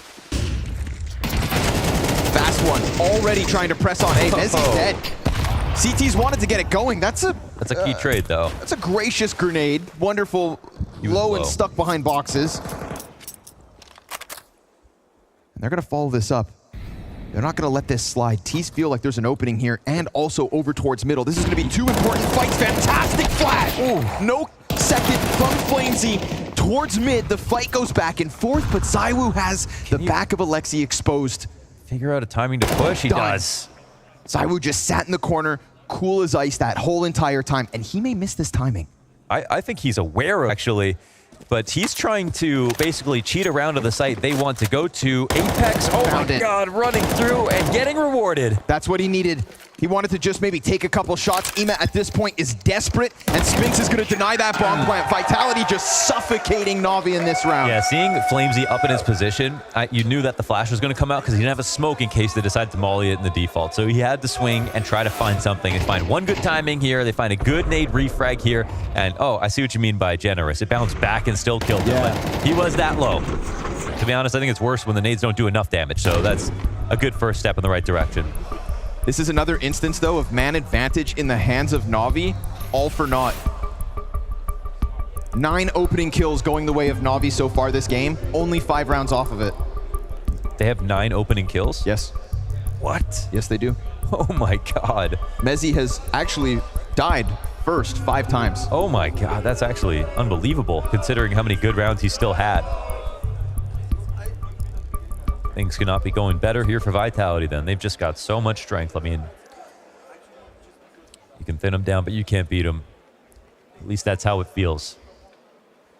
And again, cornered in the veto, but still, Navi picking to their strengths should not be something that's overly criticized. This was the map that Navi had to make sure they get in the veto. If they floated it, you know, that was also a risk. Vitality's map pool being just a touch deeper.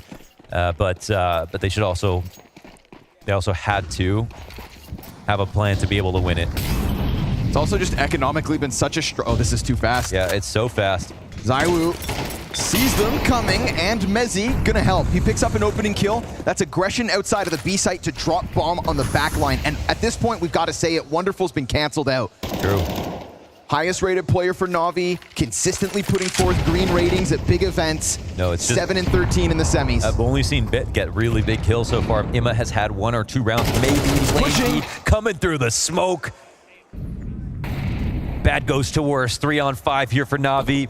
Close camera corner though. Alexi thought he had maybe careful. A slight edge, but ZywOo's not going to fall victim to that. Now the one thing going for them's 2 players here to hit the B site. If they get these kills clean, if they both fall, Spinks and Mezzi, then there's problems. But Spinks holds on to his, and with a grenade in hand, Apex looks to chase him to the corner. It's Ime who can absolutely hit headshots, but not enough health, not enough teammates, and at this point, not enough rounds. Not a single set of consecutive rounds here for Navi, and it's going to be economic problems again. Get peppered down like a good steak right there. That's every single round they just get eroded over and over again. I mean, there are positive moments on islands for Navi in the second half, but the real meat of it here, it's for Vitality, individually and as a team. Gotta say, they're stealing the show. It's just easy to be a Vitality fan these days, isn't it?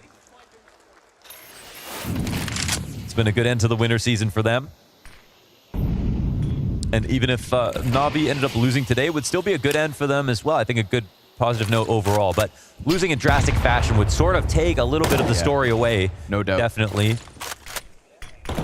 In the eyes of many. You know, it's one thing to be a team that can crack into top 4 and challenge. Look what MOUZ were able to do to FaZe earlier today. 24-round maps back-to-back. Yeah. This would just be like Navi defeating a flimsy G2. If you were here, you would say, oh, it's some quality wins, but in history, as you zoom out, this would mean nothing. So they need to get one step further if they want to be talked about. And I think it would hurt most for Alexi because it would just be yet another instance, the 3rd time in 2 years, where top 4 is where he ends. And obviously, we're talking scary right now because Inferno's not going to be a cakewalk. I'll tell you that much. If it gets the nuke, however, we've got something interesting going on, but big if. All right, is this the last round? That's what we want to know. Mezzi on the pillar, ready to fry. Support back behind him, holds the line. Spinks will get overwhelmed by the river push, but Apex fire to Alexi's feet. He'll burn him out after he dies. 1 man left, it's Bit. From beyond the grave, Apex has set up ZywOo and Flames to end the 28 health here of Bit, and Vitality's Anubis, well, it still seems uncontested, but Bit, it's a clean kill at a distance, but can he take down the world's best?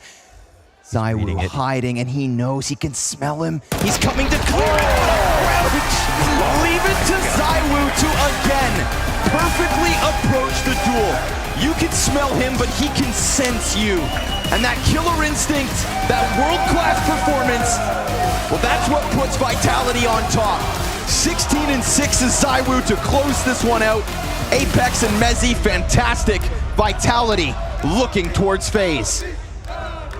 Anubis once again picked by Na'Vi and once again stolen at the hands of Vitality. An even more commanding scoreline than last time these two teams faced off. That was a statement victory, Matthew, to be starting off this semi-final series. It could not be more clear a victory if you're in the Vitality camp. That is straight up. It was brought out rightfully by the casters as well. In spite of opening kills found by Na'Vi, the quality within the game of Vitality was absolutely not to be messed with. And I feel like we did a good job setting up some of the conditions, talking about Mezzi and how he's integrated, he's being set up to have a bit more success, a bit more impact. Flagrant, a whole lot of illustrations within that game where he's being put forth on the T side with flashes, on the CT side being helped out. He delivered in the first half, and yes, these are good days to be a Vitality fan. We've suffered for long enough. There was a lot of positives to take away for Vitality right here. Obviously being ZywOo on the server once again. Apex having a fantastic showing. And as you said, Mezzi at certain moments in the game, he found a lot of impact. Very much involved in the opening department, you know, both for the good and for the bad. We see it right here, round 6 coming into play. It's just a very simple, Mezzi, you know, help from the teammates, getting a nice double entry, and that's it. Round over, round done and dusted. He was sharp on the server, and so was the rest of Vitality. We also spoke about some of the win conditions for Na'Vi, and they were not showing up, neither of them. Wonderful, we spent a lot of time describing him, trying to go out there, be proactive, but he was shut down by Mezzi, he was shut down by Apex. Same you could say for Immer, we didn't see him on the server whatsoever. So while everyone from Vitality played perfect, then no one really stepped up from that. Yeah, let's put round 6 under the microscope once again, because it's a trend that you've noticed, Maui, exactly how they're setting up Mezzi in these situations. I mean, Mezzi on these entries is just devastating. He did it twice to Complexity at the Fall Finals, he did it once to Cloud9 earlier, he did it once to Na'Vi earlier at this tournament. I legitimately do not think I have seen Mezzi on an entry route into A and Vitality lose the round. It is flawless. They are so good at setting him up with the flashes. And Mezzi is a player that also came from being so passive before. He was very cautious. He was very passive on Cloud9, on Fnatic, and yet they're using him as an entry point here. And that's such an interesting dimension that has been added to Mezzi's game, and one where he's talked about in interviews too, the fact that he feels like at some point, I think earlier this year, he talked about the fact that he needed to just do more, and he is doing it now. Yeah, and it's an interesting note that we got from Apex in the interview of Banks earlier, saying he's got to be unlocking Mezzi to be more confident. And we've seen that paying out almost immediately on the server, which is amazing from him. You're right, and I think it's one thing to talk about it, and it's another one to actually enact it on the server. And if we're talking about just details, the B line, the padding he's had in some of these entries, that to me screamed that he has full confidence and he is committed to the move. Because we know exactly how it feels like to watch a player that is entering but doesn't really want to entry, and you have that kind of little sidestep in, you're a bit scared whenever there's a duel. Messi is just straight up going for it. He has to trust the utility that's with him, he's got to trust the timing that he's hitting, and of course, icing on the cake, good headshots. The team trusts him as well. They were ready to follow up, they were with him. If Messi dies right there, there'll be another player, or another player, or another player. So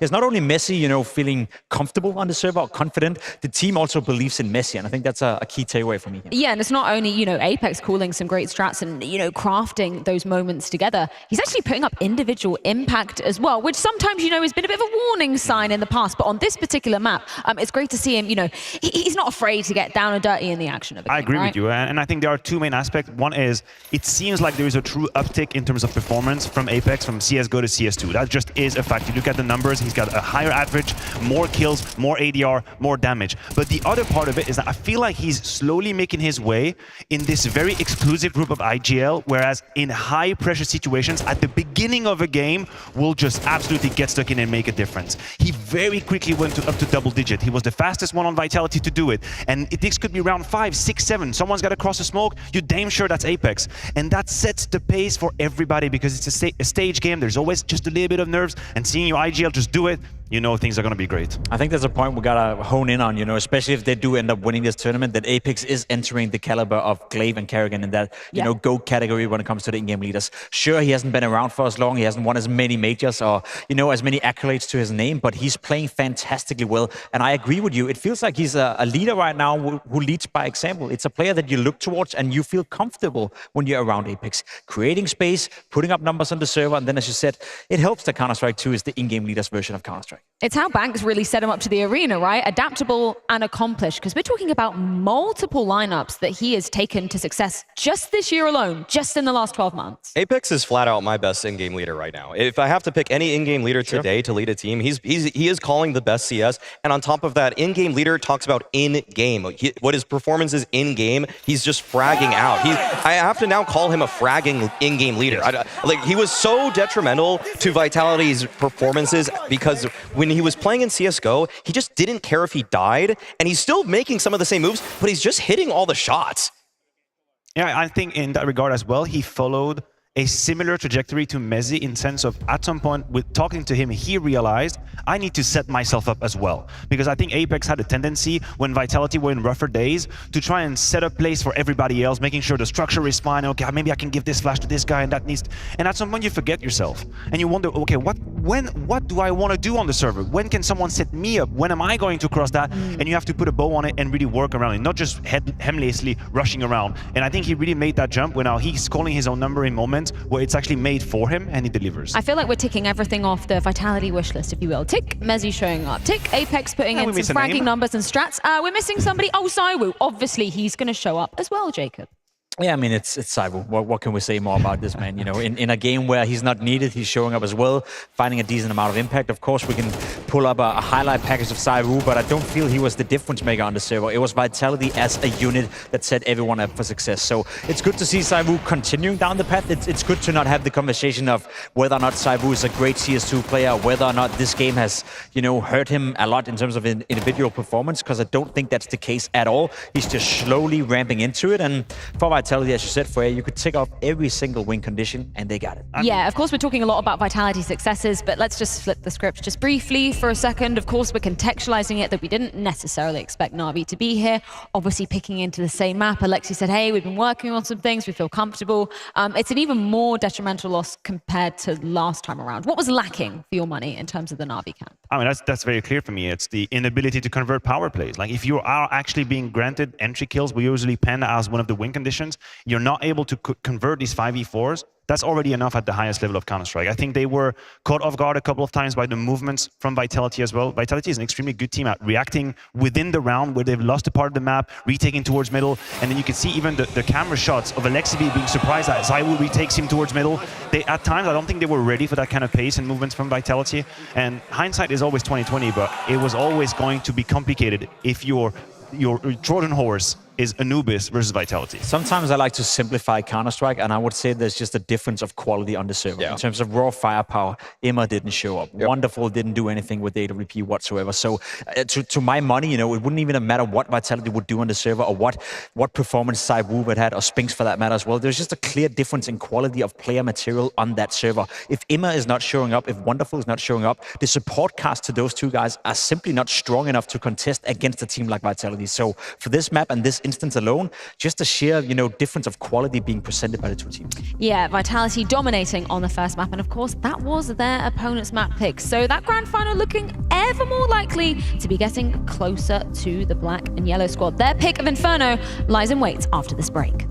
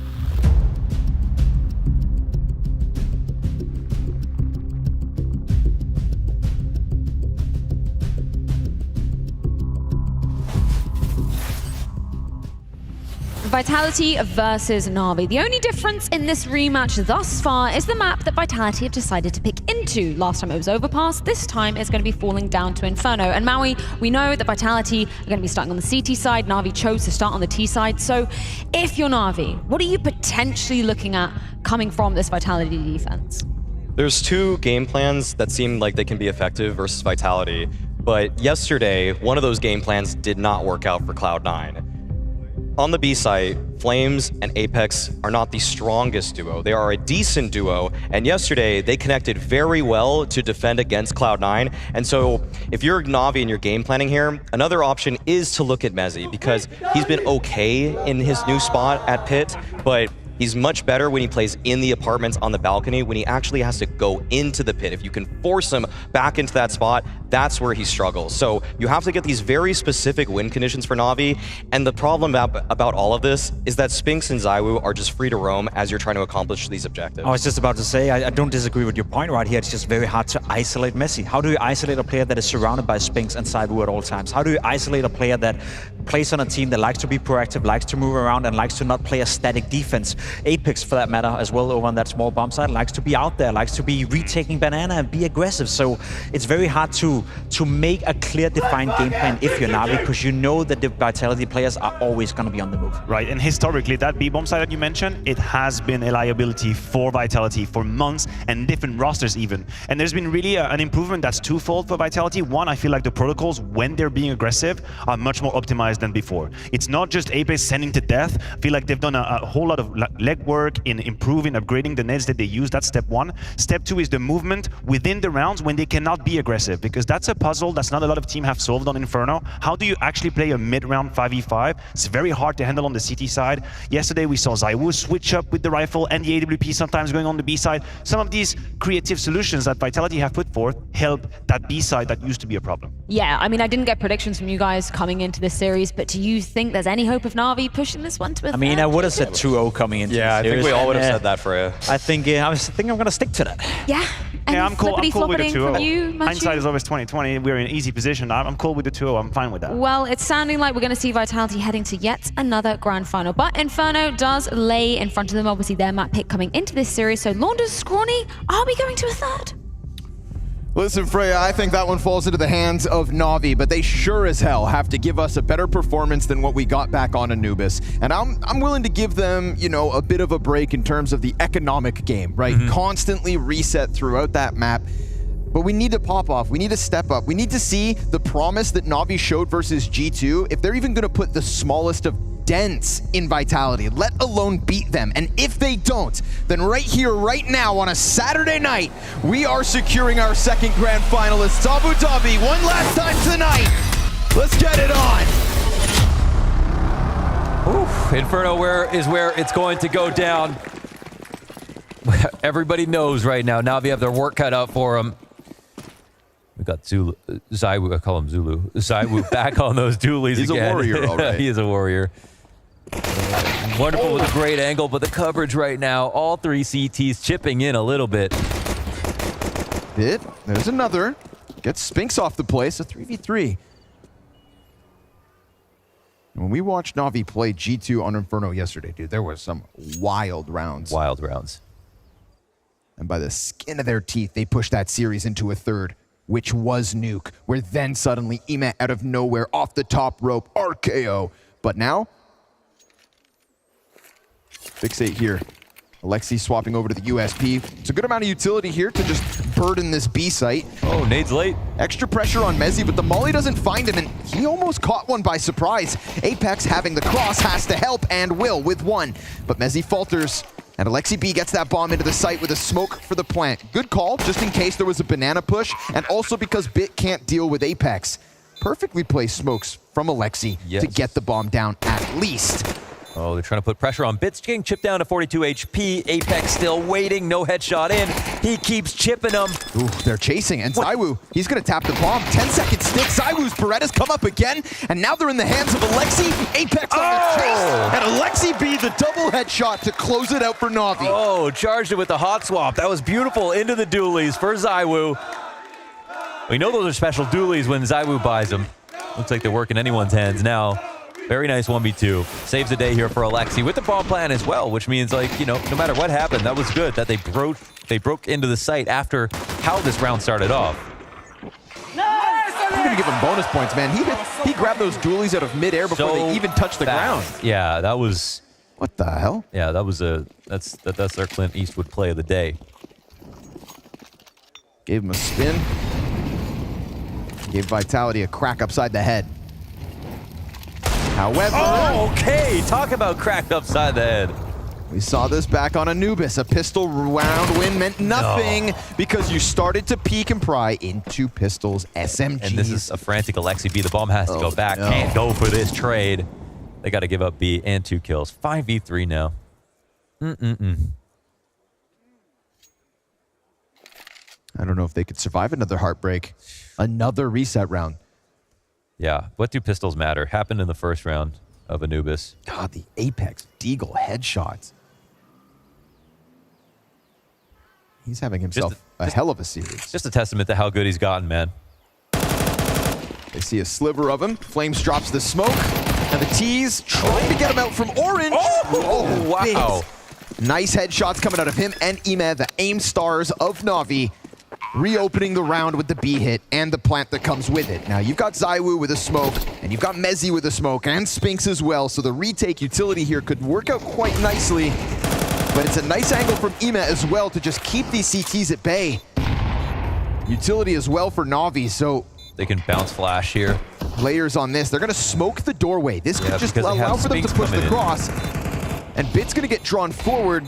The round is very much in Navi's hands, but it's going to come down to what they lose on the exits. And as they move towards that MP9, Bit will open an avenue of escape. It's a fadeaway shot from Wonderful. And now he's dead.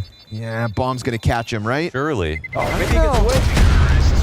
39 HP. I still the don't bomb know. is deadly these days. Oh, he survives. Okay, never mind. That was a close call, but actually disaster averted, and Spinks gets no damage with his MP9. Little snapshot. Oh, this is so nice, you know, from the remaining players of Navi to get into the site after all that goes down again. I feel like JL's the best guy to compete against because every time you kill him with a nice shot like that, it's like he's happy for you. Yeah. He understands that was a beautiful one fact from Apex. that somebody won on Earth just makes JL smile from ear to ear. So Navi will indeed move forward with an easy rebuy. But there are still some dangerous elements of this Vitality round 3. Just the fact with how sharp they've been. Oh, JL's going to get his revenge real quick. Yeah. That's the T's own molly to slow them down, so they're not able to just completely envelop this bomb site.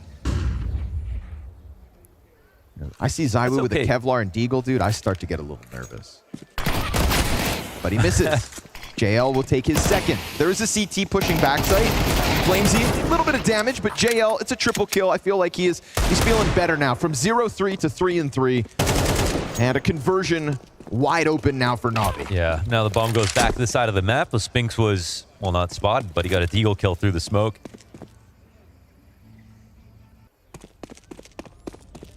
They're going to come back in this direction.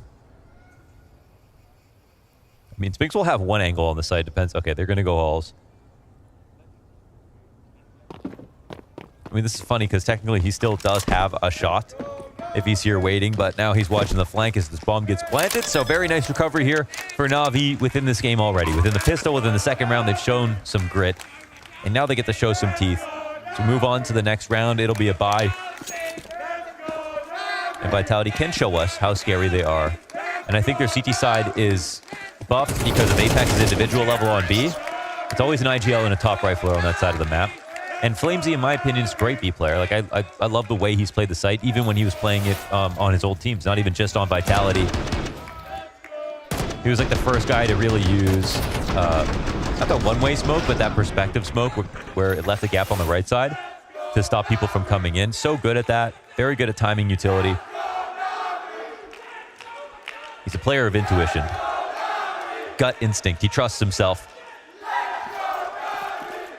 But as we can hear from the crowd, what we want today is a third map. And that comes with an Inferno win.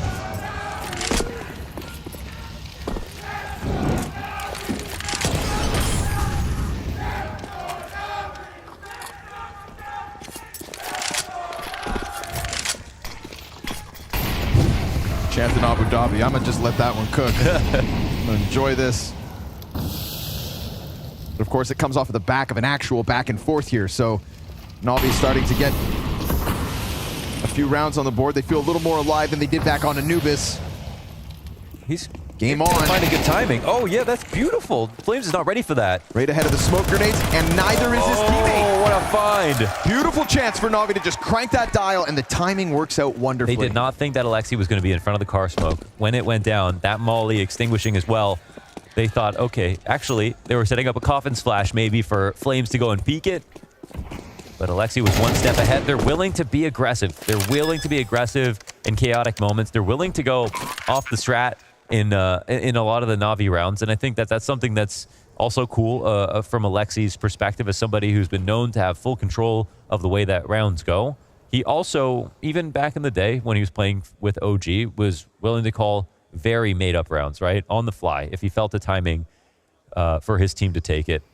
But I think he struck like a better balance these days between that kind of round and a more structured round. And I want to say that Blade's got to have helped with the defaults, because I think that's where his teams have struggled the most. They were defaulting a lot back on ends. They were known for it, but the quality of the defaults actually wasn't there. And I think they won their games off the back of a lot of half-buy strats, set plays, and that sort of thing. And I think Navi's defaults have always been superb. Even when Electronic was calling, their defaults were very strong. They didn't win all of the rounds, but the rounds that they did looked so good, so thorough on T side. Feels like Blade has standards.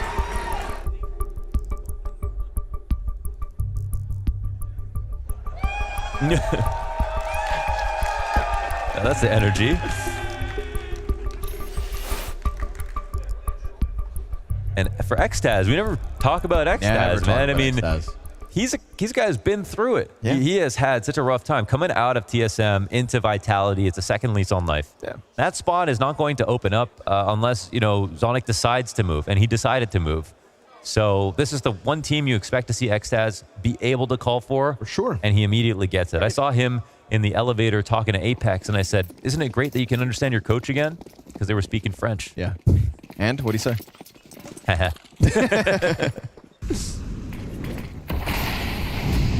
not like X.TAZ can be mad, right? It's like Knock getting replaced by Device. If Sonic wants your spot, he's got it. But look at Knock now. Came back better than ever. X.TAZ molding Vitality in 2023. Emet taking a peek at the balk, and you've got Mezzi to fall down into the pit. It's important to get Mezzi off of this balcony, to get him down into the full anchored spot. Then your utility really becomes his burden. And maybe it creates a gap in the A defense, which is currently stacked up with 3. But it's pretty passive from Vitality. Again, just leaning back off the balcony, not trying to press that issue. Navi yet again looking to just rock this boat back and forth. We got a cameo. ZywOo in the bomb site. You think it's going to be as easy as last time? I think not. So this timing, if there's going to be some type of exec, you do have to peek. It's just a matter of when. Here's the rumblings, 35 on the clock, but he loses his angle. Does he push through off of Flash? Of course he does. ZywOo, he eats for free, snaps up for the second, loses his teammate who gave him the support to get him this far, but he is ice cold, and Alexi drops a nade on top of him. Reads that he'd be sitting in that corner. Bomb goes down off the back of this wonderful Still Alive, and Apex missing shots. It's immense damage on Alexi that's gonna have him cleaned up, surely. Spinks comes through, ZywOo does enough. Nice attempt from Alexi to keep the round alive again, but it's Vitality on the scoreboard. Man, trying to block that smoke in coffins is something that ZywOo's been doing a lot of rounds, especially on that pistol. We saw that hot swap USP to dualies round the other day. But even on these rifle rounds, you see if you make it nice and poofy, you have a good angle to fight against. And he can just sit there, right? They have to worry about other people on the site, so you're wondering, why doesn't he get shot right away? Well, it's because they know that he's not alone. And so they can deal with the guy who's behind a smoke, or they can assume he falls back, then look for his teammate, then come back to him. But right now, the B site is not ironclad. Like, it's one guy getting a kill, one guy dying. So taking turns dying, not the best sign. Does represent the scoreline where Navi have spent most of their time going over to the B site. But this is obviously a better round when the off comes to hell. You can always afford to call for ZywOo, but Vitality did pay the big bucks for him, so. Yeah, it's the eternal truth of Vitality. ZywOo will find impact. It's a matter of putting him in the right place before the round's already too far gone. Instead of having to rotate in again, let him hold, where once more here in round number 6, he's patient, but a whole pack of T's, wonderful to clip the wings of Flames. Almost the collateral, but ZywOo gets back to the new box with a chase not far behind him, behind the pillar, over top. A player could be climbing, and he's wary of it, but they've given him enough time to get into the depths of this bomb site, and Alexi will tuck into orange. What happens when that smoke fades? Yeah. Wonderful's going to have an angle from Banana with a teammate right with him, and Alexi has still this element of surprise. Utility from the backside. Alexi regains vision, and as he peeks out, ZywOo falls victim to it. He said, wait, let me find this opportunity. There's no way they're going to expect it. The front side smoke is big enough. He can hide, and is there a chance that Vitality can do anything here? Alexi's going to go deep, hold an angle, waiting for Apex, but this is back-to-back rounds where Alexi B has solved the ZywOo problem. Yeah. Flamesy is getting completely countered here inside the B site. You know, he's been the one consistent feature. Apex is swapping out sometimes with ZywOo, and I think that's been a good thing overall to have ZywOo come in, but right here, he can't be left alone. You have a better chance of getting a MOUZ frag if both of you are alive on the site, even if only one person gets those kills, just because it's harder for the T's to focus. If there's only one guy there, then they can close off your angle, they can dedicate all of their time and attention to avoiding your shots and zoning you with their utility. But when there's two, that's when it gets way more complicated. And for now, ZywOo, well, he's left alone early. Clean shot out of Wonderful on the entry. We talked about his absence, his lack of impact back on Anubis. And leave it to Alexi to just slow cook around. No panic, no chaos, just a fading smoke grenade that provides Alexi B with an opportunity that he saw 30 seconds sooner. Yeah, and he said, you know, I've got this handled. It's quiet on the B side, and they don't even have like full-on rotations coming in to support because, well, Vitality didn't know it was going to be a full exec. Just based on that alone. So 5-1 up here are Navi, really making things interesting. Let's see if ZywOo starts to get a little rowdy, whether they unleash him a little. Wonderful coming at this from a completely different angle. Flash, it's good! ZywOo, he'll take back Bit. Damn. And it's a quick reposition onto the short lane, peeking into the mid push, no reaction. Alexi's got ZywOo's number again, but Spinks is inside sight. Catching Wonderful with a grenade out makes for an awkward moment, an exchange of eyes, and a deep push from Alexi around the site, nearly caught. He's playing with his nades, and Spinks is playing alone. All the way in the back of this site, Emet takes his head off.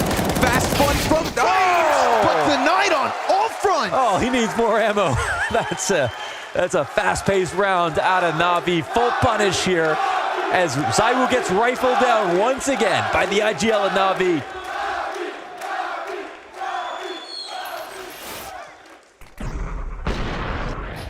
And that's great. The trap wire that allows Wonderful to take a shot. And another Queen hits the file as ZywOo comes in for a shot. But look at this, man. Some bullets miss, and you can't do that right now versus Navi. They're making up for Anubis and more. Alexi B 9-3. ZywOo gets that revenge out of the gate here in round 8. Instant reposition as well. Let's see if Navi decide to crank the tempo. JL thinking he'd get a duel towards Banana, but instead it's a left-right peek and too much. So from 5v4 to 3. And it feels like Vitality fighting fire with fire in this round. What's the response? Who cracks this back open? Mezzi has everything to do. He is entirely alone. They're pushing down Banana, but they're waiting a smoke out. They're a little bit slow, and the T's are not executing just yet. They have a molly. Ema has a molly on short. They're coming for him. They've yet to burn him out. Mezzi's hearing the rumblings of the approach, and, well, he doesn't peek. He just holds. They're holding him, but he peeks out perfectly to Bit. And now we've got Wonderful dropped as well by the op of ZywOo. Mezzi in pit is going to be the end of this round. It just feels like there's no space for Navi. It feels that way, but is it the case? Bomb is down. Imez up. A third frag. And saves it. Holy. Aim high, me high. 4 headshots. What would have been a miracle? We have that shot. That's Kenny S through the box on the A site of Inferno in CS2. The only person that could have denied that clutch with that shot. And somehow something so amazing out of Imma as that site take, a counter from ZywOo. Speak of the devil. There he is. That was the magic stick for you, Kenny. Holy. The electricity in these last 2 rounds. Enjoy. 3 bullets in the gun. 1 taps FaZe. And ZywOo says enough's enough. Oh my God. What a round. What a round, though. God damn, that had everything. It literally had to come down to ZywOo in that moment. Otherwise, wow. Would have been a masterclass moment out of Imma. And a moment of respite here for NAVI. And at least they still have money despite losing that round. And in fact, there's still a little bit of economic pressure on Vitality, but ZywOo wins, he keeps the op, his teammates can buy some grenades. ZywOo prodding down middle as well. It's worked out 2 rounds in a row.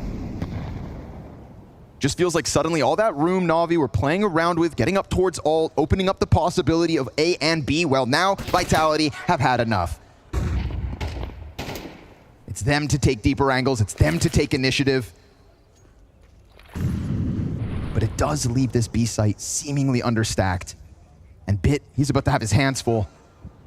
Lurking around the apartment space right there. Oh my God, almost the second. Mezzi barely able to bring it back with the shotty. And that could have served as a trigger for the B exec, but with the smoke up they hold, ZywOo moves over. Yeah, and they don't tell on themselves here because the 2 players pushing are both A sites, so there's no one to make it feel like it's 1 on B. They can't speed up in this situation. Bomb, in fact, is actually not leaning in this direction. They're just trying to sell this play. Electricity in his fingertips at the moment. Emet down into the A site. This position was played 1 round ago, but he lets his guard down. FaZe instead will pick it up, but it doesn't deter the entirety of NAVI. And FaZe may now have this false confidence. There's actually 2 players right above him. He's trying to fake the bike peek here. I do like the fast flank out of Vitality, though. Straight into middle, straight into trying to swoop this away. 15 on the clock. FaZe in the little bit. Bomb at his feet. JL, it's a big kill, but again, fast flank out of Apex. Wonderful's desperate to get over to the site, and as he takes down the IGL, he falls. It's 6 still for NAVI, but a resurgence from the French. Yeah, that's a big recovery. Do we have money here? The investment comes once again. NAVI have actually done so well already in the 6-1 lead that they can put another buy together. Oh, this moment right here, I mean, he could have just full cleared it first, but was just wondering, okay, if he's in big pit, he heard me drop, he probably is going to shoulder peek it, and FaZe said, no, I'm going to really bide my time here. That could have been round winning if Imma made that clear happen. NAVI take a timeout, because maybe this buy is an important opportunity. Can Vitality come back in the second half? Absolutely. This game isn't over for NAVI until they literally win. You can have a big lead. That doesn't mean anything. Vitality are overflowing with confidence.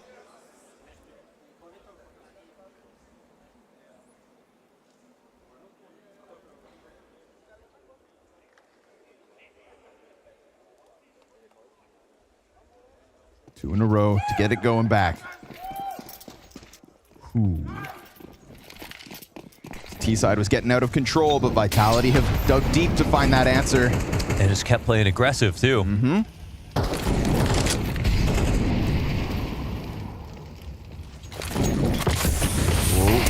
It's beautiful. Spinks, nice flash. They know there's another burning. FaZe, double kill made simple. The utility there, the support for FaZe to shine. You're gonna get a fast answer out of Navi as Bit goes towards the top of middle, but making such sounds, yeah, Spinks on high alert. Already having rotated from top banana. This is a very fluid back and forth from Vitality. Yeah, they thought he would be pulled back. It felt super aggressive from Bit, but they had to take some kind of risk. They were down 3v5. Felt like with Spinks and Flames going down banana, there could have been an opening on A. Not the case. Spinks draws the line in the sand and nobody able to cross it. Yeah, that's disgusting. Doesn't move in that position. Just a perfect spray down. And now the game is within 2. It started 6-1, and then ZywOo hit that shot, and Vitality are now at 4. It almost pains me to say that because of the round that Emma almost put up right before. Almost. Nice moves from Spinks here. No hesitation in that support over towards the A play. Reading that Vitality needed to get something ahead of Navi's aggro. Missed run boost. It's actually a miracle that ZywOo even has more kills than deaths right now. He's died twice to Alexi head on. He just got rifled down by Bit as well. He's actually had a bad time with this op in his hand. Aside from getting a few opening kills or trades here and there. And that one clutch. Of course, always got to have an impactful half. I'm all for this, though. EMS solo AK. And definitely enough grenades for Navi to piece together some kind of an exec. But first, because I think of the aggression coming out of Vitality in the last 3 or 4 rounds, makes sense that Navi just take a step back. Alexi allowing for them to show face. And Flames shows the fallback. Yeah, it's the early warning system here with the Molly and the crack spot. And a perfect piece of utility out of Flamesy. Not only getting the kill, but just telling him. I'm telling you, man. Okay, they're here. Every time somebody dies on Navi in such a weird way, it's always JL. Luckily, his character can take it. Crossfire set up here for the B play, but no vision yet. Another smoke comes down. Again, utility, it's decent, right? Ema, you could go ahead, smoke CT or Coffin. Flashbangs as well, streamlined over the bomb site. There's going to be pressure here for Flames. Sometimes trying to block the attack has actually not done anything here. They've been able to pop through, get the entries. Apex on the volley. Ooh! Oh my god. Okay. I mean, clean as can be from Apex and Flames off the backside. It's a full house on the B site, and we saw ZywOo moved over to solve the issue at B. Yes. Here we get a prime example. Yes, versus majority pistols, but the original defenders put it up. Yes, it is. It's Flamesy getting better as the half has rolled on. He's definitely found his footing now, and between him and Apex, at least, both contributing at the same time. Can't be mad. Just so much respect. You just can't be mad. All right. Well, last round of the half, a full buy up for both teams. Vitality 6-1 down to 6-5. It's a great response. And it's a response, I think, that comes off of them playing like the better team, getting up in their faces, prying down towards alt mid, knocking Navi down a peg. JL gets brutalized again by another HE. Poor guy just can't get a fair duel. But he will not be deterred. Peek out of ZywOo, of course. That was so calm, man. Like he was lifting a crane. That was simple. So he picked JL out of the sky. Naded him first down halfway. 2 players for Mezzi to deal with, though. Looking for a timing. And Spinks is over on Arch. Mezzi, clean first headshot. Bit decides to tuck back in. And as he toys with the doorway, he does have a fight here versus Spinks. At a disadvantage, though. Low health, nice nade over the top from Apex. Short peek will reopen this bomb site slightly, but a lost teammate from Alexi means it's all him, and it's not enough. Talk about a comeback. Vitality post 5 straight. Flames and Mezzi here from Team Vitality. This is Team Heroic, this is Siphon, and this is Salazar, and we're doing Guess the Rank. What? Oh, it's his teammates. Okay. This is low rank for sure. Look at his teammate. He's just walking into every single angle, and no good player would ever do that. No, but he has solid aim. But he doesn't. Look at him, he keeps pulling out the bomb. Yeah, the flash is. Plant the bomb, we need to plant. 10 seconds, okay. 13? I think it's more 15 or something. If I saw just the last one, I would think he's a pro player. Because he's only like a... Yeah, but then you go back to his teammate who's running out full blind. Yeah, his teammate made me think it's like 5k. 12k! Oh my god. Yeah, I said 12 in the beginning. And I said 13. What's his name? Fish puncher, boy. If we knew this. is Mr. Fish Puncher. 12k. I don't want to bully too much, but Fish Puncher is not a name for 12k.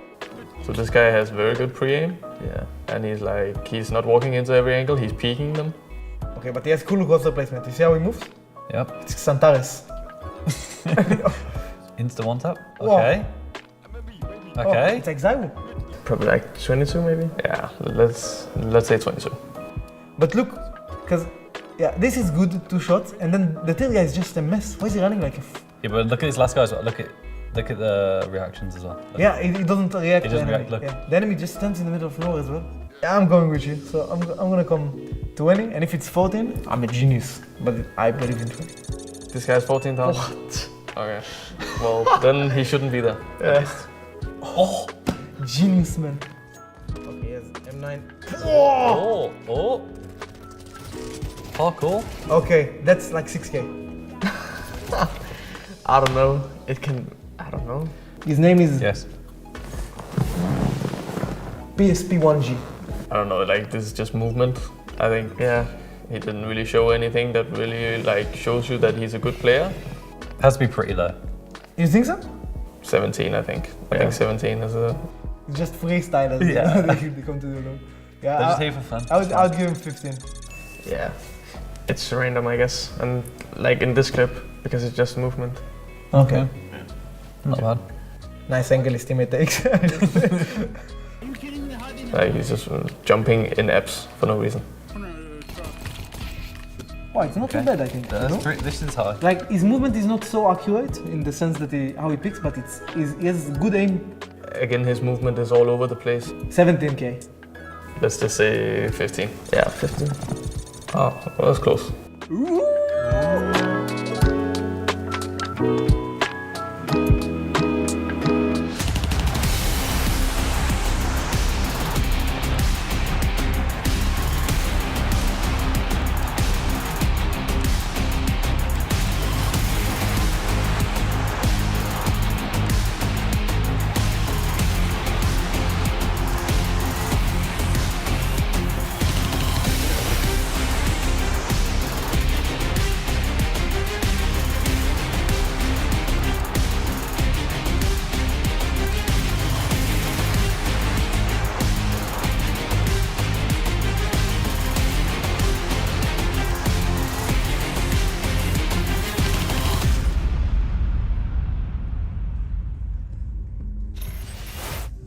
A moment in that first half where Navi thought they were coming off of that whooping on Anubis with a bounce back. But 5 rounds to close out the half. We see this resurgence from Vitality. We see a stepping forth of Zywu because he always gets his. And now suddenly split down the middle as we get Vitality taking to the T side. Second semifinal here for the Blast World Finals. And we've got FaZe waiting in the wings. Who is their challenger?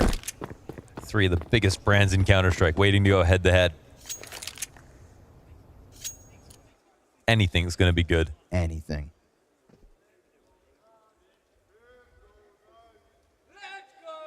Lock and Horns, map 2. There's aggression coming from Vitality throughout that CT side that started to turn things back on their heads. No fear, in your face Counter-Strike to get the scoreline tied up. But Ema inside this A site. Let's see if he's got it in him. Oh! Okay, are you going to look at him first? Kind of nasty. Flamesy drops down from Valk. He's got a player right with him. Bit could take the place of Ema here. He's sectioning off these duels. The flash was fantastic. He's still somehow alive. What? But when Zywu can see you, he'll kill you. It's a double off the P250. Plant for Vitality. Their winning ways won't stop. Oh, they just had ice skates on. Hand over face, running through the site. Flashes were working out, actually, to blind them, but they still somehow got the kills just by burning through the ammo of the CTs. Obviously, that's nerve-wracking being in the middle of the site when they're exacting alone, but that's what happened after Flamesy hit that first shot. That was brilliant. No free exits. A game of chicken here between Apex and Wonderful, and he just feeds him to Flames. It's Vitality in the lead for the first time in this map. Yeah, for the first time in this map. 6 rounds in a row. Eerily like when m0NESY 1v5'd them, and then on Anubis, came back and won the map. There were some crazy tragedies that happened. And Alexi's 1v3 5 rounds into the game on Inferno versus G2, and they came back and won the map. But hopefully they don't live and die by that curse. We just need to see the ace up the sleeve for Navi. We got to see some just world-class potential, right? Alexi doing his damnedest as the top frag. And you see the glimpses of brilliance, but there's just no consistency from the depths of Navi right now, right? We were praising this trio, wonderful, Ime, Bit. It was coming together here in Abu Dhabi at the last event of the year. It finally felt like this could be the one, and now, again, they just look like they're not cut from the same cloth. And when this team was a mess, it was JL and Bit who I thought stood out as sort of the smartest individual players consistently. While Imma was learning and Wonderful was getting used to Tier 1, I thought those two...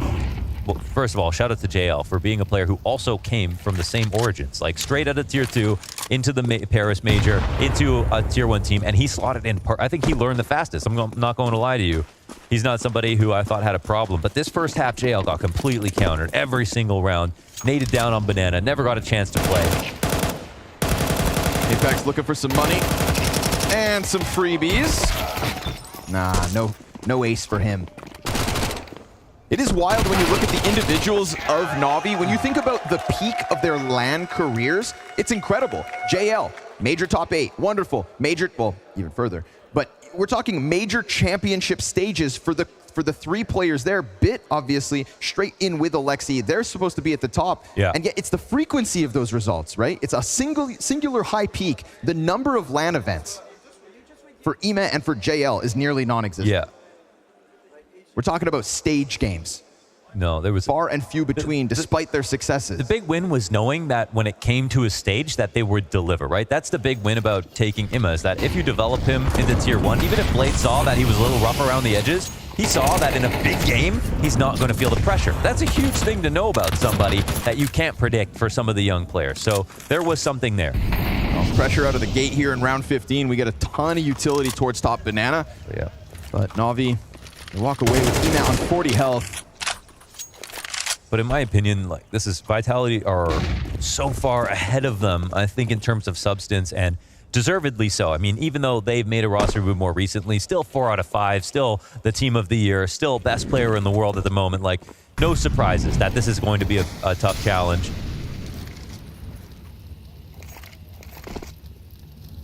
All right, so let's see if Navi can dig deep enough. They do have a bye coming into this. They're trying to interrupt it. Great flash. Oh, just off the mark. He knows the opportunity he had, but hey, that's Flamesy down to 19 health. Mezzi on the approach, Galil in hand. We talked about his entry frags back on Anubis. 2 players to take here in sight, but they also tuck in. You'll see a glimpse of the one further back. He's got teammates right with him. He's got the bomb on his shoulders, but he's gonna put himself in Alexi's crosshair.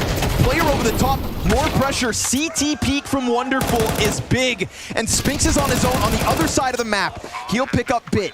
Flames and Spinx alive with barely any health. Oh, a shot apiece, and they go down. They've got to fall back, and as time ticks, the retake with no kit at the current moment, but also still separated CTs, and time continues to go. A deep T-smoke that was meant for Coffin, and it lands perfectly on Wonderful. It forces him out. Flamesy using utility to just get this one over the line by the looks of things. Oh man, he had to hit that shot. It had to be on the head, and it had to be with the AK. So it slides by. You've got players back sight. Vitality though, no problem.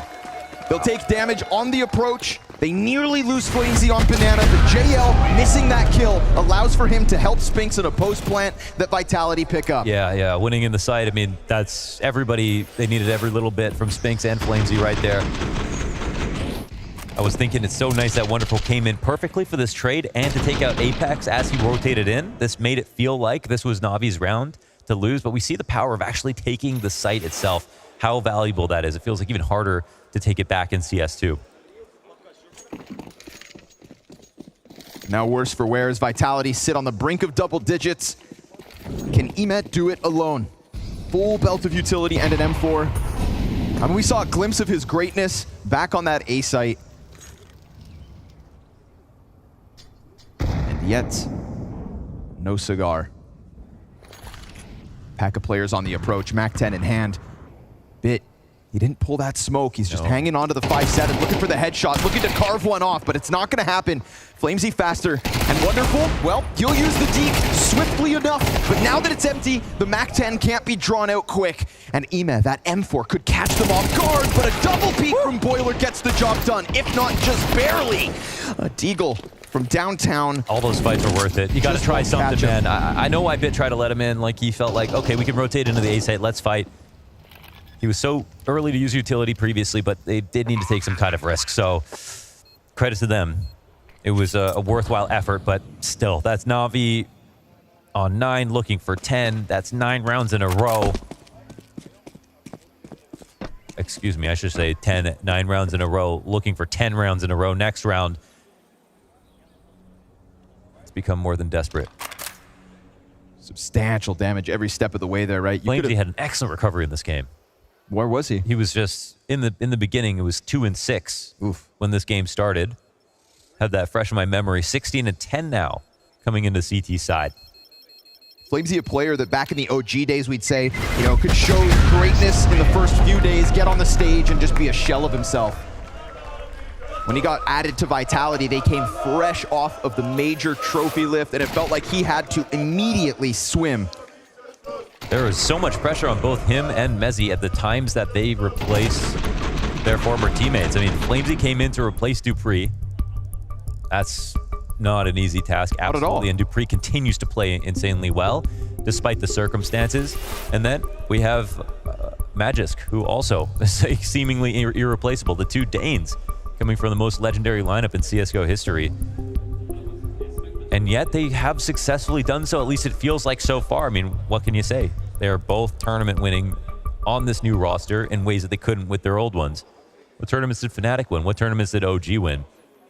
They're seeing that success now, and that's not because they got carried, as well, for Mezzi maybe a little bit, but it's also because they're not spoiling rounds. When you look at a map on T side and you see Mezzi in certain positions, it's not he's not breaking apart the fabric of what is holding that together. The defaults look good. They're playing smart CS, and when it comes to positions like B side on Inferno, to make that comeback, it demands of FaZe to be a great B player, and he is.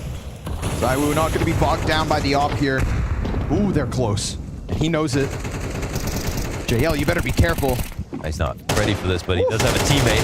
ZywOo easily clips both. Imo was throwing a nade. He wasn't covering that. JL had to reload. Disjointedness in the CTs, and it leaves Vitality in a 5 versus 3 with eyes set on B. And Alexi has to throw the smoke. That's 3 known on the B site. And they're willing to wait this out. Spinks up to his usual antics. ZywOo just like a panther, sat behind that half wall, knowing he's going to pounce, but it all comes down to timing. Imo should not have been throwing a grenade, you know, when JL is reloading in that spot. He has to be covering him. Alexi's got to do something massive from this solo coffin hold, but the smoke's ahead of him. Even further utility as Alexi, his gut twists. As yet again, he has hit the brick wall that is top 4. Seemingly. Bomb down, no retake viable here. You better hope Wonderful and Bit can hang on to those guns. And it's one thing to come out swinging on map 2 after getting swamped back on Anubis, but for you to lose all of that momentum and post nothing in response, this to me has shades of versus Ents, where they almost threw that game too, right? And they countered the B players, you know, in that first half. ZywOo and FaZe were both players that started slowly, you know. And now they're both at top of the board here for Vitality. You can only hold them back for so long. Ooh.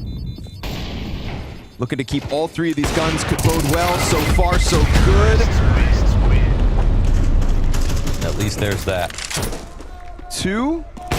No, the off. Oh my God. Oh boy. Woo. Last second, FaZe clears the big green. Wow, on the last frame, it had to be a headshot, and it was.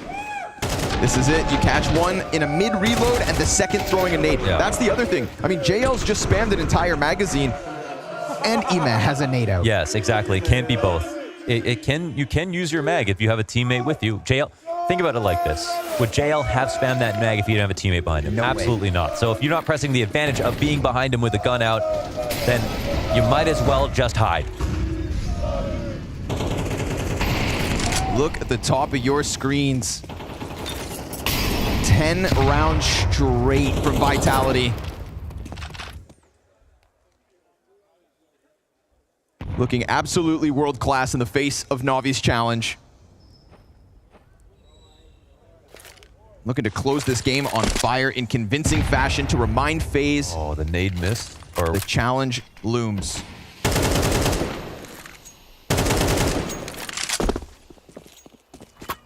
Alexi's solo behold already out of utility. But this pack of Vitality players looking to be ferocious. Do they draw CTs off A? Oh, man, it's perfect timing to hit A. I mean, they do have this whole setup. Wonderful's aiming low here. Spinks baits the shot. Yeah, but you've got Bitten Boiler. Back turn. JL takes one off the arch play, and then he comes back. I like that JL comes back in. Yes, just swinging with the MP9, and you know Wonderful still has sight. And this is the dynamic duo of 2023, Spinks and ZywOo. The right hand that brought them Rio, the right hand that brought them Paris. Spinks is maybe the most improved player in his role this year. And alongside ZywOo have brought Vitality so much success. And a struggling Wonderful in this semifinal. Inside of the pit to be the anchor. Frag goes in front of it just to soften him up. ZywOo's going to charge through. Down he goes at the hands of Ime. And Spinks, that's 2 CTs, positions known. Wonderful nearly dies to the molly and a shot just off the mark. No plan, no chance. Wonderful holds it down. Okay.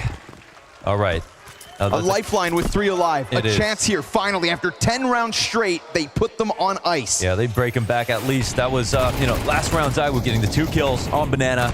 This round, it's all about lane control. There are a mix of guns here. It's a medley of weaker SMGs and rifles to defend against that, but they all chip in a little bit in that fight.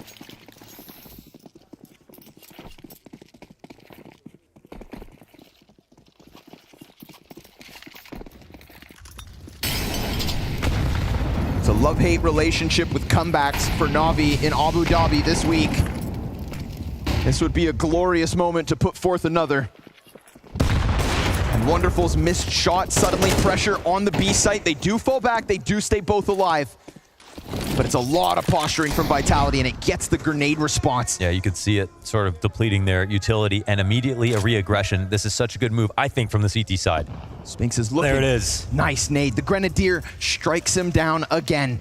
Alexi's frags are homing missiles, and that opens up the possibility of him to leave. He may want to. Pressure in smokes and flashes towards A. Ime at least sees brackets clear, but that could be false confidence. There's 2 sliding up ever closer towards Bit. Yeah, they're slinking in. You've also got JL anchoring in the site. Enemies He's going to climb doorstep. box. As he goes up, he's lost his support. It's inside of the smoke. The Bit now just has to try and stay alive. They open it, and that's him down.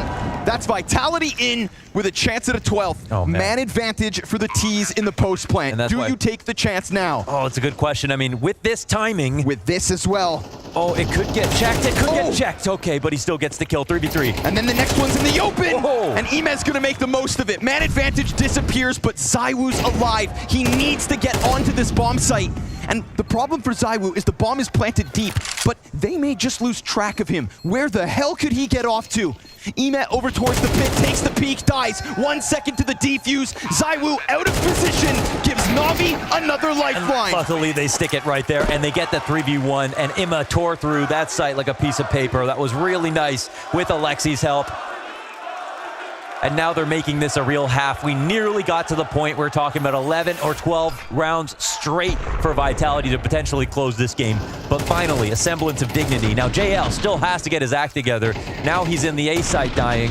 We had some excuses for him. Dying to utility, of course, as the tip of the spear on the T attacks. It's going to happen sometimes. You get chipped down. But now that we switch sides, now that the comeback is becoming real, they need him. Ime looking for it versus Pistols, meets his maker in Mezzi. The AK in the back line giving coverage to the Tech-9s. Now they're going to go and recover an extra. You have put the AK back in the hands of Flames, and Apex grabs the next.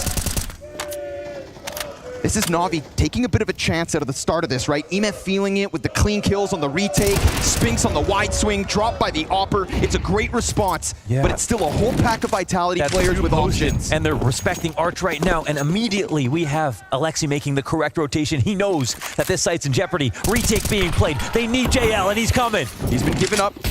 1 frag to him, 2 cross to the site. He was looking for the flash, but I like that he took the challenge. But if his gun goes dry, it could be the push. No one comes through. Vitality want to play the post plan. Flamesy working with just the molly, the only util for the tease. And do they press? Do they push? Or do they think that they can just hold back what is a fully fledged Navi on guns with grenades? Molly separates the 2 back coffins. Apex takes a peek but sees nothing in the corner. JL comes up. And down they go. Okay. Clean sweep of Vitality. Oh, they could have easily held that site. We've seen how good the post plants have been from both sides. That's a nice win.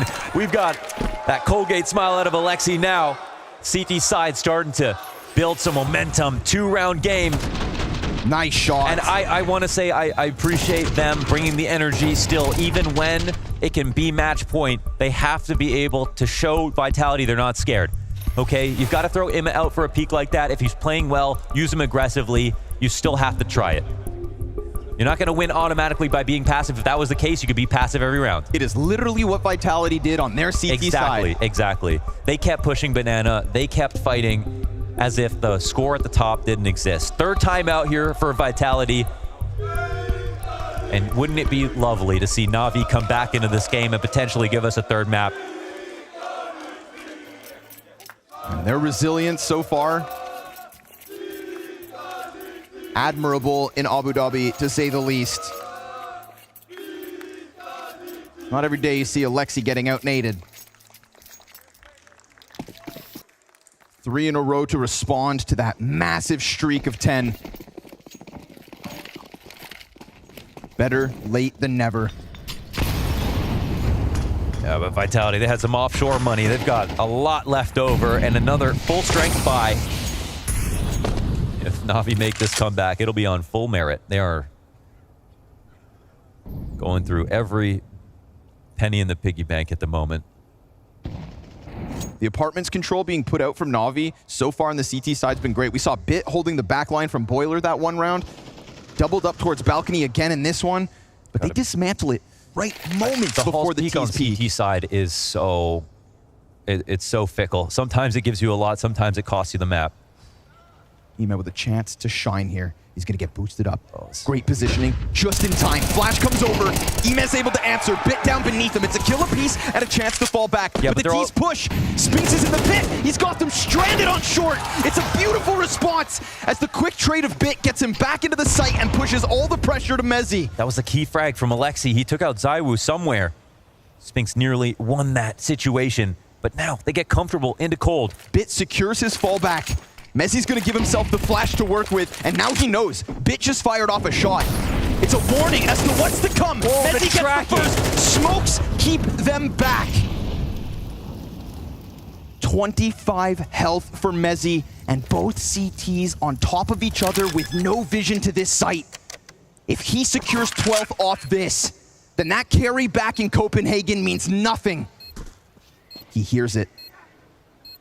One drops, he's aware, he's on presence and sharp as he peeks wide, he gets the goal! A taste of the full English! A 1v3 from Mezzi for map points! Oh, eat it up, all that black pudding, baby.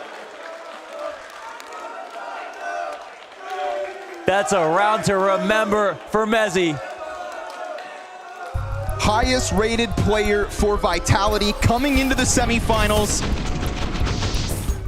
And as he's burned out from the bomb plant, the smoke is what saves him, lets him get to the back corner, and just superb headshots back to back. UKCS is alive. Nothing says more about a player than a clutch on a stage in this circumstance. To get to 12 after an amazing comeback out of Navi.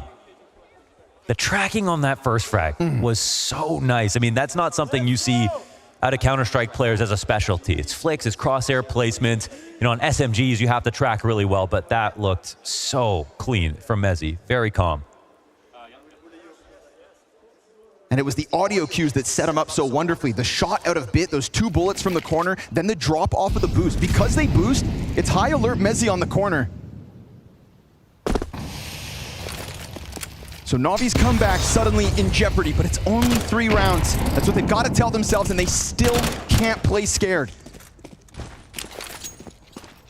It was opening moves proactively that got them this close.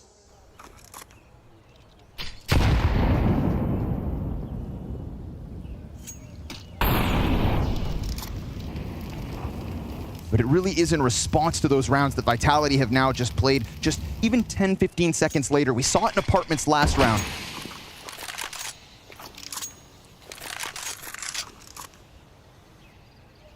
Three kills to get him to 10.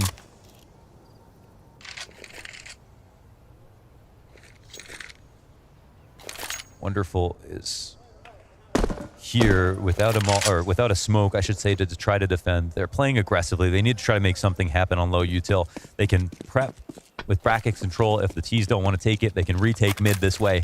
Alexi's rotations have always been correct in terms of where the T's might want to go.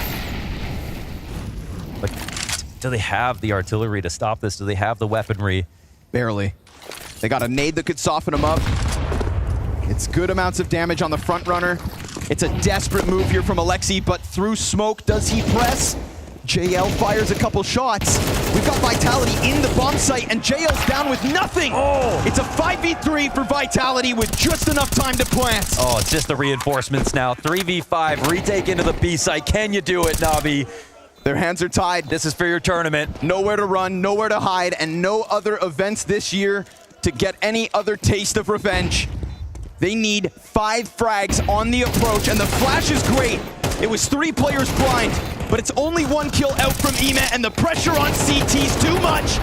Bit pinned in, and Vitality to the grand finals. FaZe and Vitality one more time in 2023. The #1 and #2 ranked teams rocking horns in Abu Dhabi. $1 million on the line. Who walks away with the win?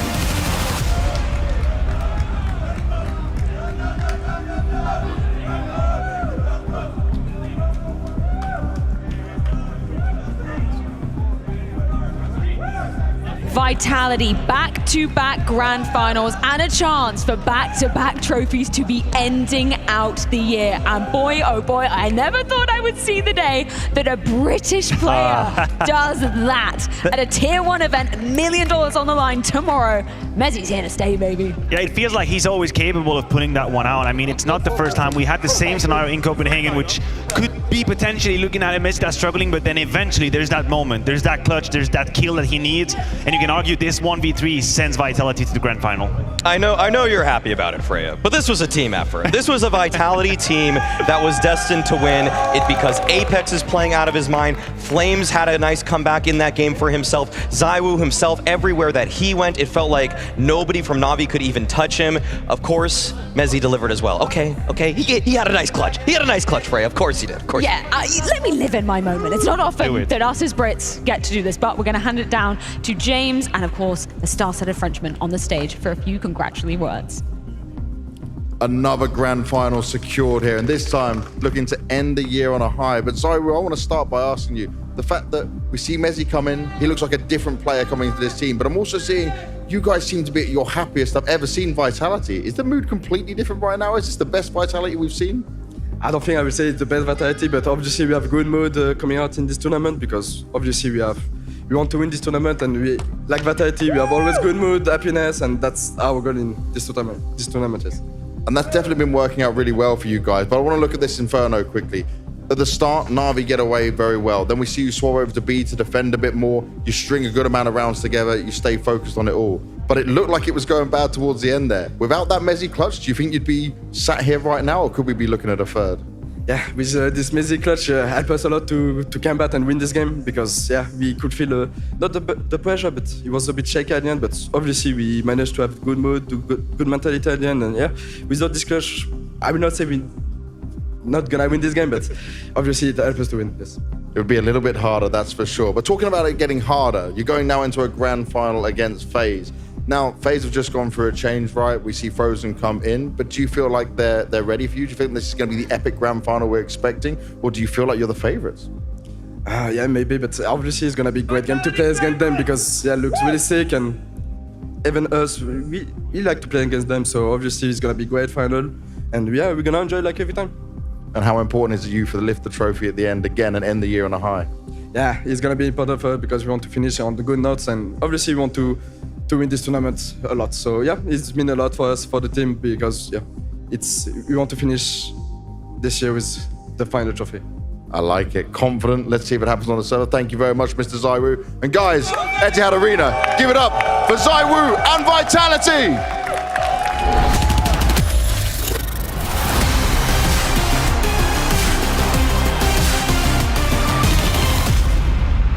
ZywOo and co with their eyes firmly locked upon that crown, and we could not ask for a more poetic end to 2023. We're talking about the top 2 ranked teams in the world. Once again, Jacob locking horns, just as we saw in Copenhagen a few weeks ago. Yeah, it's fantastic, isn't it? We came into the tournament, we had the expectations, we were hoping, we were thinking maybe it's possible for these 2 teams to show up once more. You know, we weren't really sure about what to expect from FaZe coming with Frozen, but he's been fitting well into that lineup. Now they're in the grand final, they're going up against Vitality. James asked ZywOo if that's the best Vitality yet. I liked his answer, saying that not yet, you know, we're good Vitality, but we're not at our best, and I would agree with that. The win against NAVI right here, that was a good solid win. It's a 2-0, you can't take anything away from that, but I still feel Vitality can get better. I still feel there's 10, 15, maybe even 20% more in the tank in Vitality, so if they can bring that tomorrow to the final against FaZe, we could have a banger to end the year. I think it's very important to be tested on your way to a trophy and not just have an easy time and be in that kind of idyll where you don't really realize your weaknesses. FaZe is a team that knows how to come back in hard games, knows how to play these overtimes, knows how to get over the hump of bad rounds. And we've had a couple of moments in this very semi-final where Vitality flirted with the limit. They flirted with that limit. They lost a couple of rounds. We saw maybe a bit of emotion out there. Just a reminder that no matter how strong you are, if you're not playing your best game, people will punish you. If you misplay retakes, if you misplay situations, you're going to lose. So good for them to kind of take these warning signs and still get the W. And fair play to Na'Vi for testing Vitality in some of these moments, because Maui, I didn't think that I was expecting so much of a test coming out from Na'Vi initially, right? This was a testament to how Vitality were able to overcome an actually really good aggressive start from Na'Vi on this map. Good opening game plan there from Na'Vi. They were testing that B bomb site like we talked about. We prefaced it. Apex, we saw flames there. We see a little bit of an adjustment from Vitality, and that's what we're talking about. That's what we want to see. We want to see that they can make a mid-round or mid-game, mid-half adjustment so that they can actually undo what has been a very effective game plan, because look at that round feed. I mean, it's that you get 4 rounds right away for Na'Vi, you lose 1, but you win 2 more after, and like Vitality were so good at recognizing what their flaws were and then recognizing that you need to move ZywOo around, you need to be a little bit more mobile. Apex was barely even playing the B bomb site by the end of that first half, so very good on Vitality to use the timeouts well, to talk with Xtaz, and to recognize that I want to give some awesome. crazy guys behind us. Yeah, I want to give some credit to Alexi B. I think he called a great game. I know you're losing, and I know you're in one point in the game losing 8 rounds in a row. But bear in mind, it's the end of first half. It's the beginning of second, so there's a couple of pistol rounds, and there's an adaptation coming in at the end of the first half. Alexi B, to my understanding, called a great game of Counter-Strike. Yes. He worked with the tools he had at his disposal. Right? We came into the game. We said, individually speaking, player for player, pound for pound, they cannot match Vitality. So if they want to stand a chance, it requires Alexi B with a masterclass. I think he did his absolute best to put his players in the right position to thrive. Unfortunately, they still lack that, I guess, star capacity. They lack the difference maker. They lack their own ZywOo. They lack the goddamn symbol they used to be. I mean, listen, we cannot understate the importance of that Mezi clutch. Not just because it gets you to 12, but because it puts an end to a sort of a momentum building streak from Na'Vi, where it starts to feel like they are ahead of Vitality in decision makings. Apps pop, AWP here with Wonderful and a rifle right there. Moving outside the B side when they need to. It felt like Alexi B starting to get into the matrix, so to speak, into Apex's mind, and this is where obviously the loss of that coin, rather the side of that coin, is you cannot lose that clutch to Mezi. This is what's going to ruin your efforts into building that comeback that they were putting through. Yeah, well, let's relive that. Mezzy clutch. One more time. That was a rhetorical question. Yeah, let's just play it because this was so beautiful. And I think you are so apt, Matthew. The fact that it halts the momentum that Na'Vi, they were building coming into the second half. Yeah, I think this clutch almost has everything from like a counter-strike perspective, the utility usage from Mezzy, allowing him to get that free 1v1 against Bit. You could argue that the Na'Vi players rather could have crossed the smokes to commit with Bit, and here the position that he plays is the only way he can win the clutch. There is only one way he can win. He's got 12 bullets, 25 HP, so you have to play headshot line, you have to keep your crosshair high, and he puts them down. That's beautiful clutch. It's textbook CS. I was shocked that after the first kill, he doesn't actually spin around, because you could see actually when he was setting himself up in this post plant, he was considering the likelihood of someone coming up the porch side, and he just says, you know what, screw it, I'm gonna get this first kill, I'm gonna commit to the idea that they're both coming up that moto side, and he was completely right.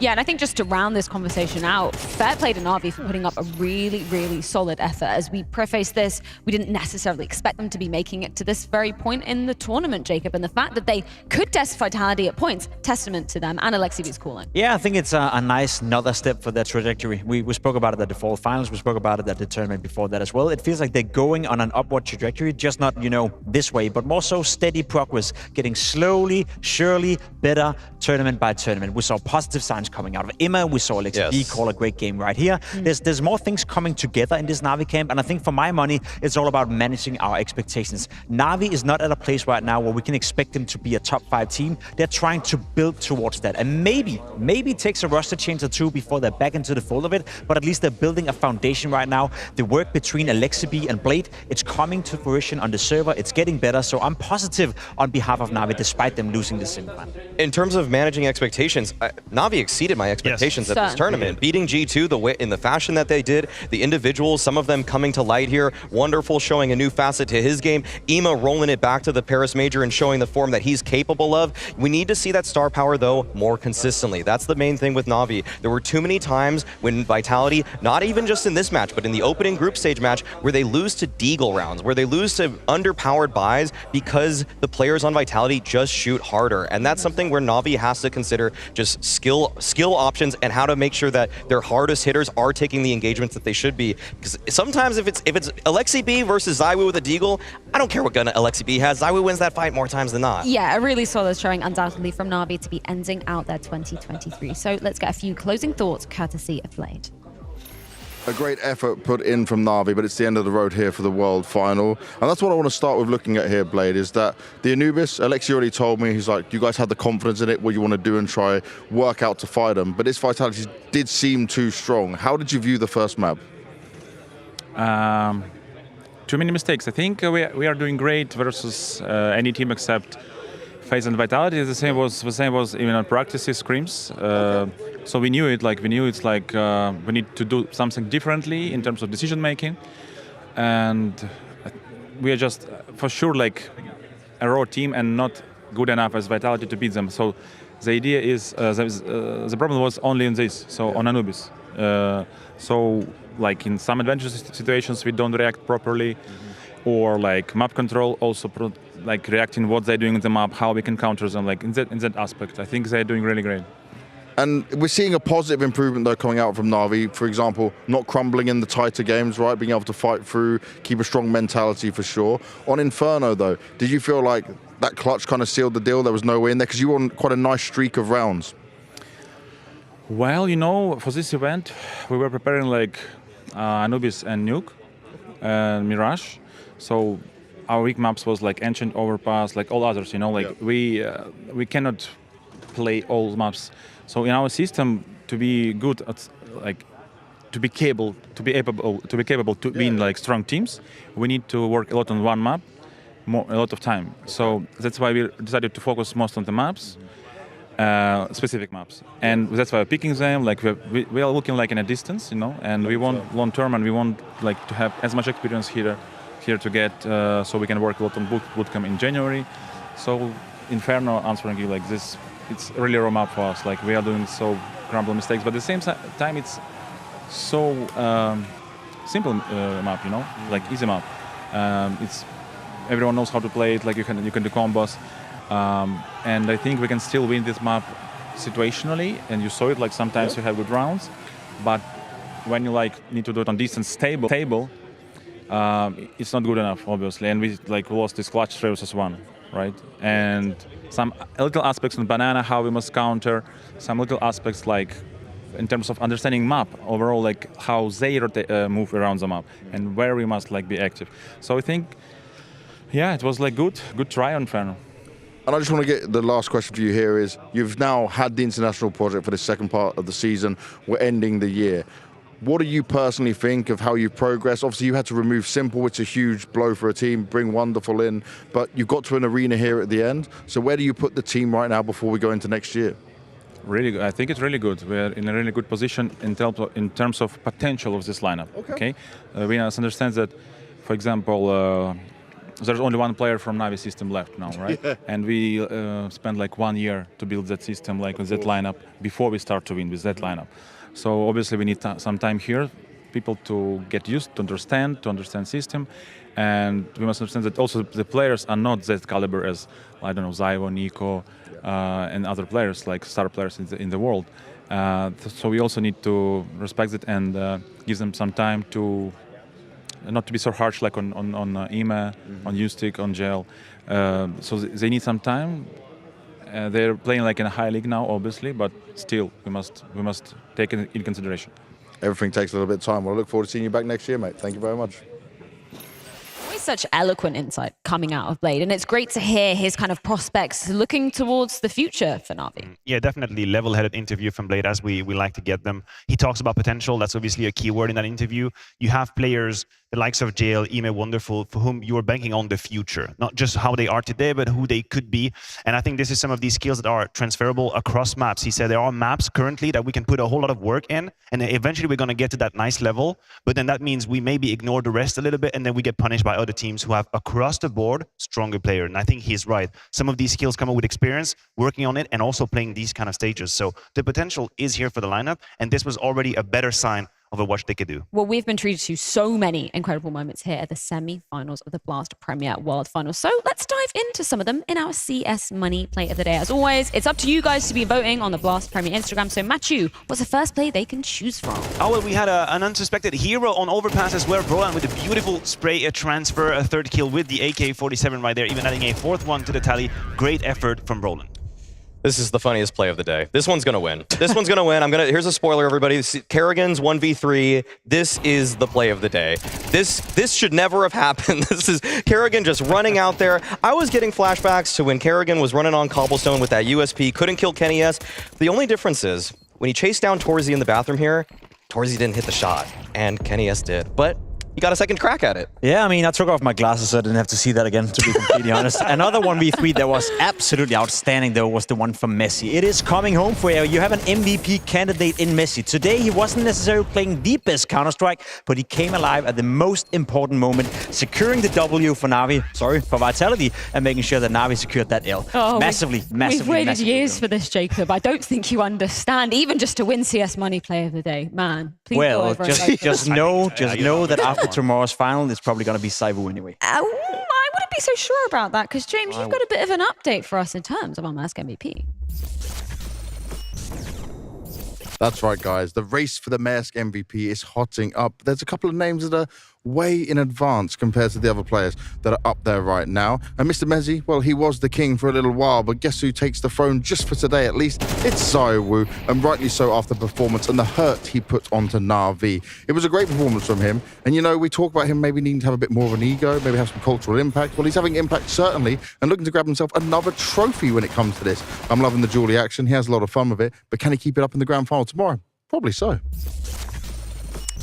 Yeah, if history's told us anything, I think ZywOo is going to be turning up hungry tomorrow to be lifting the trophy. And that's exactly what we're going to be looking at in our playoff bracket to see exactly how we ended up with, yet again, FaZe versus Vitality. I am so excited for this because I'm just thinking back to Copenhagen. Somehow Vitality made that one very, very swift indeed. So I'm sure FaZe, they're going to be coming in prepared, right? It's my favorite matchup of 2023. Vitality FaZe. That is my favorite matchup. We've had already a couple of occurrences here and there. That's what started the streak for FaZe in Sydney. Vitality put an end to this in Copenhagen, and now we get to battle it out one more time in Abu Dhabi to close 23.